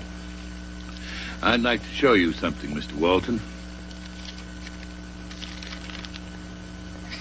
It's a copy of my hotel bill. I just wondered why you've sent Kate Ferrara a dozen roses every night since rehearsals began. So, that's why you dropped by? Well, the roses are part of a promise I made Kate. You see, at first we only wanted her for lead dancer, and she didn't want to do it. I promised if she would, I would send her a dozen roses every night. Well, she finally took the job when Tony let her choreograph, but meanwhile, I was stuck with my promise.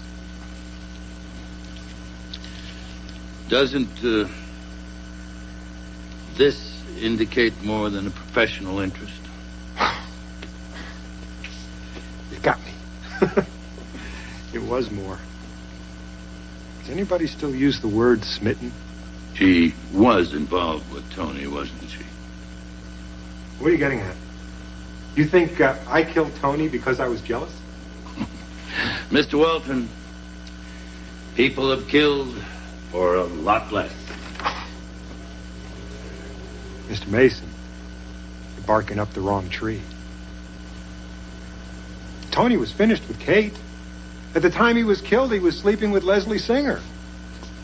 So if anyone was going to be jealous, it was Mel Singer, not me. Apparently, Mr. Singer has his problems. But then I believe so do you. I still consider both of you suspects. Thank you for your time, Mr. Welch.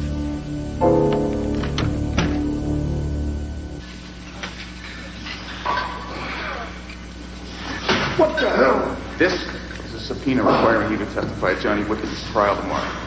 See you there. Tony was very abusive, and Johnny just lost control. But it was obvious that he didn't mean he was actually going to kill Tony. It's just one of those things you say in the heat of anger. Tony always provoked a lot of anger from everybody. I think he enjoyed doing it. From your knowledge of Johnny Whitcomb's character, you think there's any possibility he could have, with premeditation, murdered Tony Franklin? Johnny would be incapable of murdering anybody. Thank you, Miss Cody. I have no questions. Miss Cody, you may step down. Wait. Listen, I know Johnny couldn't have killed Tony because I was with Johnny all night.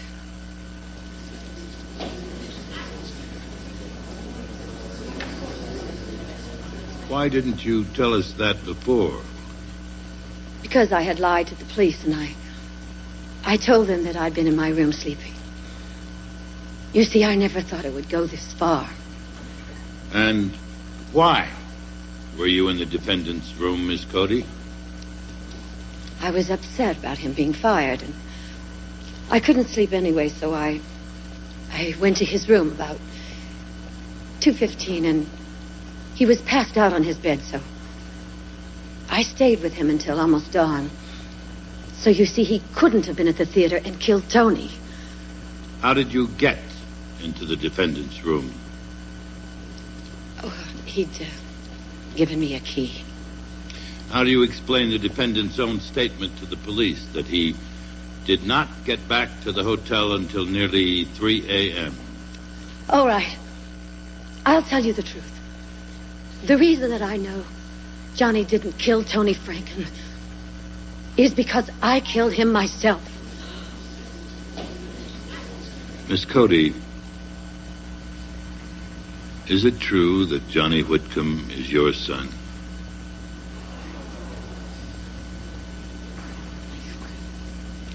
Yes. Yes, we kept it a secret. I suppose I didn't want my public to know I was old enough to have a grown son. It was stupid of me. But it does help us understand some of your behavior. I have no further questions. Miss Cody, you did not kill Mr. Franklin, did you? No. But I can't just sit here. He didn't do it. But all these people out there think that he did. Miss Cody, we understand that you love your son, but this is not the way to help him. I'm going to ask you to step down now. I don't know whether the district attorney will be charging you with perjury or not. Your Honor, the district attorney's office has no interest in filing charges against this witness.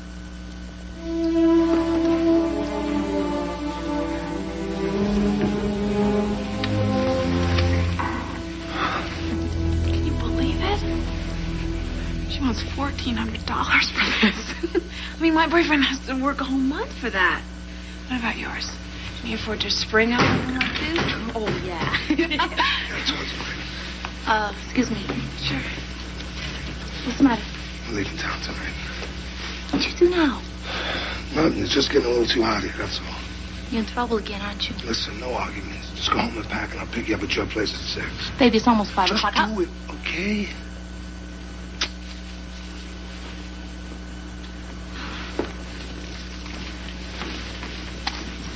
Look, I got emergency. I gotta leave early, okay? You can't go. It's still over half an hour before closing. I know. I can't help it, okay? I'm sorry. I'll see you later. Not here, you won't. You're fired.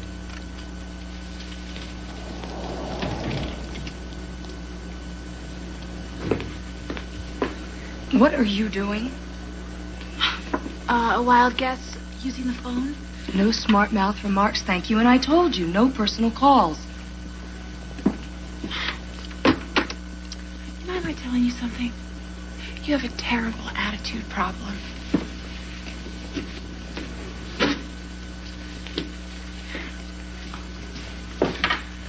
And your markups are obscene.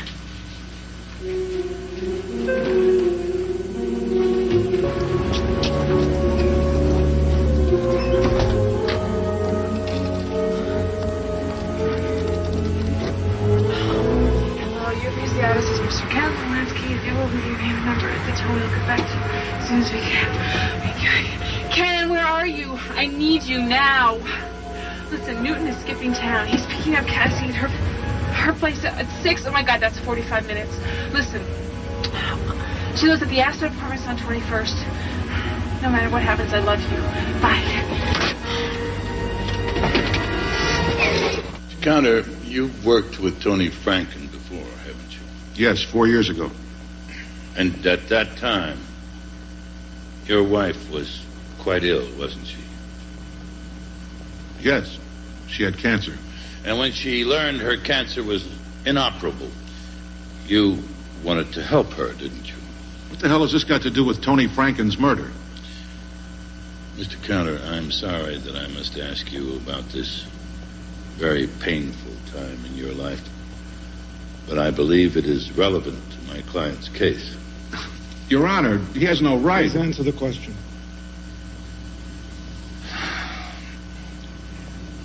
When my wife learned the cancer was inoperable, she made me promise I'd help her. It was her idea.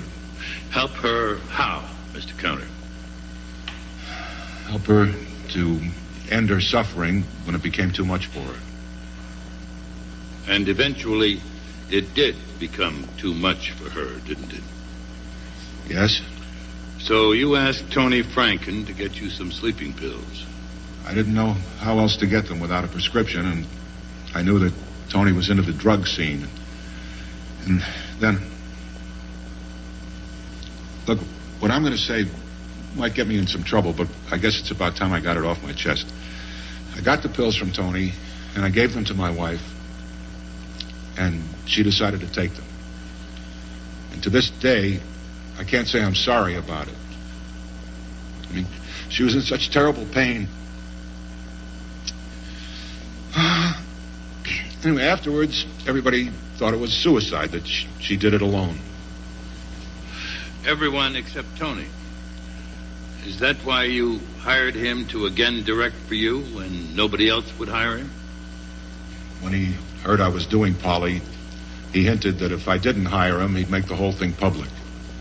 And he continued to use that threat against you? At every opportunity. That's why I had to just stand by and let him fire Johnny. And you had no way of knowing, did you, how long he might continue to exercise this power over you? No. And you knew he was planning to fire Amanda Cody, a woman you'd asked to marry you? Yes. Wouldn't you say, Mr. Counter, you had a very strong motive to kill Tony? I'll say this, I've never been happier to see a man dead. At the time of the murder, you were working in your hotel room alone, were you not? Yes. But it would have been very simple, wouldn't it, for you to leave the hotel and return without being seen? Probably, but I never left my room. But you have no witness to confirm that. Mr. Mason, when I first met you, you told us you considered some of us suspects. So I thought I'd better protect myself. You see, one of my investors called me that night from Honolulu to find out how the show was doing. Last week, I asked him to send me a copy of his phone bill. He sent me this. Now, it shows a long-distance call from Mr. McQueen directly to my room phone on the night of the murder. And you'll also see that, allowing for the time difference, we spoke from 2:15 a.m. to 2:39 a.m. And Mr. McQueen will confirm that he was talking to me during that time period. No further questions? Miss August? No questions. Thank you, Mr. Conner. May be excused.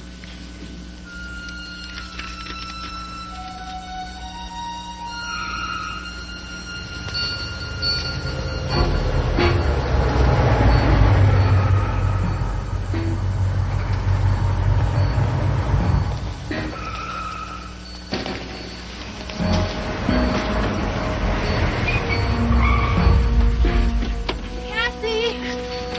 Are you really leaving town? Yeah. Oh, Molly's isn't going to be the same without you. Come here and give me a proper goodbye. Ma'am, can you please move your car? Can I have an address? Maybe I'll come visit. We don't have an address. Now move your car. In a minute. No! All right, you don't have to yell.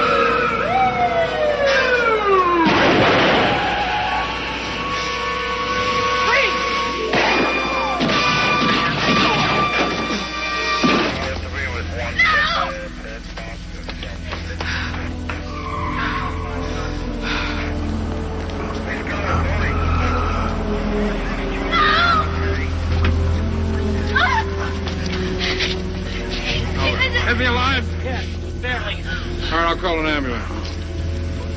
Oh, God! No! You okay? Piece of cake. Come here.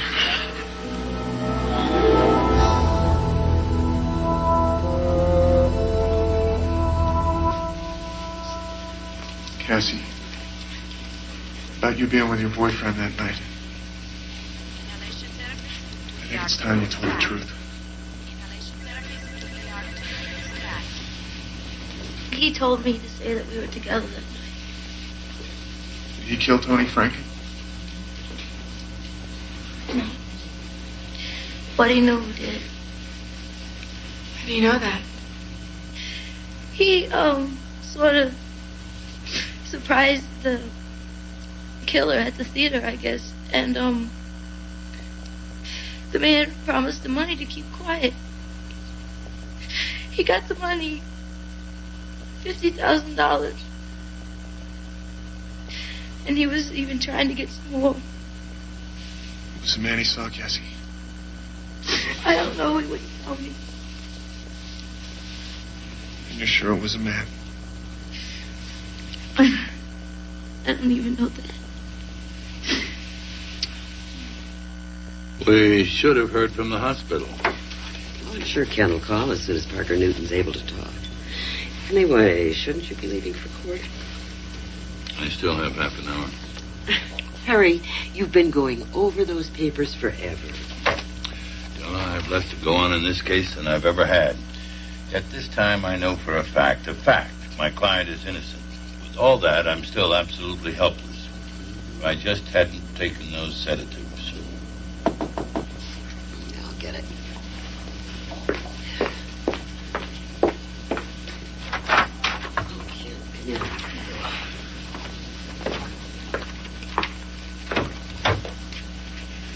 I'm sorry, Mr. Mason. Newton died about 20 minutes ago. Didn't he ever regain consciousness? No. Brock had someone by his bed all night long. His girlfriend took it pretty hard, but I think she's going to be okay. That's it. What? You know who did it?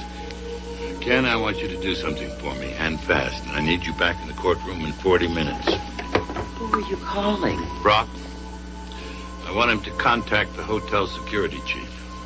Lieutenant Brock, please. Brock. Mr. Mason, we're waiting on you.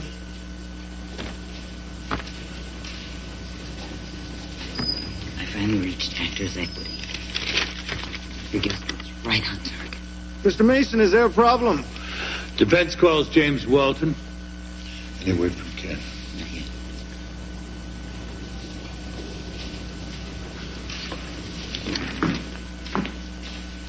Do you solemnly swear under penalty of perjury that the testimony you are about to give will be the truth? I do.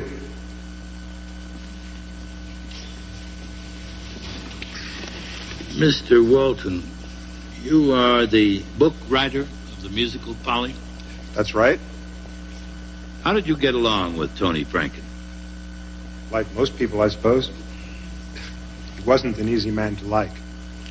Mr. Counter testified that he was often very harsh in his criticisms of your work. Yes, he certainly was. That annoyed you, did it not? Of course. But it was just a part of his usual drill.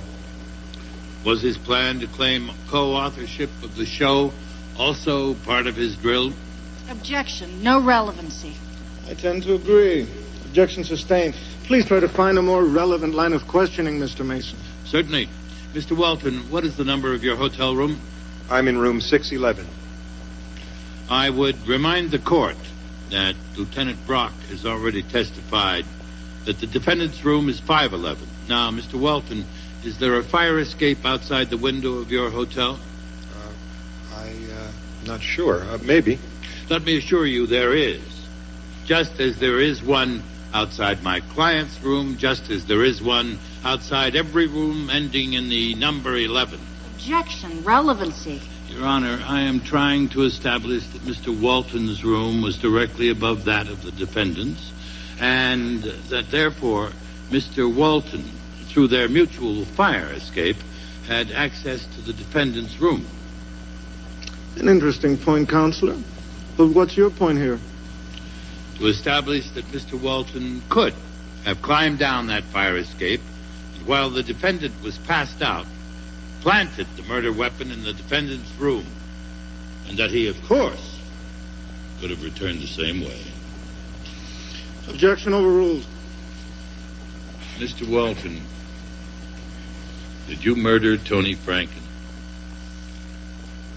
Did you place the murder weapon in the defendant's room after that murder? I never even saw the murder weapon until this trial. No, I didn't murder Tony Franken. I was in my room the entire night doing the script changes Tony asked for. Mr. Walton, I'm given to understand that television writers are noted for their speed. Isn't it possible you finished those changes earlier than you say, early enough to have lured Tony Franken to the theater and then to have killed him? Objection. The witness has already denied he murdered Tony Franken.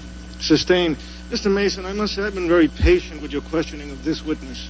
I appreciate that, Your Honor.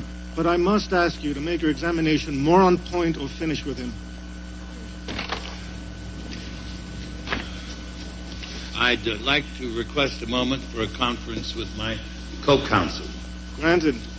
But let me remind you, Mr. Mason, the word moment is capable of strict definition. Co-counsel? Of course, co-counsel. Sorry about the time. That security guy wasn't too cooperative. It's all right. We're still in business. We're ready, Your Honor. Please proceed.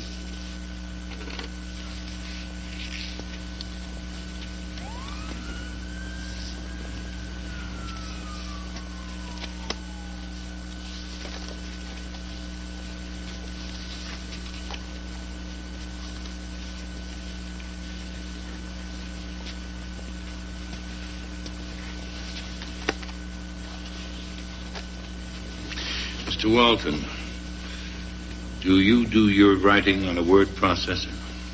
No, I do. You saw me working on it. Does the program you use put a time and date on each file? I don't know. Maybe it does. I never really noticed. Maybe you should have. Would you identify this for us? Yes, this is a printout of my directory. There are some 13 files listed on this directory.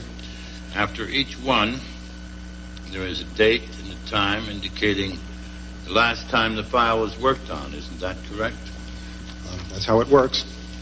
And here, after the file name Polly, it shows the date. The same date Tony Franken was murdered. Now, what was the hour?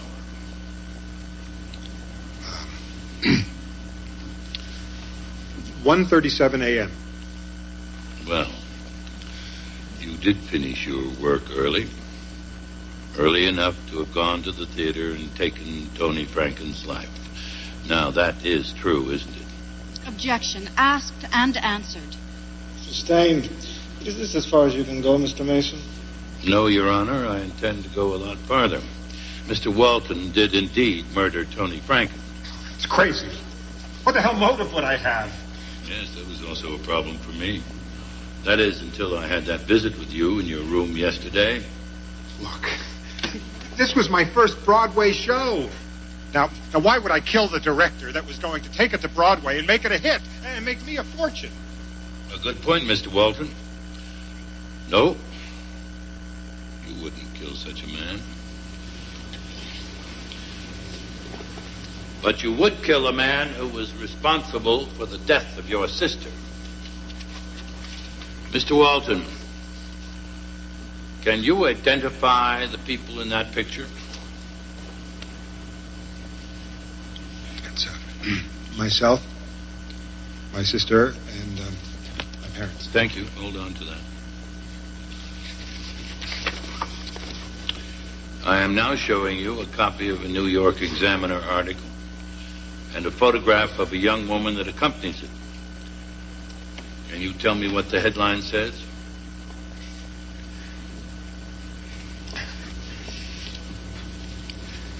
Actress commits suicide. And that actress was Vanessa Grant, and Vanessa Grant was really Edith Walton, and Edith Walton was really your sister. Isn't that true? Yes, it's true. I'm now showing you People's Exhibit 9, identified as the murder weapon. You recognize it, don't you? No. Here, take it.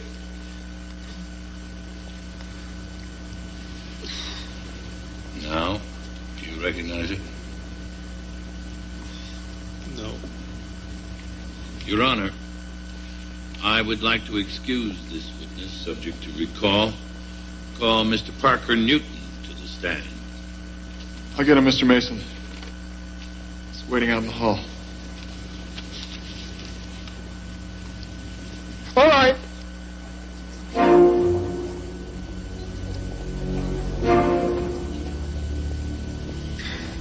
I'll ask you again, Mr. Walton. Have you ever seen that gun before?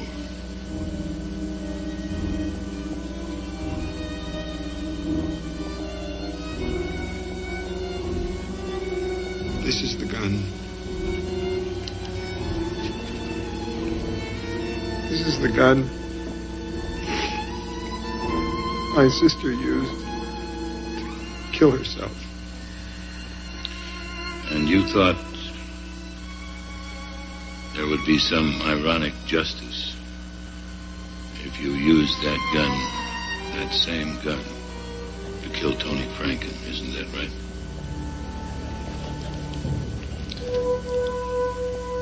I'm not sorry I did it.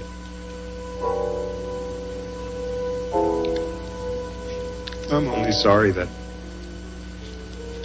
Johnny had to suffer through all this. Your Honor, the defense moves to dismiss all charges against Mr. Whitcomb. The state has no objection. Motion is granted, and defendant shall be released forthwith. Bailiff, take this man into custody. This court is now in recess.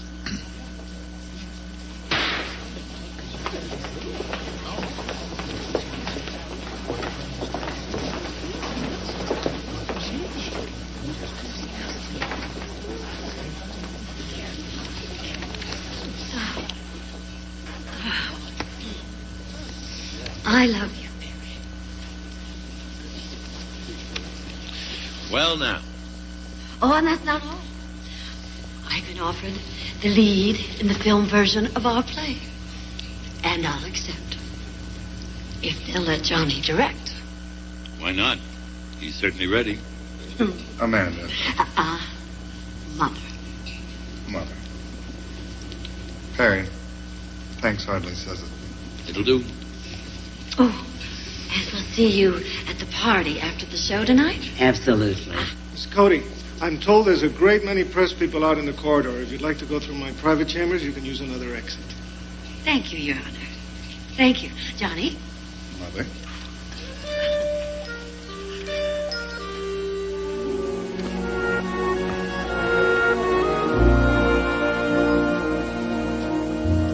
I want to thank you for making me co-counsel. No. Thank you, co-counsel. We'll do it again. All out in the very near future. Does our very near future still include the ice skating you promised me? It does.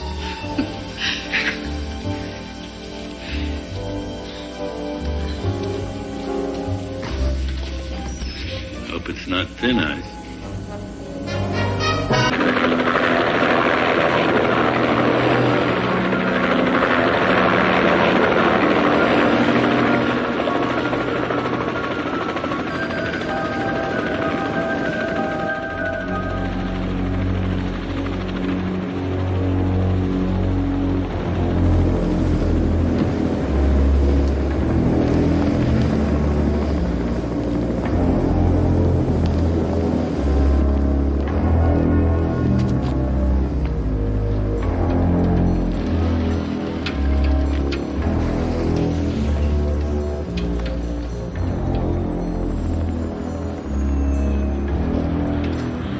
I want the jet around 7. Where are you going? New York. Is there anything I can help you with? I don't think so.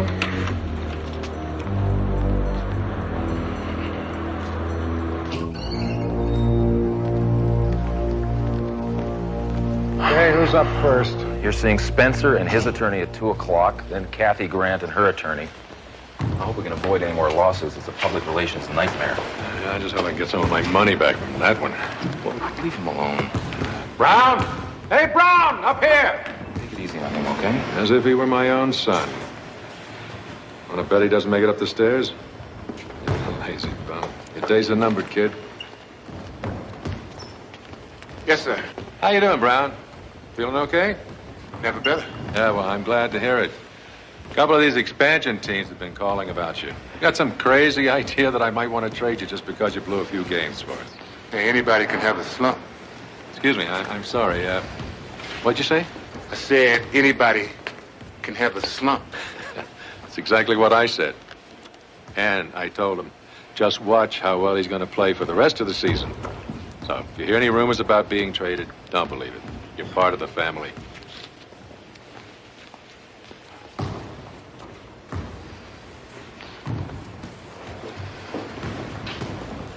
Very subtle. Yeah, like you, I suppose, huh? Well, let me tell you something, kid. It's about time you learn how to handle people, okay? That's subtle enough for you?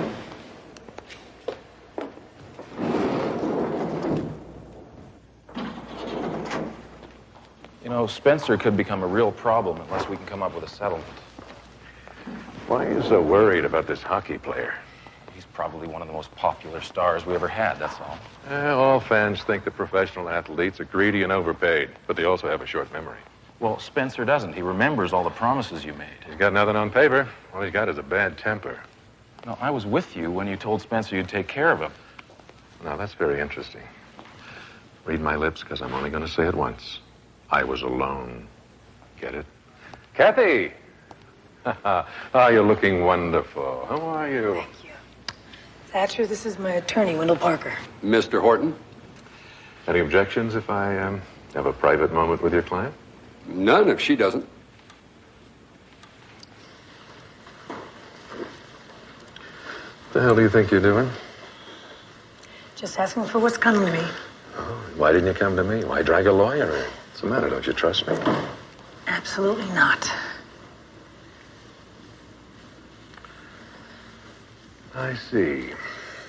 Well, my dear, if my memory serves me correctly, I think it was you who deceived me.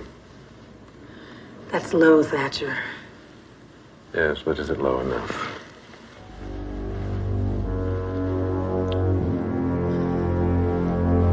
You gotta promise me. I promise. I won't take his arm off at the socket. I won't even break his nose. Sure you want me to do this? Yes, I'm sure. Bobby, I don't negotiate contracts. It's not what I do. Should have some high-powered attorney for this. Look, I've been through these guys before. They took me for every penny, and it didn't turn out any better. You I trust. Okay, then. Here's the deal. The only way I can negotiate with Horton is to make him think that I can roast him in front of a jury. But if he thinks even for a second that his attorney can make you nuts... Looking at Mr. Sub-Zero. Today is not just practice. So be prepared. I'll do everything to provoke you. I know a little about delivering under pressure. 2 playoffs and the championship finals. I remember. Yeah, you do. It's just the entire sports world has forgotten. I bet he knows how I feel. A couple of more off games, Horton will trade him. Fame. How fast it all goes away. Come on, let's show him you still got it. Bobby, how's it going? Kathy, things are great. How are you? Terrific. Well, I almost as well as you do. Kathy, this is Ken Molansky, my lawyer. Kathy Grant, tennis superstar. Hey, I'm a fan. Never forget that time you beat Martina in that tiebreaker in Paris. Neither will I. Well, we're due upstairs. Okay. Give him hell. Hey, you too.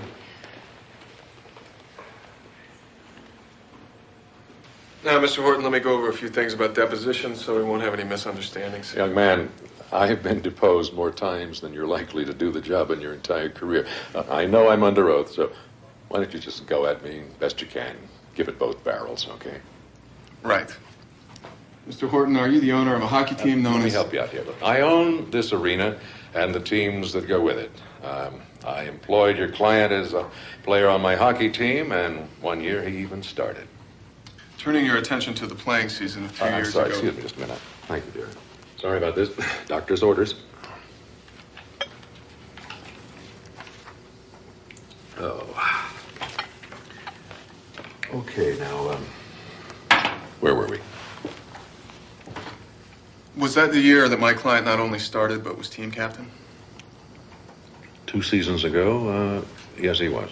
And did he injure his right knee in the last game of the regular season before the playoffs? Yes, he did. Terrible thing. And did the doctor tell you he ran the risk of permanent injury if he played again before having surgery on the knee? Well, now, I believe there were several medical opinions. That could have been one of them. Lord knows I paid enough doctor bills for your boy there. Sir, just answer my questions. Sorry. Didn't you come to my client and ask him to lead the team in the playoffs? I did not.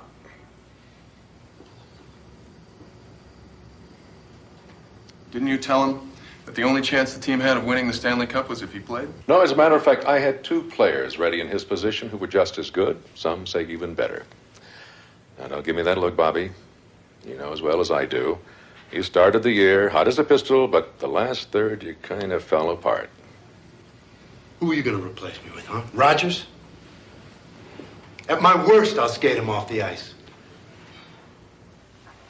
Isn't it a fact that you promised my client that if he played and was injured, you'd take care of him? It is not.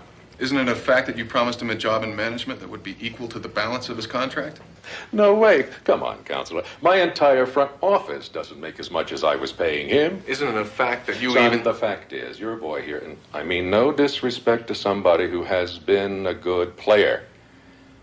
The truth is, your boy here has some big expenses. I mean, he got a little greedy. Women, fast cars, some say cocaine. Hey, that is a lie. Let's go off the record, please.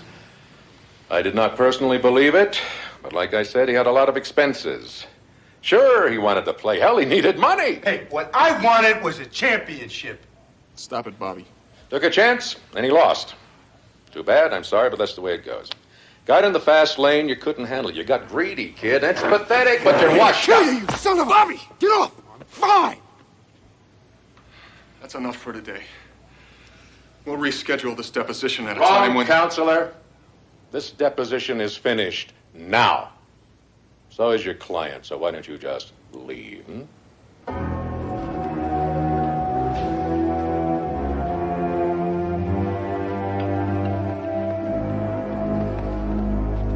So stop it. Who the hell does he think he is? He is lying. That's enough. No, it is not enough. Not for him. I'll tear his head off. Maybe then he'll tell the truth.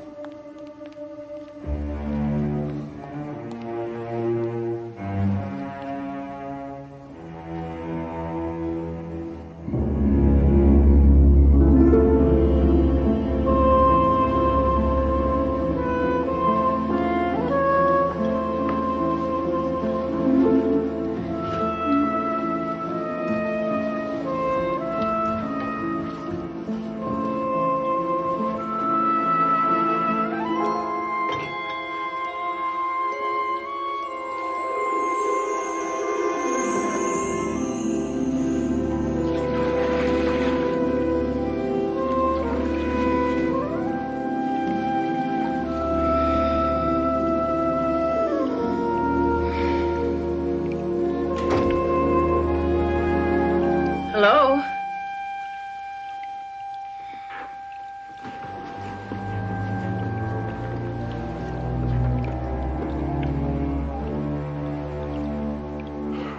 That's what I call a fine-looking woman. Hello, Thatcher. I thought you were on your way to New York. What happened? We had a little equipment failure on the plane.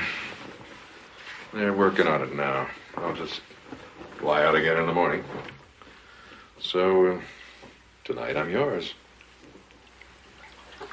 Can I ask you something? Sure. You hear me when I came in just now? Mm-hmm. Could have been anybody. You seem pretty relaxed. You should know by now, but not much frightens me. Maybe you were expecting somebody? Would you care? I might. Darling, you know that I'm as true to you as you are to me. Yes, I'm sure you are.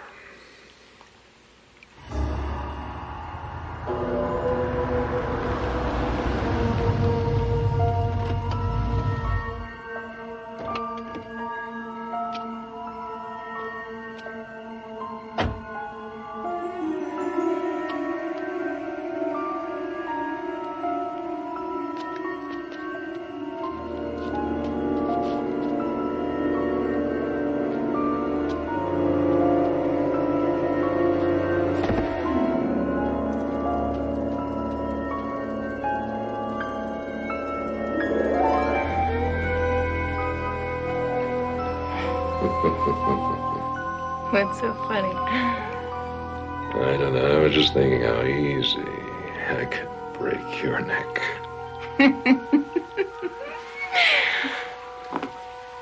I got a much better idea. Why don't you join me? I might just do that. You might just join me, or you might just break my neck. Don't go away. I'll be right back.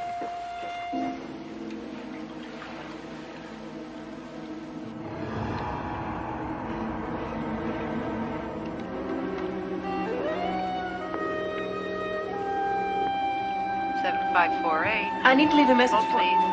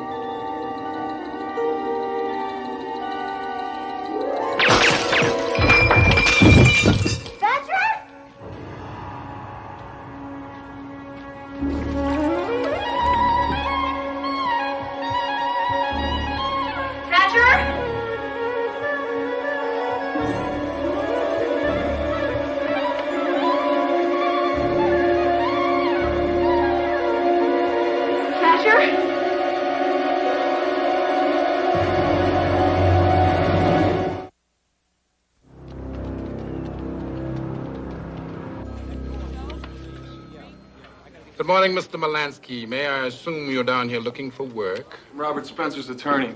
What are you holding him on? I do believe you have your work cut out for you. Why? Thatcher Horton was found shot to death at his home last night. Horton? We found the gun in your client's car. And here the poor boy just can't seem to remember where he was.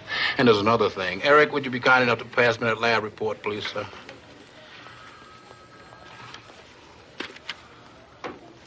The lab confirms that gun was the same gun that was used to kill Thatcher Horton. We are now charging your client with the crime of murder.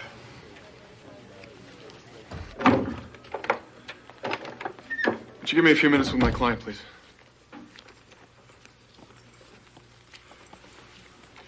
Ken, I didn't kill anyone. What happened? I don't remember. Look, the last thing I remember, I was in this bar. Don't ask me which one. I wake up this morning, the cops are pounding on my door. Did they have a warrant? I don't know. I mean, they're all over the place. And then one of them comes in and says he found a gun that had recently been fired. Was it your gun? I don't have a gun. What I have is a splitting headache. Can you get me out of here? Harry? Yes.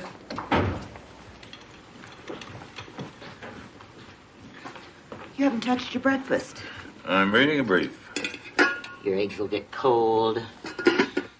Oh, I finally have all the plans for the fishing trip. I thought the fishing trip was canceled. Judge Blaine and I have arranged everything. He and Mr. Higgins are going to meet in San Francisco day after tomorrow, and then you're all going to Vancouver. 2 weeks of fishing with a judge who's never ruled for me and a lawyer who can only talk about his fees. Ooh. Perry, you need a vacation. I've had a vacation. Too late to change your mind. Mason. We go before the judge tomorrow morning. Now, if we can get you out on bail... Wait. If? Ken, you gotta get me out of here. It's not quite that simple, Mr. Spencer. Don't forget you've been charged with murder. Yeah, but I didn't do it. I'm innocent. Besides, they can't actually prove I did do it. What about the gun? Any idea how it got in your car? Look, I already told Ken I don't remember how I got home, even where I was. And your threat of violence against Mr. Horton. Listen, if they put away everybody who hated Horton, there wouldn't be enough jails to hold them. Hey, whose side are you on anyway? I'm looking at the prosecution's case. Motive, opportunity, murder weapon. I've seen men convicted on less. Yeah, well, then why are you wasting your time talking to me? Besides, I don't have the money to pay a big-time lawyer. I'm not your lawyer. I'm only here as a favor to Ken. Oh, this is a favor? You come down here and tell me I'm definitely going to prison? Hey, idiot. Man, you obviously don't believe me. I mean, you think I'm a liar, maybe even a killer. Man, why don't you take a walk?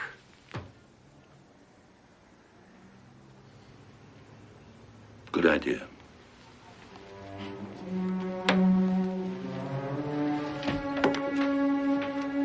Brilliant.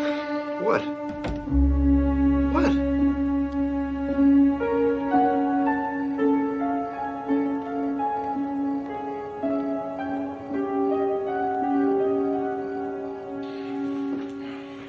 You're really worried about Bobby's chances, aren't you?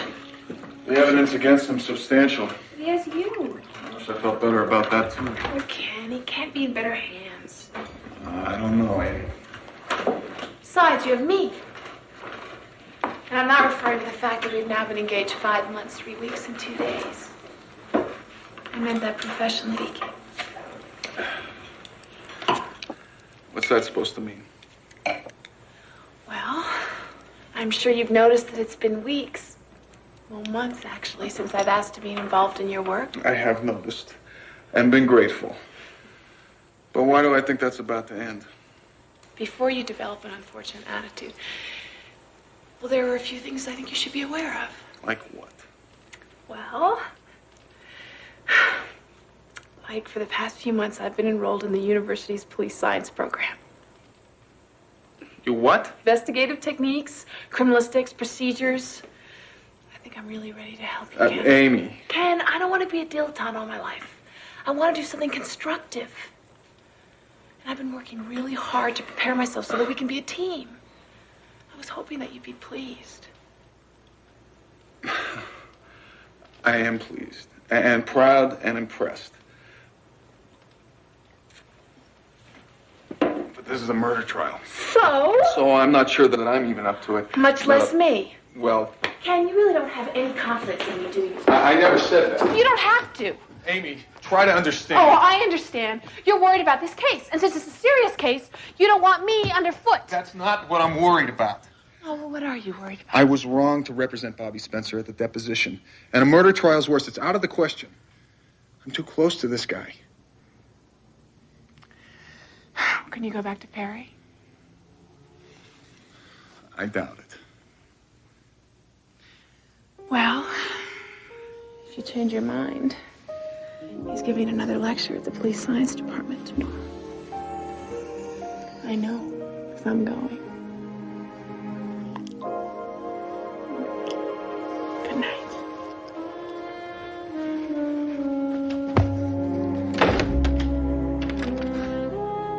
Amy, the door's locked.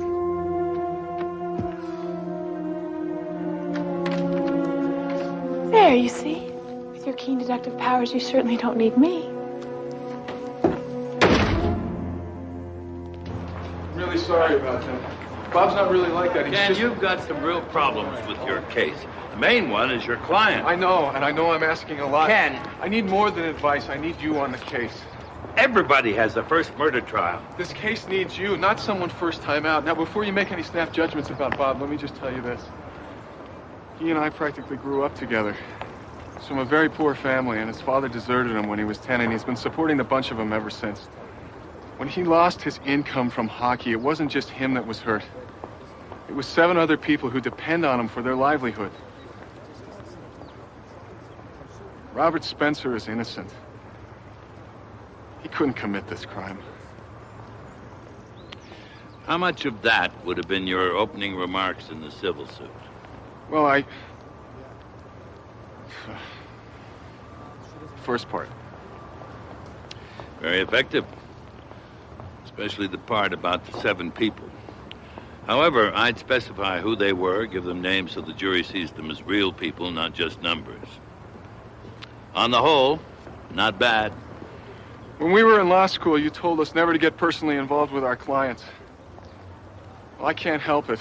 I'm too close to this. He's my friend. I know he made a lousy impression on you, and I haven't got a right to do this, but I'm going to do it anyway. Please take the case. If you can't do it for him, then do it out of friendship for me. You want me to break my own rule? Take the case for a friend? Well, let me tell you.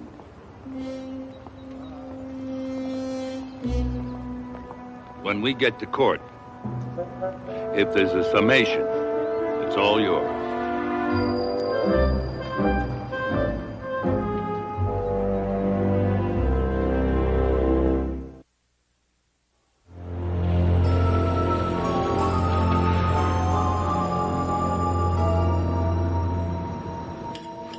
Man, how do you like that, Judge? $250,000 bail. How'd you swing the money, by the way? I didn't. Mr. Mason did. Oh.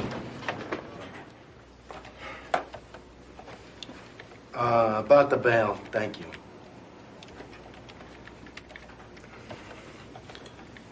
Listen, I may have been a little rough on you yesterday. I just want you to know that it wasn't personal. Neither is what I'm going to tell you. I got you out on bail because Ken asked me to. I also like having my clients looking healthy and fit and confident when they walk into court. So I booked you into a room here. I don't want you to leave this hotel. There's a great health club downstairs, and I hope you use it. Under no circumstances are you to have alcohol, visitors, or talk to the press. Is that clear? Well, maybe I should just go back to jail. Maybe you should. Any questions? Yeah. Who's paying your fee? No fee. Every decade or so, I take on a client like you just for the hell of it. There's his key.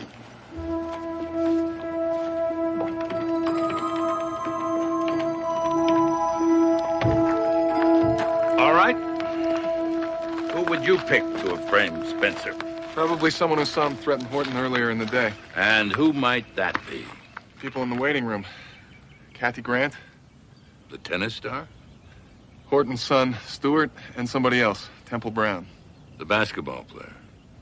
You really think one of them could have been the murderer? Well, it's certainly possible. But which of them had a motive? All right, I'm going to check around inside, and you? And I'll check around outside.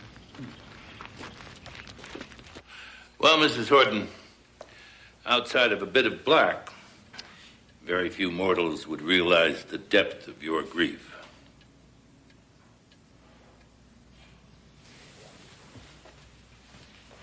Coffee? No, thank you. You know, if I were to tell you that my husband and I had a marriage based on love, you'd know that I was lying. Thatcher and I, however, were friendly, if not true friends. How's that for honesty? Refreshing, as far as it goes. I hope that means I'm a suspect. I have always wanted to be considered capable of murder. As long as I was innocent, of course. I'll be sure to make a note of that. Now, just before you married your late husband, there were great rumors about a prenuptial agreement. I'm sure you'll find out they were more than just rumors. I remember them so well. The agreement provided that I get $500,000 a year for 3 years if my husband divorced me. Nothing if I divorced him. And they say they repealed the Fugitive Slave Act. They also say he had a new girlfriend. He always had a new girlfriend. This one was supposed to be serious. Relatively speaking, Thatcher strayed. He was not stolen. Now, if there's nothing else... No. Nothing at the moment. However, I'm sure we'll meet again.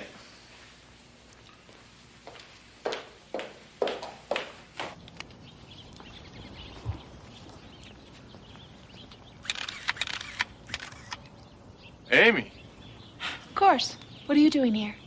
what am I doing here? What are you doing here? Isn't it obvious? Working. And thank goodness I already photographed where the killer landed before you completely Working decimated... on my case? Oh, is this your case? When I was hired as Della's assistant, all I knew was that some young green lawyer was going to help me. Amy, you went to Perry Mason behind my back. To be more precise, I went to Della Street and proposed an entry-level position for myself. You know I didn't exactly need your what I permission to mean. speak to Amy. her. You finished? Quite. Well, I see you've met Della's new assistant. Yeah. Let's take a look at all of this. Ken, would you go to where the killer was? You can stay on this side of the wall.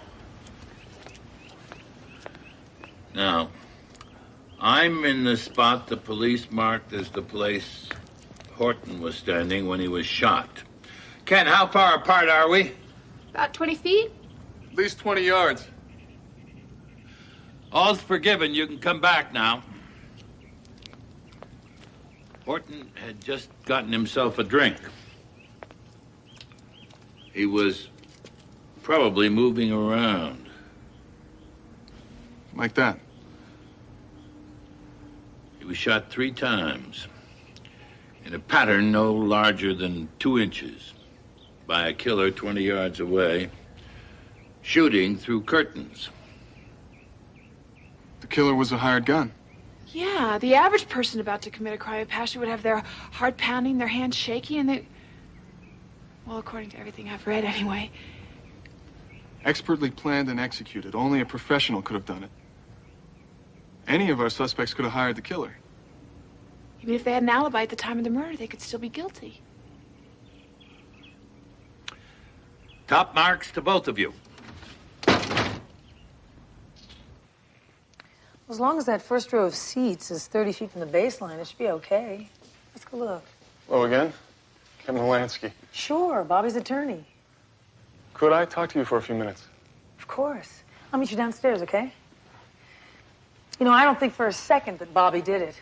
I'll tell you anything I can to help him out. Thank you. How well do you know Thatcher Horton? We were in a business deal together, organizing a women's celebrity pro tennis tour. Whatever happened to that? I remember reading all the advance publicity, and then suddenly it was canceled. Well, he said he couldn't do it. But you quit the pro circuit in order to go into business with him. I felt I was beginning to burn out. It seemed like a good opportunity. Your contract with Mr. Horton required that you render exclusive services in exchange for very little money. You were giving up the possibility of millions on the pro tour. I would have been part owner, and I would have made it up on the back end. Look, I thought you wanted me to help you with Bobby. Why these questions? It's my job to see who might have had reason to kill Thatcher Horton. How I may have felt about Thatcher Horton wouldn't have made any difference. I was busy taping a late-night talk show when he was shot. About 300 people saw me. Satisfied? It's possible that the killer was a hired gun. What's that got to do with me? Didn't you threaten him with a lawsuit over the collapse of your business partnership? He was going to settle with me. What made you think he'd treat you any differently than anybody else?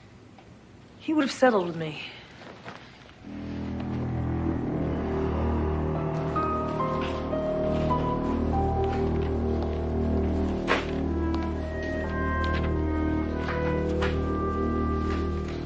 Excuse me. I'm looking for Stuart Horton. Haven't seen anybody. I just work on plants. Well, that's certainly a healthy bromeliad. What's your secret? No secret. I changed the soil. That's interesting. This particular orchid doesn't grow in soil. Oh, really? Well, I'll keep that in mind. Yes. Keep that in mind. Mr. Mason, Yes? Mr. Horton's running a little late. I'll wait.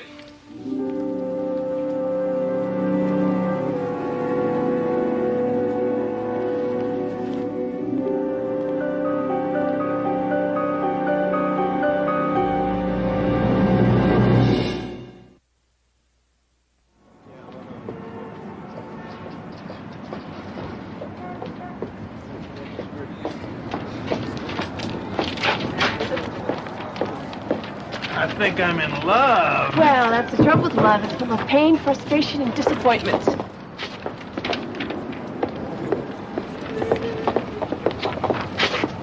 It's not religion or politics, it's money.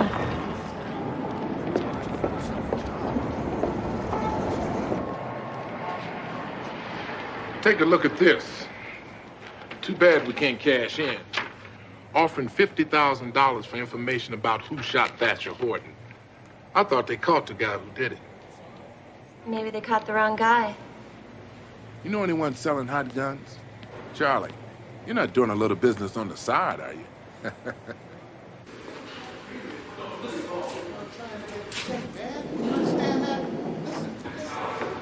I got a workout. I don't want to talk about it no more. Looks like a moment to divide and conquer. You take Temple Brown. Right.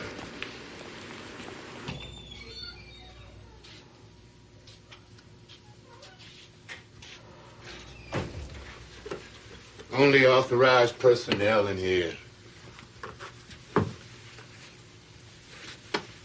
I'm Robert Spencer's attorney. Yeah? So? So I talked to the bartender at one of the clubs Spencer visited the night of the murder. He says you were there and that you bought my client a drink. Yeah, so you say. Look, we can do this one of two ways. You can talk to me now or in court. I don't much care which, your choice. My choice, huh? Well, my choice is to get on with my workout. You want to talk? You keep up. Sorry about your father.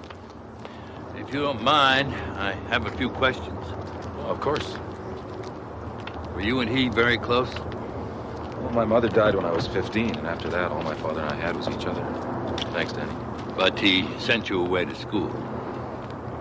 Yes, that's right, military boarding school. Which was very good for me. Taught me discipline for the first time, then college. But we spent every summer and all my vacations together. Sounds like a great life. Mr. Mason, my father was a difficult man. It wasn't easy being his son. How about being his employee? Worse. No longer a problem, is it? All his wealth, position, and power are yours now. Eventually, it would have been mine anyway. He was grooming me to take over. You paint a very different picture than the one I've gotten. I was told your father paid you no more than a secretary, gave you no authority. And from his memos, I gathered he knew for certain you were afraid to leave your job or afraid to stay. Well, I know one thing for certain, Mr. Mason. I'm not afraid of you. Spencer's guilty. He's going to pay for it.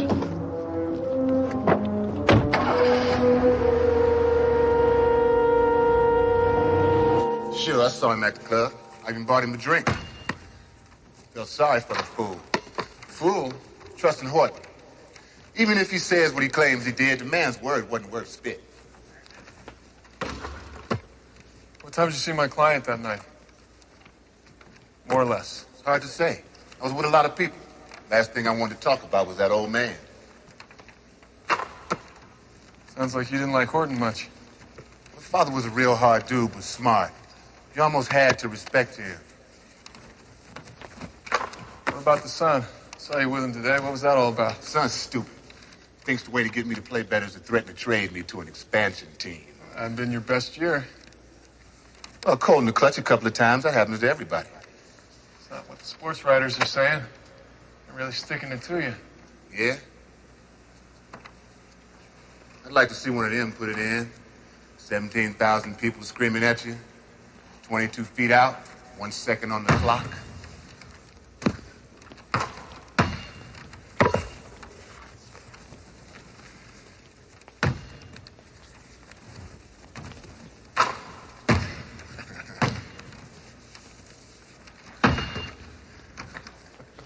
You played somewhere. High school? Some in college? Yeah. You almost good.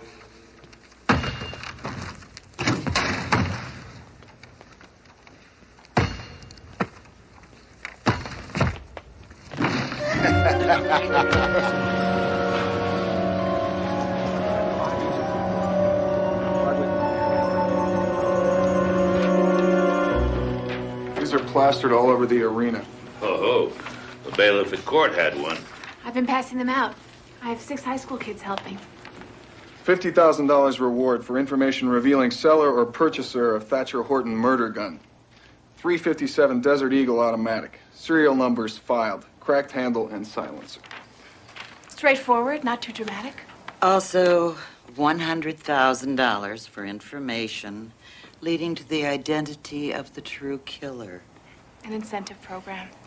I wanted to appeal to the truly greedy as well as the borderline weasel. It's incredible. Thank you. I don't think that's what Ken had in mind. Honey, what you've done is... extremely dangerous. You could be hurt. But it's so practical. Amy. A lot of people will read this. You even left your home phone number. Of course. I didn't want Della bothered with all those calls. I didn't leave my home address. Besides, who would hurt me? The killer. Oh. So, what are we going to do? Well, she'll have to stay close to you. I'm afraid you'll have to put aside whatever disagreements you have, at least for the moment. I'll stay close, but I'd rather not. I'll stay close to her. But I'd rather not either. Would you wait a minute, Amy? Charlie left here about an hour ago. Just ran out the door. Well, not a clue. Except that she was real excited. Like winning the lottery or something. Money. Lots of money. Like falling from the sky. I mean, one minute she was reading that flyer, the next minute she was gone. You know, she must know something about that Thatcher Horton murder.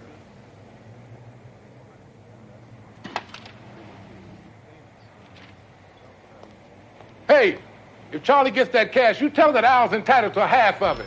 I was the one that gave him the flyer.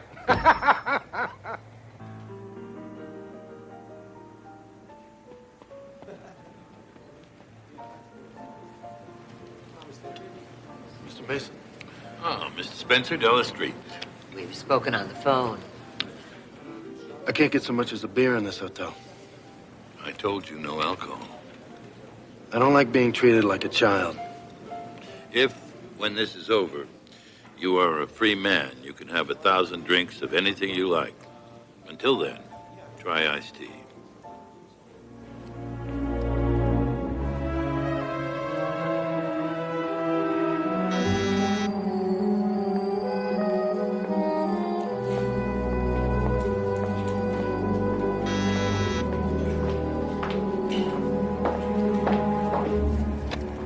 Yes?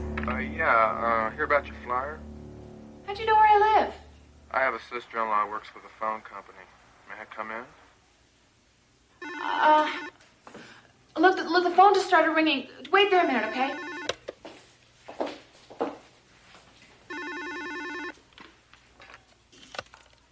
Hello? Oh, hi, Della. Oh, Amy, I just got your message, dear. Yeah, I was looking for Ken. Do you know where he is? He was supposed to be with you. Oh, no, I'm fine. Don't worry about me. Listen, if he comes back to the hotel, you tell him I got a message on my answering machine. Some woman named Charlie wants to meet at 5:30. She says she sold this killer the gun. Someone's at the door. I gotta go. Bye.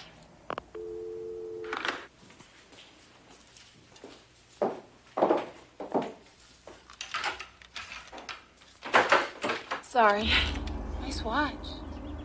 Listen, what I'm interested in is a 357 Desert Eagle with filed off serial numbers and a cracked handle. Sold one like that last week. How about letting me in? No, we can talk here. Can you tell me about it? People don't give their names. Well, can you describe them? Not really. Look, what I expected was the name or at least a description of the buyer. That's why there's a reward. Listen, why don't we go out for a drink, some dinner? Maybe my memory will come back. I don't think so. I have plans with my fiancé. All right.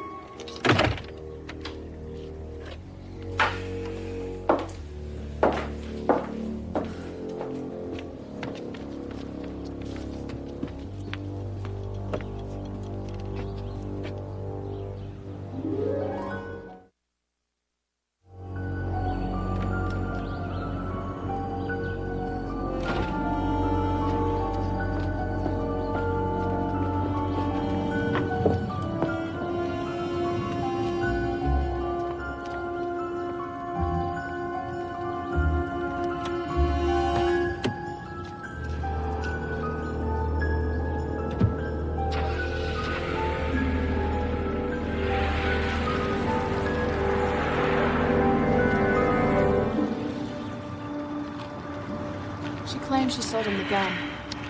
She's late. She said 5:30. You're sure this is the right place? Yes. I think so.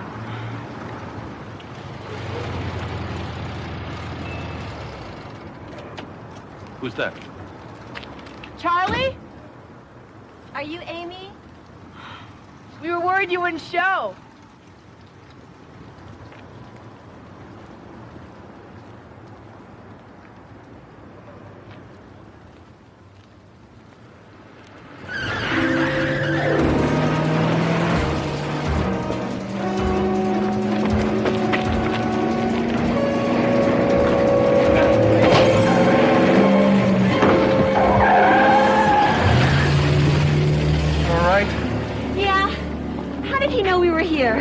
He must have followed you. Take it easy. It's gonna be all right. I risked my neck. I could have been killed.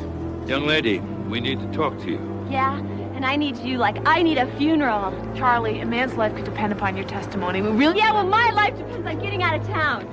You blew it. I'm out of here.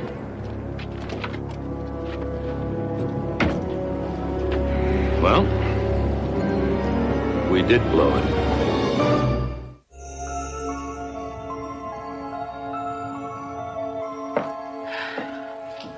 It only takes 5 minutes to make coffee. Oh, thanks. Just 1 cup. You don't have to feel compromised. I won't seduce you.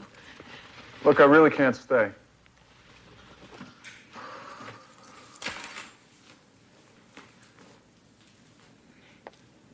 Ken? Someone took the tape from my answering machine. That's how the man knew about the meeting with Charlie. Who was in the house? No one. I didn't let anyone in. Amy, that means somebody broke in. Oh, God. The man who came to see me today. Maybe he's the killer. And I let him get away. Oh, Ken. I made such a mess of this. I'm a failure as a detective. No, you're not. Yes, I am. Come here. Look, we wouldn't have gotten this close without you. And don't forget, you can identify him if we see him again. That could be very important. You think so? Absolutely. Okay. Yes. Thank you. Okay. Oh, I mean it. I mean, it would have been so easy for you to tell me that this is a perfect example of why I shouldn't be involved in this at all. But you didn't. You stood by me when I needed you. Oh, Ken. You've given me the strength to go on. I have? Definitely. All I need is a good night's rest, and, well, tomorrow's another day. You don't learn, do you? What do you mean? Well, what I mean is you almost got the three of us killed today, and you're ready to start up again tomorrow, so nothing happened. I think I liked you better when I was weak and vulnerable. Well, I don't think we should discuss this tonight. Yes, if I were you, I'd leave while I was ahead. Come on. What are you doing? You're not staying here. A man broke into this house. It's not safe. You're staying with me. Now, come on. Well, when you put it like that, what can I say?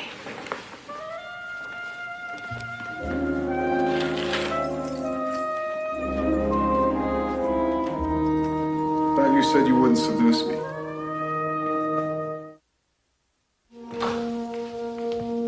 I have to pick up some of Dad's papers from his study.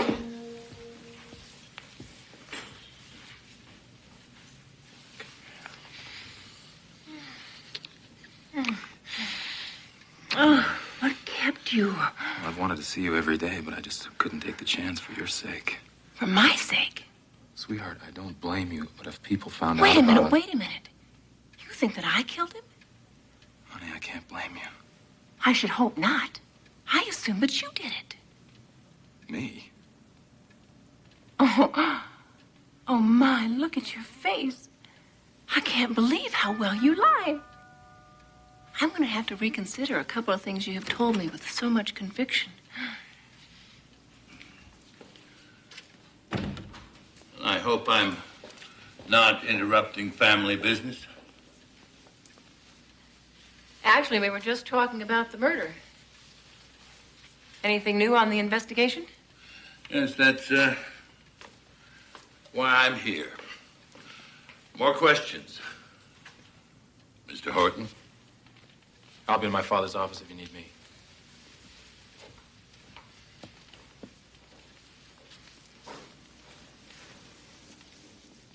All right, ask away. I just hope this theory is a little more interesting than your last theory. I think it will hold your interest. The phone call to your stepson on the night of the murder. Phone call? The records from the phone company say it took place almost at the time of the shooting. We know that because the call to the police was less than 2 minutes later.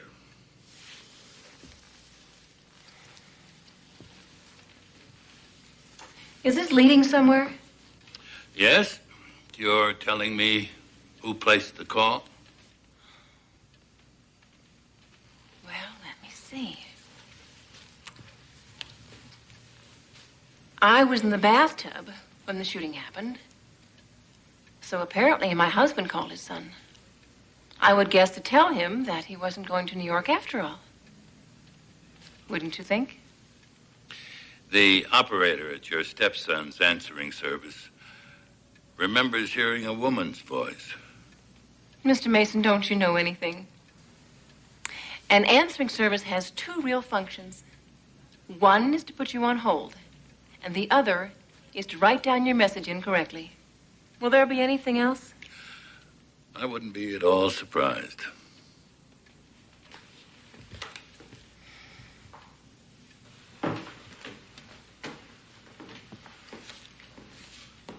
You look very comfortable in your father's chair. I am. What can I do for you, Mr. Mason? I was wondering why your stepmother called you the night of the murder. Well, you already asked Linda that question, didn't you?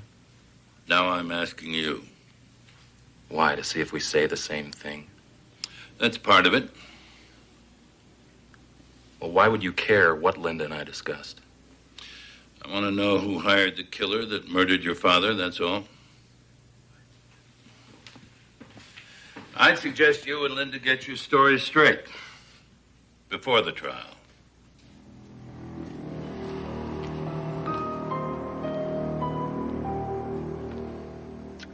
The band was silver with these big chunks of turquoise on it. Mm-hmm. Yes, I know the one you mean. Had one with either a man or a woman's watch set into it.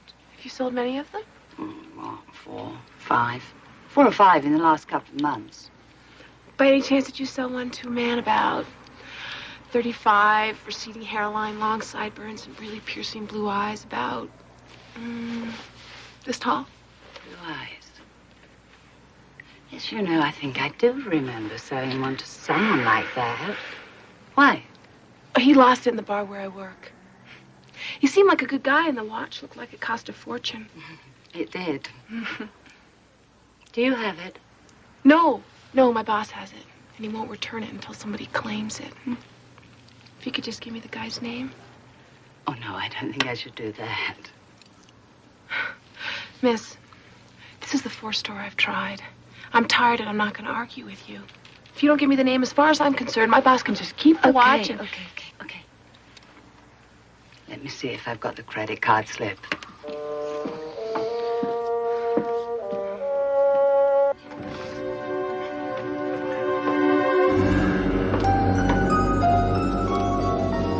What in the world?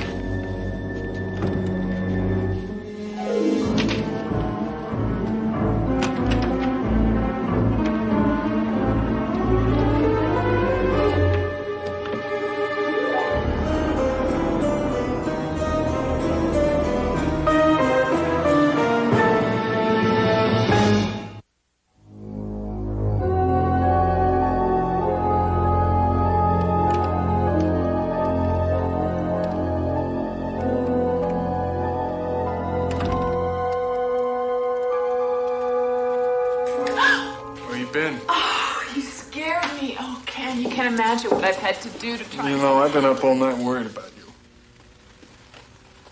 I've been on the case. It's after midnight. We're doing court tomorrow. I'm gonna get some sleep. But if you catch the killer, you won't need to go to court. You know where to find him? As a matter of fact, I do. Where is he? I'll show you. No, you'll tell me where he is, and you'll wait here, understand? Absolutely. I mean, you're agreeing with me? I've learned my lesson.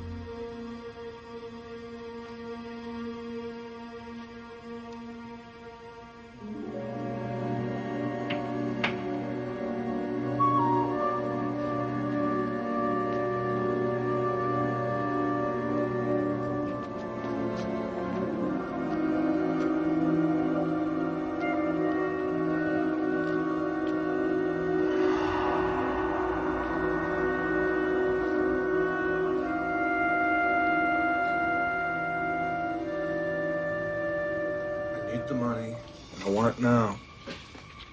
You think that makes any difference? You think the cops are really going to care about that? Terrific.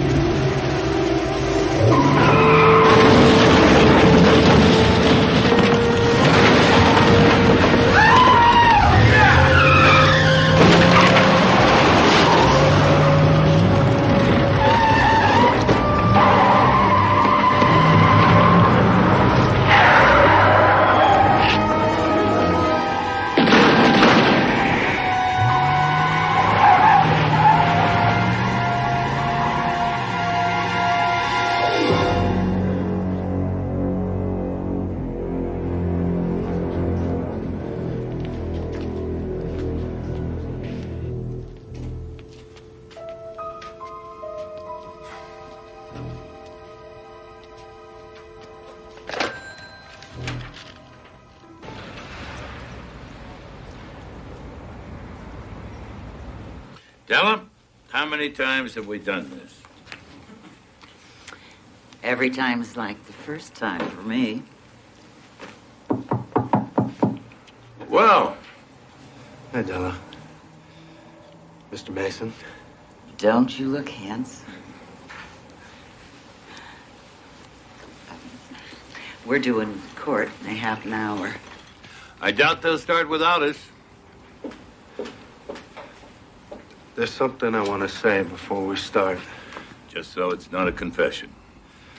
Well, it is sort of an apology.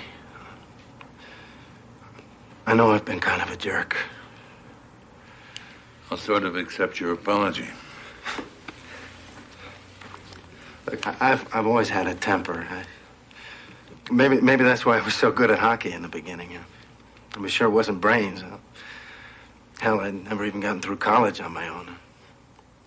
Ken pulled me through. He's a good friend. Probably better than I deserve.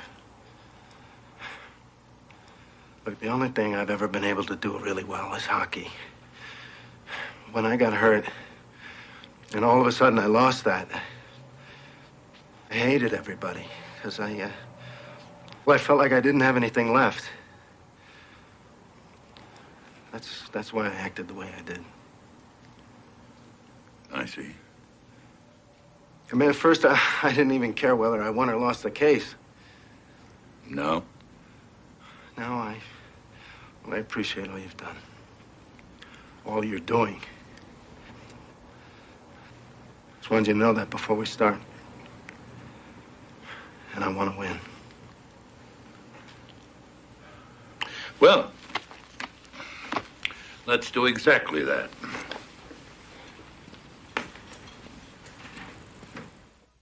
Tell me, Lieutenant, after the arresting officers found People's Exhibit A under the seat in the defendant's car, what was done with it? I sent it up to the lab for a ballistics check. And what did you find? We found that we had a perfect match. That gun was positively identified as the one that was used to shoot and to kill Thatcher Horton. Thank you, Lieutenant. No further questions at this time, Your Honor. I do reserve the right to recall. Mr. Mason. Yes, Your Honor. I always have questions of Lieutenant Brock. Lieutenant Brock, how many times was the deceased shot? 3 times, Mr. Mason. How close were the entry points of the bullets? Here's the coroner's report for your recollection. Just a moment. Mr. Molansky, with the court's permission? Yes. Thank you. Mr. Molansky will be standing at the same distance Thatcher Horton was from the killer, assuming you to be the killer. Now, Lieutenant, I ask you once again, how close were the 3 entry points? The 3 shots came all within a diameter of 2 inches, Mr. Mason. About the size of a silver dollar. Quite a shot. You're a trained marksman, Lieutenant. Could you do that?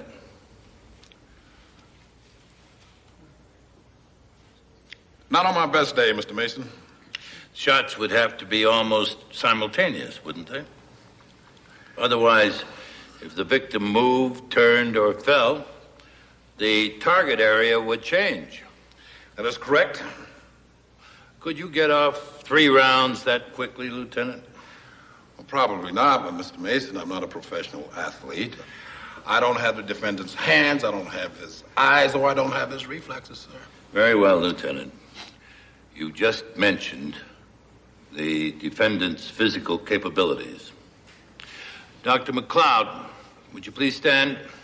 Dr. McLeod has been attending Robert Spencer for several years. He's prepared to testify that 2 years ago, the defendant injured his right hand. It then became arthritic, leaving his trigger finger with limited mobility. Thank you, Doctor. If that is true, how could Robert Spencer fire quickly enough to hit that target as it moved? Objection. Speculation. Your Honor, the lieutenant has investigated, what, dozens of shootings? Well, no, I'd say more closer to 100, Mr. Mason. I suggest he more than qualifies as an expert. I'll allow it. Thank you. Now, Lieutenant, in your expert opinion, could a marksman with an arthritic condition and impaired mobility to his trigger finger have fired those 3 shots quickly enough to have hit that target as it moved? Probably not, Mr. Mason. Well, Lieutenant, if he couldn't hit the target, couldn't kill the target. No further questions. Redirect? Yes, Your Honor. Lieutenant, is there any reason the accused couldn't have fired with his left hand? Objection calls for speculation. I'll allow it. Fair is fair, Mr. Mason. He could have, the defendant could have used his left hand. What about accuracy? Well, there again, at the distance in question, it would depend on how steady the hand, how good the eyes. Now, if a good athlete was motivated, he very easily could have done it. All hypothetically speaking, of course. No more questions, Your Honor. Mr. Mason, recross? No recross, Your Honor. You may step down, Lieutenant Brock. Ms. August? The people rest, Your Honor. Lieutenant.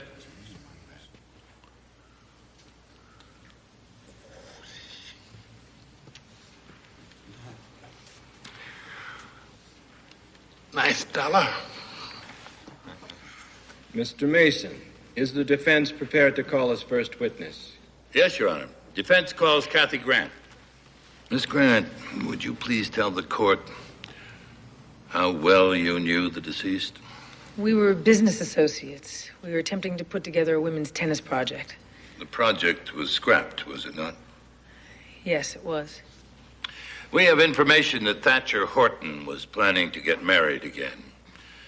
Can you tell us to whom? How would I know? Because you were involved in his plans? Now, Thatcher Horton planned to get married again. So I ask you again, would you tell us to whom? All right, well, he did ask me to marry him, but I didn't take him seriously. But Mr. Horton was certainly a serious man, was he not? He spoke to his lawyers about divorcing his wife, did he not? Yes, well, he told me he did. He also mentioned naming me in a new will. A new will? Then suddenly he broke things off. Then within weeks, your business partnership with him collapsed. All that is true, is it not? No, that's not true. Isn't it true that you were personally and professionally betrayed by him? Isn't it true that when you demanded he compensate you, he refused? I learned the hard way what Thatcher was really like, but I didn't kill him.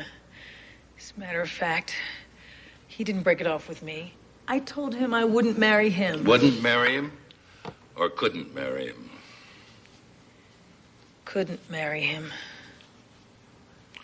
one of the wealthiest men in the country, the single most powerful man in sports. Now, what could you possibly say in the way of rejection? I had told him I was already married. I married a boy who was in the Air Force when I was 16. We didn't tell anyone because I was so young. He got his wings about the same time I turned pro. One day he was on a routine mission. There was an accident. He lost both of his legs. He told me I could go out and date. We could get a divorce. When Thatcher asked me to marry him, I thought about it, but I couldn't go through with it. I couldn't get a divorce. I knew it would kill him. I couldn't do that. I'm very sorry. No further questions. The witness is excused. This being the hour for our lunch recess, court will adjourn until 1 o'clock.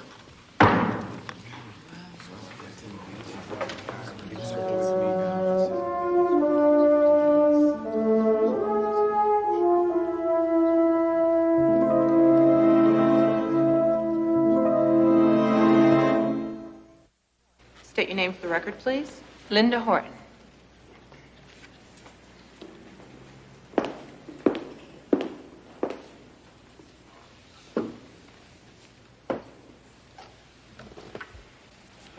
Mrs. Horton, you are the widow of the deceased? I am. We were married for nearly 5 years. And would you describe your marriage as a happy one? I would describe it as successful. You just heard Kathy Grant testify that your husband asked her to marry him. How does that square with your definition of a successful marriage? I know nothing about that. You had no indication? None. No intuition? None. Absolutely. Mrs. Horton, I find it difficult to believe a bright, sensitive woman like yourself had no idea her husband was about to divorce her. Mr. Mason, my husband was notorious for his liaisons. In my experience, he took them to bed, not to the altar. Your Honor, may I have a moment? Yes, Mr. Mason.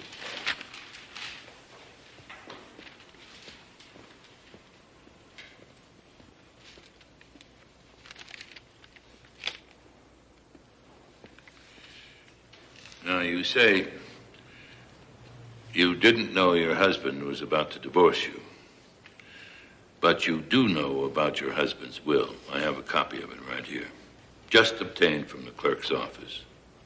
I'd like to have it marked as defendant's next in order. Without objection, so ordered.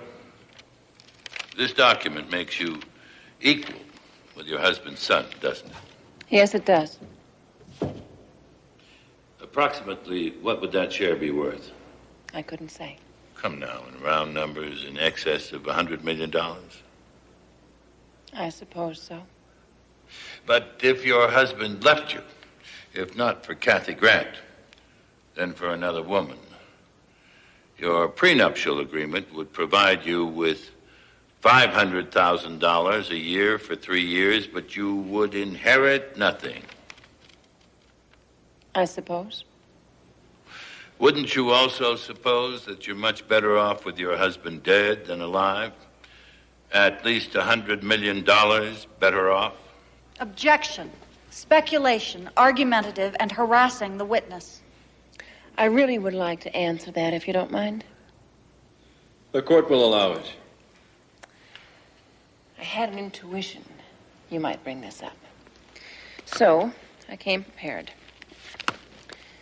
This is a copy of the most recent will that my husband drew. His lawyer will file that for probate today. He gave me that several weeks ago. You'll notice that his son, Stuart, gets everything. I inherit nothing.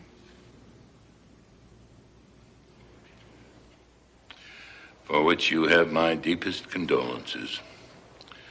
I would imagine your grief would only be eased by another marriage. This one, perhaps to your stepson. Objection. Sustained. I've no more questions of this witness.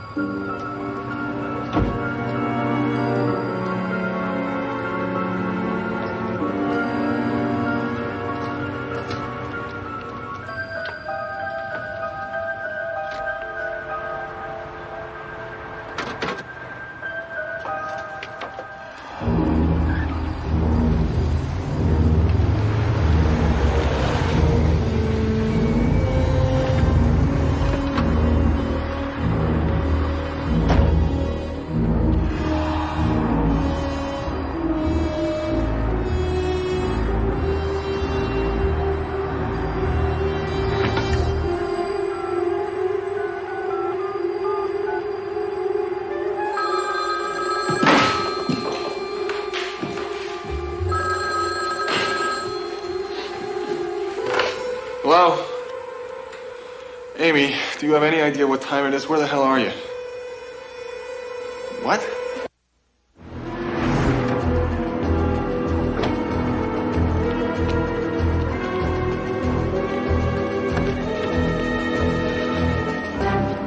He's in that room, over there. How'd you find him? It was easy. How easy? Well, first of all, I assumed he was still in town since you'd heard him demanding a payoff. I didn't think he'd leave until he got it, which could take some time. So far, I'm with you. The only thing I knew for certain was that he wouldn't go back to the warehouse. So I deduced that since he was in hiding, he wouldn't have access to his own phone. So you decided to stake out every payphone in town? I staked out the phone he was using. That one. How'd you find it? Through the phone company. I thought he might be using a credit card. Turns out I was right. A motherly type at the local branch helped me out after I sort of explained to her that... There he is. Let's go, Sherlock. You say the sweetest things. Don't tell anybody.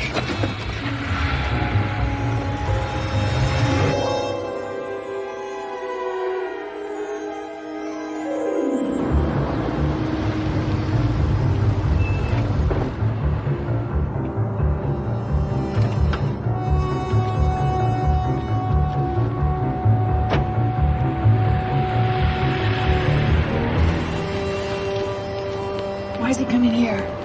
Maybe to meet somebody. To pick up the money. Horton's son, it's gotta be. Call the cops.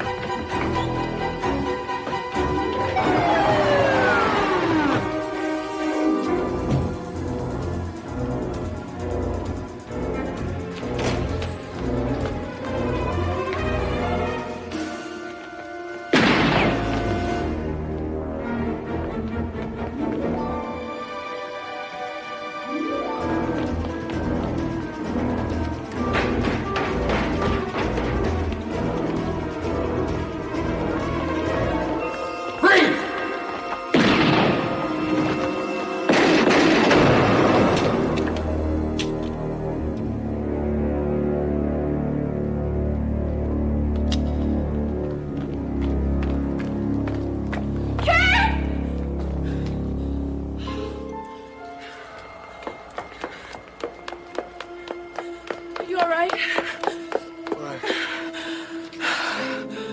What's that?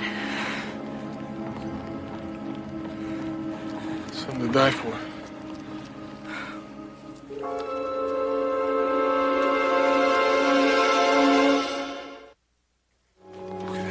Well, one thing we know, we certainly won't be getting any information from that one.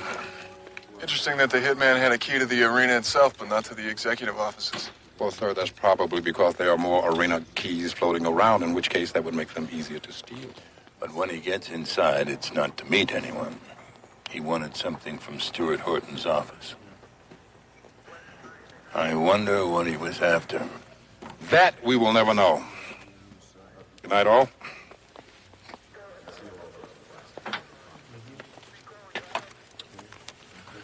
I know people who would call that withholding evidence. He dropped it before he was shot. Why don't you tell the good lieutenant we'd like to study it for a couple of hours? Great. I'll order some coffee. Very hot. Very black. Really think that this could be the answer? At this point, it had better be.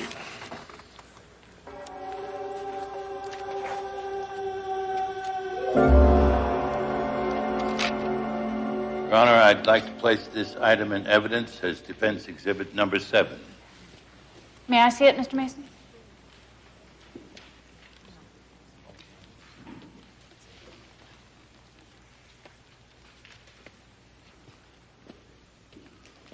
Mr. Mason. Yes, Your Honor, I call Stuart Horton to the stand. Mr. Horton, you are the only child and sole heir of the deceased, are you not? I am, but I didn't know anything about that new will until yesterday when my stepmother took it from her purse. I see. You worked for your father, did you not? I was vice president of his company. Large title, modest paycheck. Well, I was being trained to take over. But with that modest paycheck, you support a penthouse here in town? Yes. A ski house in Aspen? Beach house in California? That's true. Objection. Even for one of Mr. Mason's great fishing expeditions, we seem to be on a rather long line of irrelevancy here. Mr. Mason, I agree with the prosecution. I'm about to connect up, Your Honor. Quickly, Mr. Mason. How do you manage to live so well on so little, Mr. Horton? I inherited quite a lot of money from my mother. But you gambled that away, did you not? In fact, there was quite an unpleasant moment with your father over your betting on sports, was there not? He told me to stop, and I did. Your Honor, I would like the clerk to show Mr. Horton defense exhibit number 7. Certainly. Miss Jackson. Now, Mr. Horton, would Would you examine that notebook, please, and tell me if you recognize it? I don't. You don't recognize it? No. Even if I told you the man who was shot last night in your sports arena took it from the desk in your office? I've never seen it before. That brings me to my last order of business with you, Mr. Horton. I'm going to ask you about your relationship with your stepmother.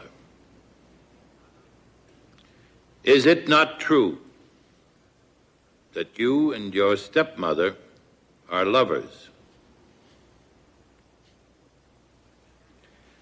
Yes. I can't hear you. We're lovers. You hated your father, did you not? Yes. You hated him so much, you felt so humiliated by him, that you made love to his wife in his own house. Yes. I made love to her. Yes, I hated him. But I didn't kill him. I didn't kill him. I've no further questions, but I reserve the right to recall this witness, Your Honor. No questions, Your Honor. You may step down, Mr. Horton. Mr. Mason. I call Temple Brown. Mr. Brown, you're a member of Mr. Horton's basketball team, are you not? That's right. 2 years ago, you were even voted onto the All-Star team, weren't you? I was one of the top scorers in the league. One of the all-time greats. Now, would you please examine this notebook? Never seen it. Suppose I told you that the man who stole that book from Stuart Horton's desk was a hired killer. The same hired killer who shot and killed Thatcher Horton. I don't know. It's just a notebook with some scribbles in it. But very interesting scribbles.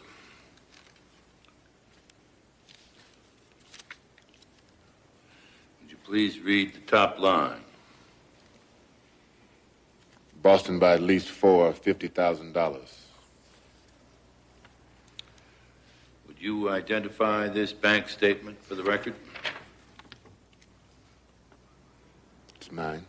Marked as defendant's next in order. Now, what is that deposit there?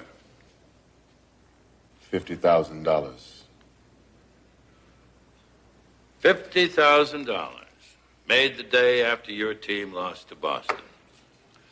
Suppose I told you I could match up at least 25 games last year with point spreads listed in this book and deposits in several of your accounts. I don't know. Mr. Brown. Mr. Brown, I am sorry. I'm sorry about you. You're a cheat. You threw games, shaved points, you broke faith with your teammates, you broke faith with your friends and loved ones, but most of all, with the fans who believed in you, all for money. You made plenty. You wanted more. Maybe I did. But that's no reason to kill old man Horton. Exactly. No reason to kill Thatcher Horton. Every reason to kill his son, Stuart. That's crazy.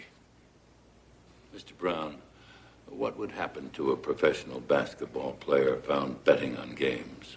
Suspension. For how long? I don't know. Maybe a year, maybe life. If I don't miss my guess, Stuart Horton found out you were betting on basketball games. He threatened you with a suspension. He then got you to shave points. After that, there was just no turning back. Are you making this up as you go along? Objection. Speculation. Mr. Mason is fishing again. I tend to agree with the counselor. You do seem to be fishing, Mr. Mason. Your Honor, Counselor, I'll tie this up in a minute. Very well, you may proceed, Mr. Mason. Objection overruled. Now, Mr. Brown, you hired that hitman to kill Stuart Horton, did you not? The killer shadowed him until he knew his habits, waiting for the right moment. Do you know what he found? I don't know anything. He found out every time the father left town, the son came over and slept with his wife. And that was the moment he picked for the kill. That's not true, none of it. The father came home unexpectedly, but the killer couldn't know that. All he could see through the curtains was the shadow. Your hired killer killed the wrong man. I don't know what you're talking about. Mr. Brown, your hitman stole that notebook. That notebook and your bank statement ties you to him. It ties you to the murder. When you heard the wrong man was killed, you had to frame somebody fast. You'd heard my client threaten the father. You'd seen him that night on his way to being drunk. It couldn't have been too hard for you or Richards to follow him home and plant the murder weapon. That's just not so. Well, here is something that is so. Your friend, Mr. Richards, died last night in a gun battle with the police. This morning, we received some startling news. Ballistics discovered that the bullet that killed him did not come from a police revolver. It came from this gun. This gun, which I would like to enter as defendants next in order. You recognize this gun, Mr. Brown? Lieutenant Brock and my associate, Mr. Molansky, found this gun in your locker.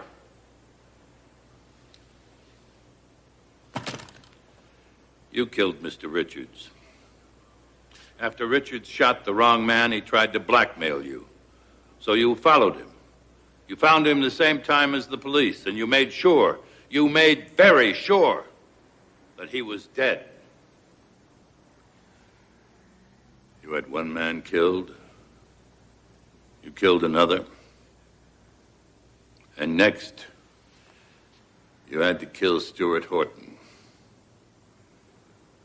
Who were you going to kill after that, Mr. Brown? And for what? You think you're so smart. You know what it's like? Being booed? Thousands of fans yelling at you that you crap when you know you can make that shot? Sports writers just calling you names when you know in your heart you still got the stuff. Forced to lose when you know you're a winner. You know what that's like.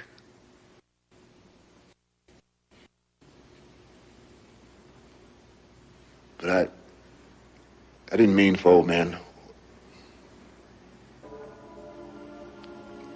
I want a lawyer.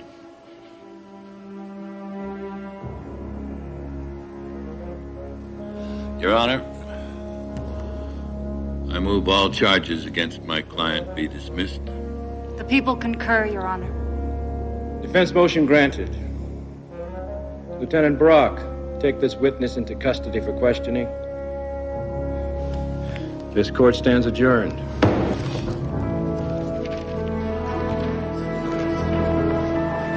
Thank you. I've got a lot to be thankful for.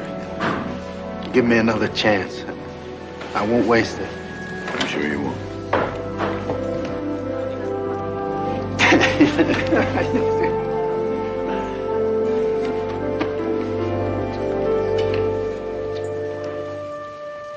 You were wonderful, Mr. Mason. Congratulations. No, thank you. May we give you two a word of advice? Sure. I believe there was a minor disagreement. It was nothing. Amy, you feel Ken doesn't have any confidence in you. That's right. Ken, You feel as if Amy has invaded your area of capability and expertise. I wouldn't put it that way. I would. May we both point out that both of you, in your separate and individual ways, contributed to the solution of this case. You both were right. Take it from us. Never end a day where one of you is wrong. Today was a great day, and both of you were right. Thank you. Thank you, and thank you.